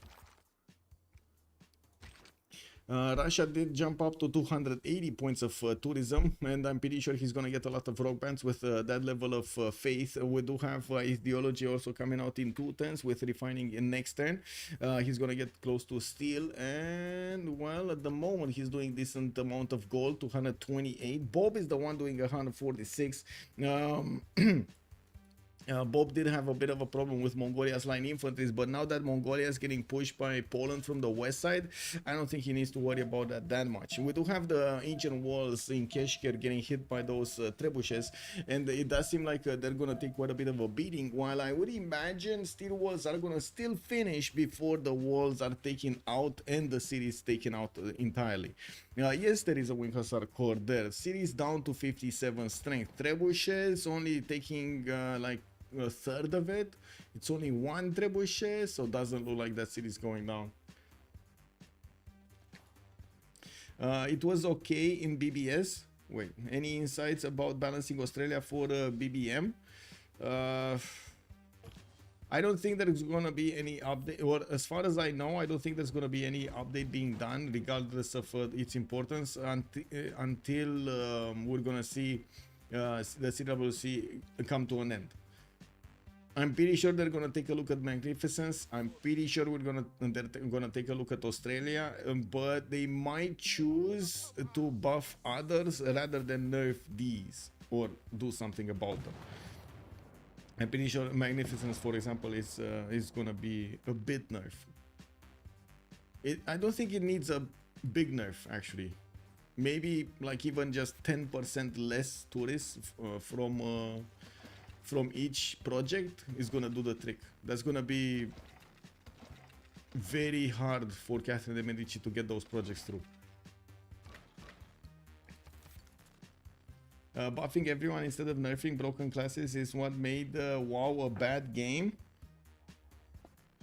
You're not wrong. What do you think is coming up? I mean, no, I need to comment. I don't think WoW is a bad game because of buffing stuff. I think WoW is a bad game because of bad graphics and really bad company.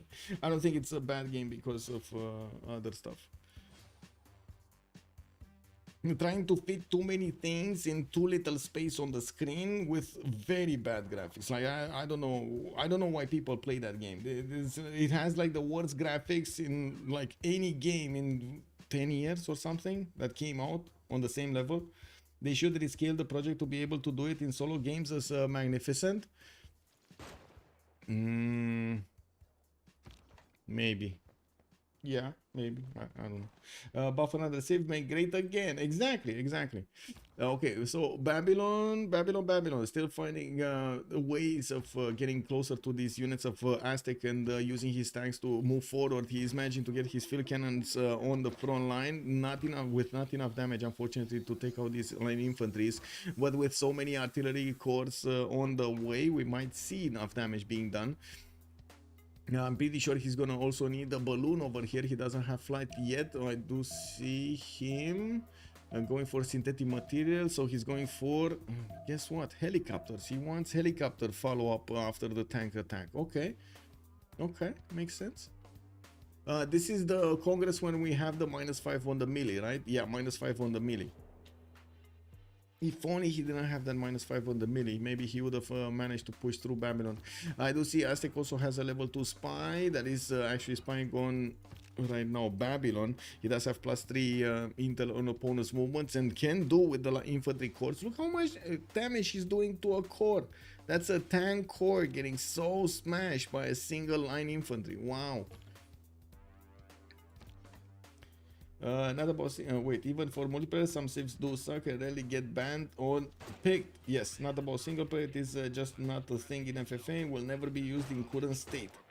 It's tricky if you nerf something for teamers, it's unplayable in FFA. Yeah, well, sometimes. I do see Aztec did manage to put a safety settle to the southwest. Moscow. Wait, Moscow? What's this city doing here? Is this gonna be Rock Band Heaven? What is this city doing here? Look at Russia just taking away cities from his allies over here in the middle. Well, he did manage to get 2 410s out of Statue of Liberty, and I do notice he didn't chop that much. We do have him just passively going that way. Statue of Liberty, oh, it's getting out in 2 10s from Angkor Thom, and I do see he does have a chop here if he wanted to get a builder. This is a problem. Let's actually see if Khmer is on the top slot. It's Damori. No, that's Damori with Eleanor. They didn't put Khmer on the top slot, and Thor Tank here will lose the Statue of Liberty to Peter because he's not the first slot. Unfortunate. He doesn't have the priority. There is a chance, a sliver of a chance, that this city will grow enough with enough production that it will one-turn the Statue of Liberty and not two-turn it. But that could also happen in Russia's territory, I would assume.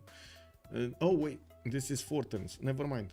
So he whoa, it's gonna finish here. It's gonna finish in Angkor Thom, whatever happens. It's yeah. It's gonna finish there. What was I watching? Something else. I was remembering it too, and then I put 2. And anyway, it is what it is. 4 turns for Statue of Liberty. He did have that Lapinu did have the ability to chop it a long time ago. Even now, if he buys a builder, he's gonna chop it. But he's not buying builder, and guess what? He's not gonna get it. It's plus 8 on attack. What did you expect? Wait, if you nerf something for MNC, I'm not sure what you're talking about with the plus 8 on attack.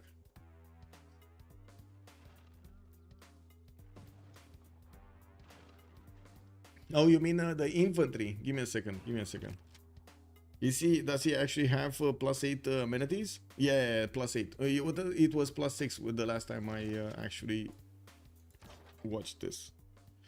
Anyway, I do see quite a few tanks have been taken down, and Babylon is gonna need to resupply them. First of all, he's getting calf cores so he can upgrade them into helicopters. He just finished synthetic materials. No, he moved away from synthetic materials, going towards banking. Interesting. Got back his tanks from getting attacked into Texcoco, and will try to use his artillery cores to actually go through this line of infantry cores with quite a few units. Ranash is managing to keep his borders from being overwhelmed over here by Babylon.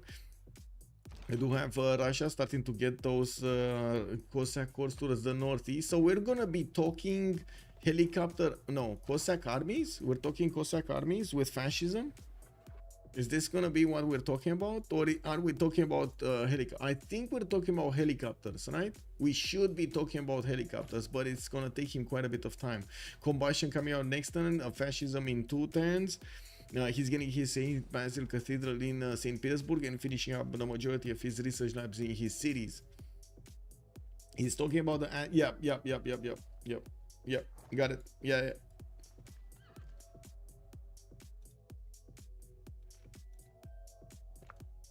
And we're moving up in the world over there. We got to 24 likes. Let's go. On YouTube, I mean. How is everybody doing on YouTube? You guys, text. I see text. Hello, can I get an update? I did that. Hello, Kaju, good evening, sir. Hammurabi Vanilla is OP as well. That's also true. Hammurabi is amazing in Vanilla. Baxter also saying you can practice district discount in single player. Yes, you can practice this discount in single player. The only thing that you shouldn't practice, and that's what I'm I would say that's why there's a lot of chatter over here that you should play multiplayer and not single player, is because the reactions and the moves of your opponents are totally different, and you need to learn with those moves what you should do and how should you adapt and react to those moves, rather than doing it to the AI, because the AI is not going to push you hard as you would get pushed by and I'm not talking about pushing you militarily, I'm talking about pushing you everywhere, like stats, units, scouts pillaging on, trying to take your settlers away, trying to pillage your mine when like your iron when you need it, and so on and so forth. Like all of those little details, you find them from actually the multiplayer community and not AI. Very bad, extremely bad. It's creating a feedback loop, a stupidity basically, if you play against AI.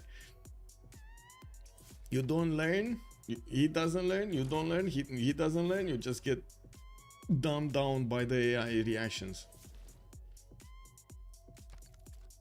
I can't even name it yeah, it's not AI. Yeah, true, it's something, I don't know. It's, I guess, the multiplayer engine, maybe? Artificial non-intelligence, yeah. Infantry defense is wild. Well, we do have Varanash actually lashing out. He's starting to get to wrap around the tank, and he's gonna smash it silly. While I'm pretty sure the line, the infantry will gonna manage to one-shot the artilleries, as you can see, and these corps. He's gonna start moving out there, and it does seem like Teja is waiting to upgrade all of his helicopters here. We're gonna need to see if these will be strong enough to deal the damage against the infantries. That by the way, the -5 is gonna disappear. Aztec is gonna get an extra +5 on all of these units because the World Congress is gonna switch. We got only 4 more turns, 5 more turns until the World Congress, 4 turns until he's gonna get his new era. Darlapinio finishing up totalitarianism next turn, gonna get fascism, and I do notice he's building up his military engineer roads towards England, slowly getting in there. England is replaceable parts. Wait, so he has refining because he has a battleship. He doesn't have steel, but he must have rifling. Or wait, was this a battleship from an admiral? Because you can get a battleship from an admiral, right? He has field cannons, so he has cuirassiers. Okay, does he have The bottom three. Do we have anywhere a melee unit that I can check? No melee unit that I can check if he has line infantries. I guess we're gonna need to wait and see. I don't know if he. Oh wait. He's building bombards. He doesn't have. Well, he doesn't have steel anyway. He doesn't have the walls. Never mind. So we don't know if he has refining, rifling, where at what technology is, because Namori. Why am I asking this? Because Namori is gonna get attacked by Russia with helicopters. We got plastics coming out next turn, and helicopter armies with fascism are probably gonna be deadly against Namori, like literally deadly. We're gonna see him two-shelling cities all over the place. If England is not getting his steel walls, if he's getting his steel walls, he has another chance, right? A higher chance of surviving this. It's still gonna be extremely painful. We got also Aztec managing to get the majority of the tanks of Babylon away from his territory, and of course with the infantry corps starting to move out, you can see how Babylon is quickly retreating. He's leaving one of his artillery corps to be eaten by the infantry. By the looks of it, he's just gonna, yeah. I guess he gave it as a sacrifice, you know. He wanted to see, okay, he gonna let us go now. You get artillery, okay? D-stack? Who's... Oh, here probably. What do we have? Okay, Poland did not manage to get through the steel walls. No surprise there. Okay, we got also England actually locked in place. I'm very surprised that England is not a bit more active to attack into Tsumin's territory. Yes, okay, he doesn't have artilleries, but he will have quite a few field cannon corps to attack into that city center. No, not really. Oh, I guess he's also waiting for his own tanks to do something about this. Oh well, it is what it is. Not much is happening in Polish territory. He's just getting a few things out and about, and I do see Khmer is about to hit Lodz and Warsaw. Warsaw.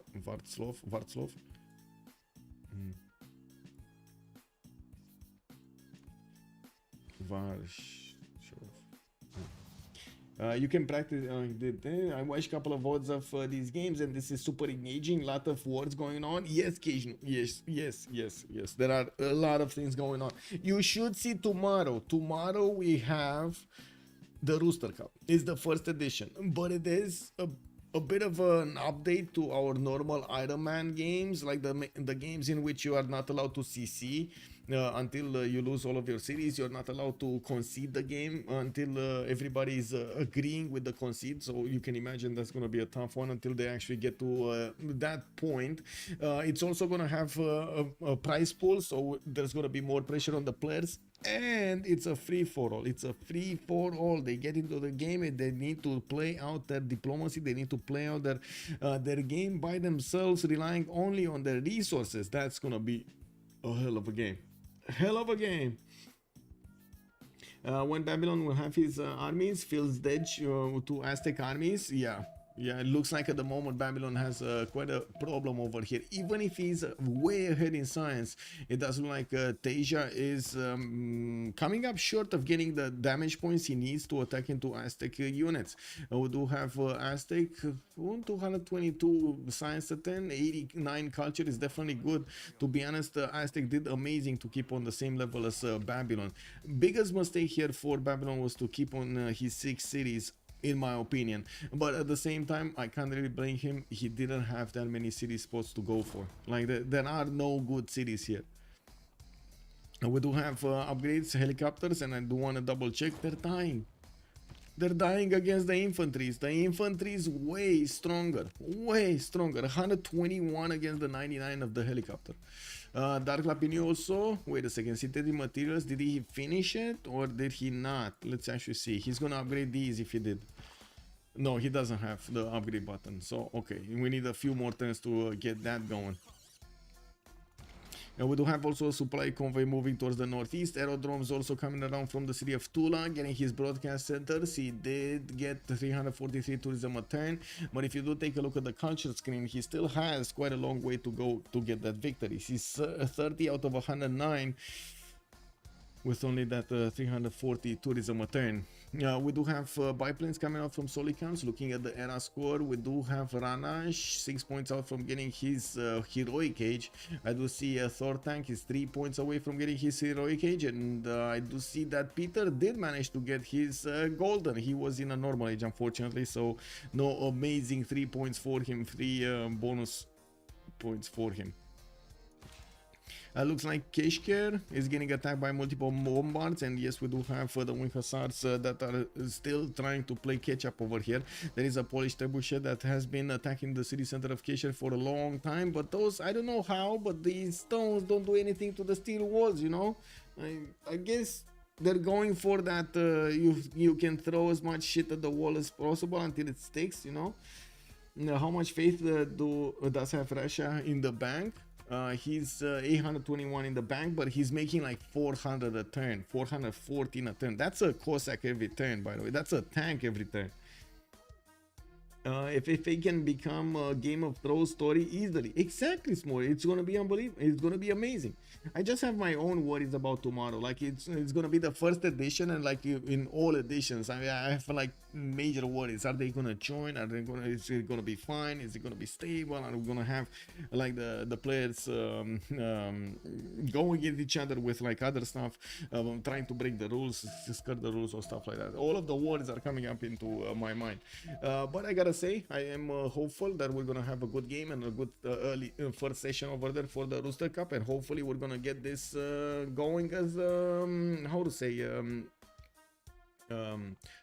as a whole event, right? Every month we would love to see these types of events, some form of an Iron Man FFA with a higher skilled, or some form of like a 4v4 with different rules or something like that. We did have the hidden cups that were amazing every month to actually see.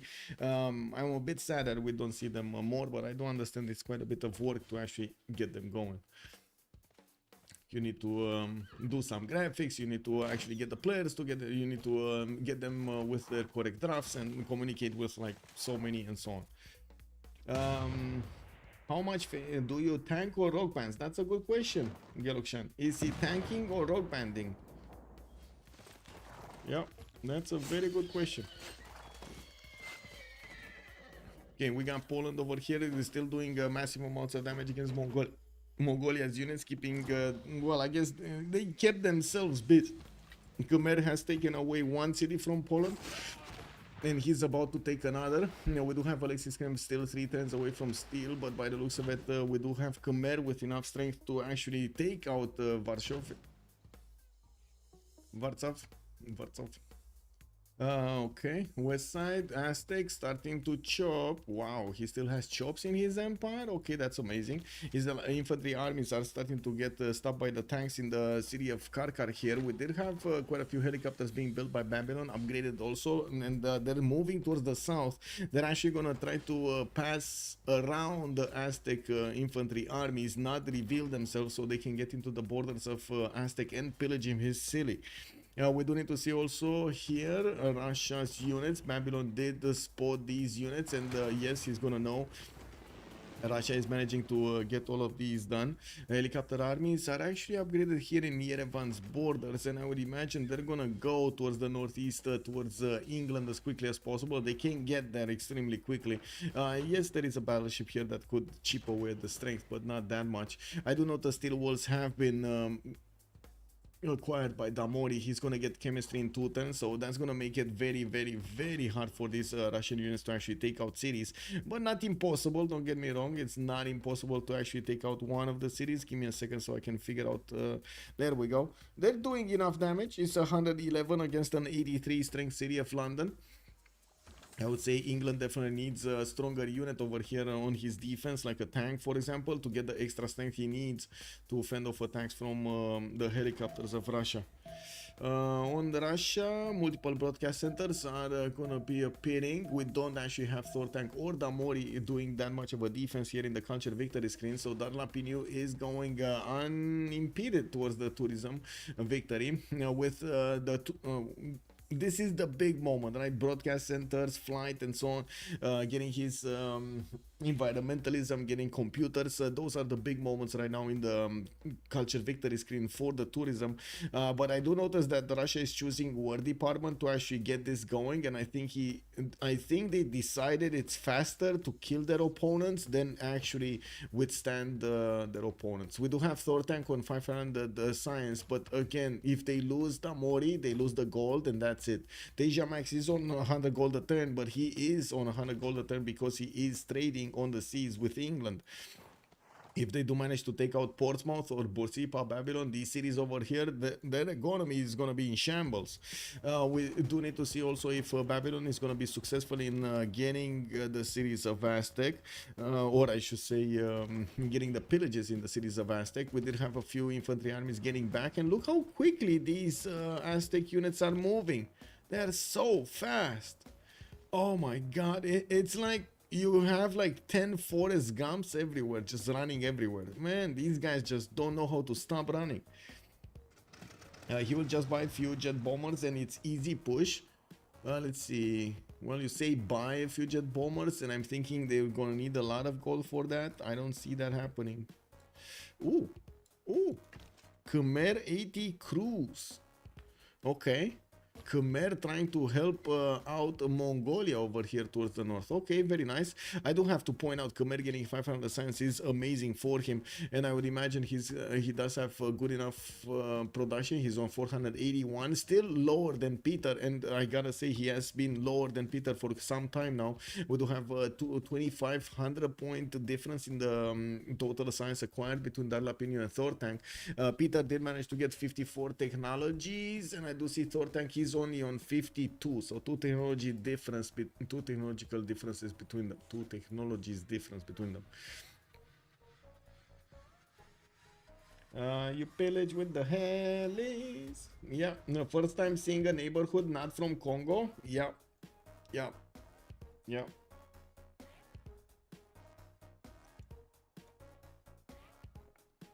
I'm very surprised we see so few people actually doing the recruit partisans mission. I'm very surprised. Have you guys experienced the recruit partisans missions on you? Have you experienced a spy? Whoa!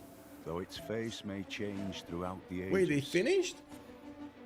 Oh, come on, I was ready for another 2 hours of GDR action. Gnocchi. Who won? Now, how many partisans get recruited? That's a good question. Usually like 2 or 3. But it's like, it's chaos. Like the second those guys get recruited in your empire, it's chaos. You get pillaged, you might lose cities, it's like, wow. And does Skin United passive work on them? I don't know actually. But it should work because they're barbarians, right? They literally are barbarians. It just spawns barbarians. Let me see the post game chat. We're gonna. I don't know who won.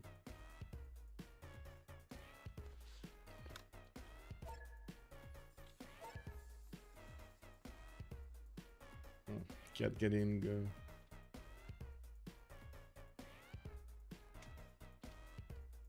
Okay, so it was CPB. CPB managed to win. Woohoo! Whoa! Okay, so CPB was on the left side. Alexis Kremput, Tarlapiniu, Ranash, and Bob Nataropa did manage to win. Poland did do his job against Eleanor. We did have Montezuma managing to do his job against Babylon. And on the right side, well, England did manage to withstand. First of all, Mongolia stood tall. And Peter just, you know, happily sitting over there, getting his bonuses going, getting everything, getting thick muscles, you know, very nice, you know, big ball,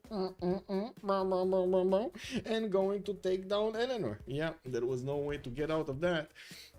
Let me actually put in my sounds. Let me hear the beats. Let me hear the shouting. Okay, let me get this going. Click, click, click, clack. I know I didn't put the most channel points into a CPB win, but I'm glad I voted first. There we go, sir. Good job, good job. Let me actually fix the sound over here so I can get into the channels and get to talk with them, hear them out a little bit. I don't have to make a bit disclaimer. We are in the Civ6 community. We are in the French community, right? They're gonna be talking in their mother language, which is French. So I don't know if we're gonna get some answers in English, but I feel it's important for every French viewer to actually be in here. We're gonna sit tight, we're gonna listen, and we're gonna see what they have to say. J'ai commencé la statue trop tard, j'avais que un seul bat avec 3 chops, il y avait quasiment que des forêts de chops à trop. Bon, c'était plus Des forêts trop de finalement, chops. je suis à terracotta pour essayer de faire un spy 2.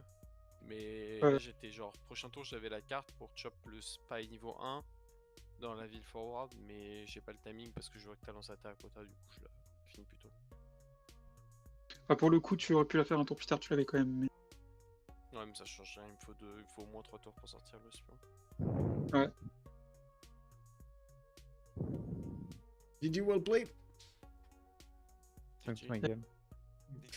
What are you thinking of feeding Russia, or considering to do some form of a strategy there for an early culture victory?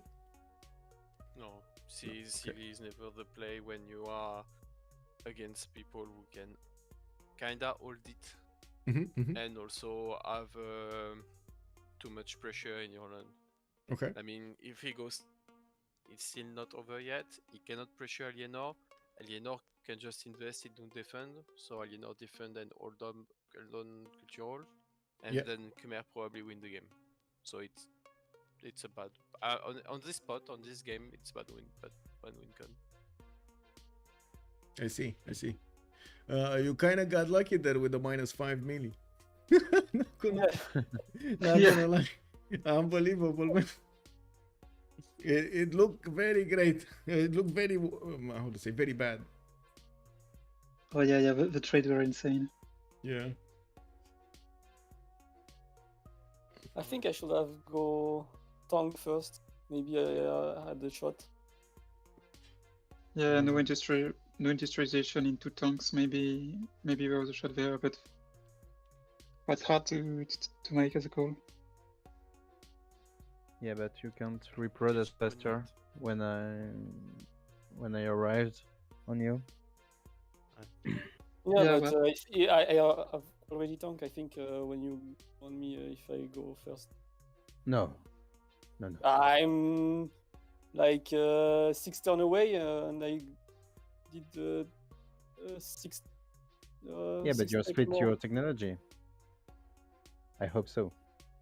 Yeah, but I think I'm be 2 turn from tank when you arrive. If I go tank first. I don't know. I go sleep.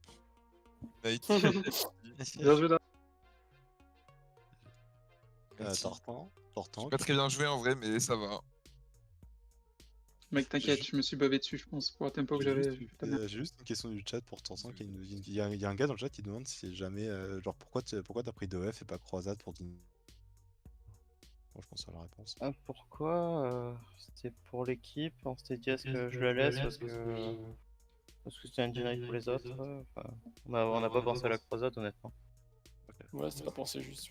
Genre vraiment on n'a pas pensé, on s'est posé la question est-ce que je la deny pour que personne la récupère en face ou est-ce que je le laisse Parce qu'en soi les religions j'aurais pris...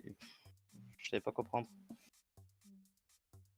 Genre non, c'est marrant parce que tu chopes la body super vite et du coup tu sais pas quoi, c'est assez rigolo. Non, genre je voulais prendre Dim à l'origine mais bon je savais qu'il y aurait pas Dim. Oui non, c'est évident. Donc ouais. Bah le mob body je l'ai fait parce que j'avais plein de shops dans la ville, il n'y avait pas de merveille à faire. Et avec celle-là je dis bon allez, on récupère. Ok. Et j'avais pas... Le land était bon mais le côté gauche du land avec le désert et la toundra au sud... Ouais. Et mine de rien... Well, let's finish it here. I was just about to finish the prediction as was giving a little bit of, how to say, food to my kitty. Let's actually see. Complete the prediction. There we go. CPB did win this game, and we're one follower away from getting to 7,400. go, boys. Tomorrow we got the Rooster Cup, 1700 GMT. Be there. We got my schedule up on Discord, and I do hope we're gonna see each other to see who's gonna get into that final on Saturday. We do have also the tiebreaker week for the CWC. We are switching from the group stage into the playoffs, so we're gonna need to see who's first seed and who's second seed. We got 3 groups that are tied right now between the first and the second seed, and they need to actually see what's going on. There was a bit of a unfortunate scheduling issue between the COC and Ulysses, and from what I understand, they're going to opt for a 1 versus 1 to settle the tiebreak, while the others are going to go for the normal 4v4s. It's only one game. We're going to see. It's only one game for each of the tiebreakers, so we're going to see them on Sunday. 3 of them are going to be played at the same time. Have a great evening, and I do hope we're going to see each other tomorrow. Thank you so much for the subs and for the bits, for the follows, for of course your attention over here on the stream, and I do hope you did get some entertainment tonight. I do hope we're also going to see each other in the games, in the multiplayer scene, and or in the pub lobbies, wherever you like it. And of course I do hope we're going to be together tomorrow to see the Rooster Cup first edition. Have a great evening, and take care, be safe, bye bye. Oh, totally forgot, man. If you're coming out on YouTube, please don't forget to actually leave a like and a subscribe over there. If you want to take a look at the comments and leave a comment about what you felt about this game, it would be immensely helpful. Thank you so much for everything, and let's see each other on the live stream. Bye bye.